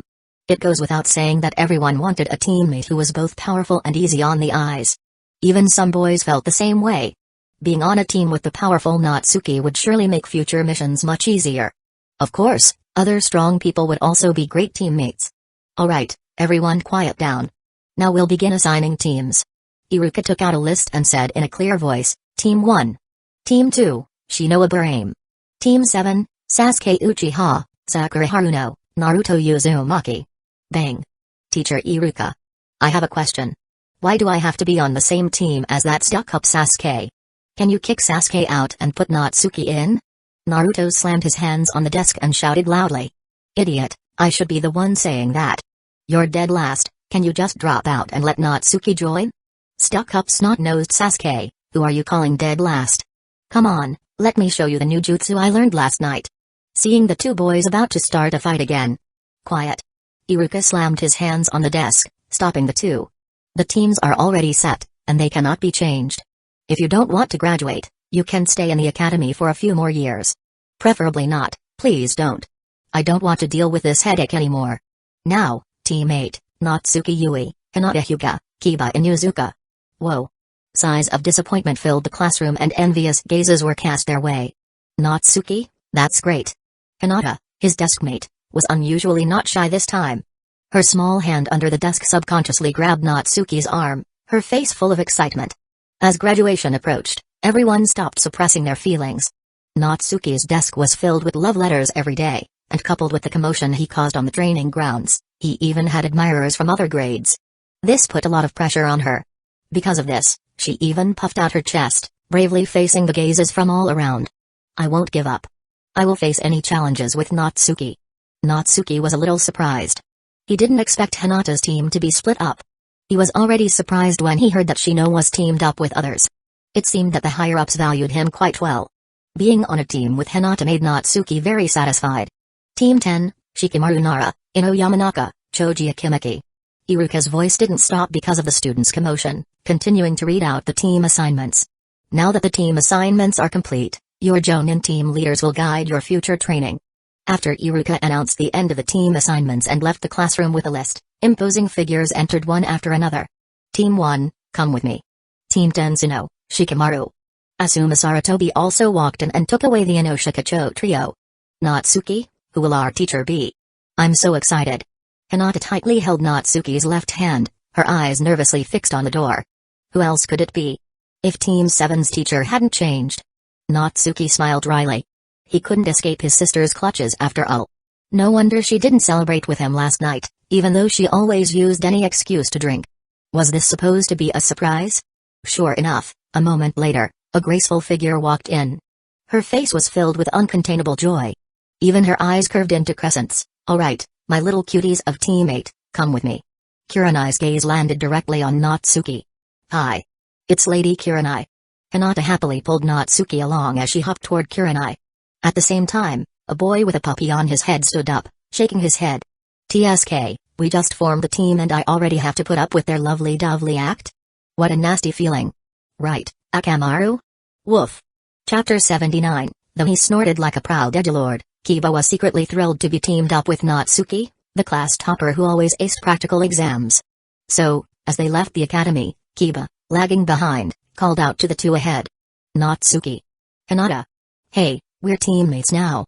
Don't worry, I'm super strong. I definitely won't hold you guys back. Right, Akamaru? Woof. The cheerful voice made Natsuki and Hinata stop and turn. Please take care of me from now on. Kiba beamed, a picture of youthful energy. Too bad, though. Hinata stared at Kiba, utterly perplexed. What's your name? Crack. Something seemed to shatter in the atmosphere. Kiba stumbled back, the question "what's your name?" echoing in his head. 6 years. They'd been classmates for 6 years, and she didn't even remember his name. Was my presence that insignificant? Kiba frantically searched his memories of the academy. Well, classes were a drag and a half, so he was one of the resident truants, often skipping out with Shikamaru, Choji, and Naruto. The rest of the time he spent sleeping, but that was only because he trained so hard after class that he was exhausted. It couldn't be. Could it? Woof. Akamaru, sensing his master's despair, barked loudly. His name is Kiba. He's a genius from the Inuzuka clan. Thankfully, Natsuki smoothly rescued Hinata, even throwing in a compliment to ease the awkwardness. Ah, Kiba. Yes, please take care of me as well. Hinata blushed crimson, realizing she'd been a bit harsh. But it wasn't her fault. She didn't know, and for the past 6 years, her attention had been almost entirely focused on Natsuki and their congregation. Besides, fending off all those other girls was exhausting enough. Still, it wasn't too late to make amends. Hinata apologized again, her eyes welling up with anxiety. Hey, it's okay. Kiba waved his hands frantically. Making such a cute, harmless girl cry. It felt wrong for some reason. Even Akamaru had stopped barking, lowering his head and wagging his tail. That ungrateful mutt. I'll give him extra training for him when we get back home. Come on, let's go. If we don't hurry, we'll lose our teacher, Natsuki reminded them, pulling Hinata along after Kurenai. When it was official business, Natsuki, as a righteous man, preferred not to mention his sister's relationship to him. Calling her teacher was just fine. Right. The three followed Kurenai out of the academy to a deserted area on the village outskirts, surrounded by lush forest. Several wooden posts stood nearby, covered in countless slash marks. This was Training Ground 8. This will do. First things first, introductions. Tell me a little about yourselves, your hobbies, your dreams. Kurenai stood with one hand on her hip, a warm smile on her beautiful face. She seemed like a friendly older sister next door. All right, I'll go first, Kurenai began. My name is Kurenai Yui, and I'll be your Jonin instructor. You can call me Teacher Kurenai or Lady Kurenai. I specialize in Ganjutsu, enjoy evening sake, wasabi octopus, and dislike cake. My dream is to become the greatest Ganjutsu user and taste every fine wine in the world. Life is fleeting, glory is but a dream. Only fine wine can prolong those precious moments and intoxicate the soul. If you have any good wine at home, feel free to bring it in, and I'll help you. Appreciate it. That irresponsible sister.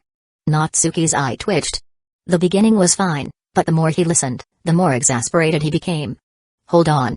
You just became a teacher, and you're already openly asking for bribes? Humphrey. Seeing her intentions exposed, Kurenai huffed, put on a stern face, and added, oh, and another hobby of mine is hitting my little brother. I hit him when I'm in a bad mood, I hit him when it rains, I hit him when it's sunny, and even when I'm happy. Their sibling relationship was an open secret among the clan children. There was no need to hide it, especially since Hinata had visited their home several times and was already familiar with their dynamic. As expected, Hinata giggled behind her hand. Natsuki had a rough childhood, huh? Kiba, as straightforward as Naruto, took it as truth. He'd been quite the troublemaker himself, often receiving a double whammy from his mother and sister Hana.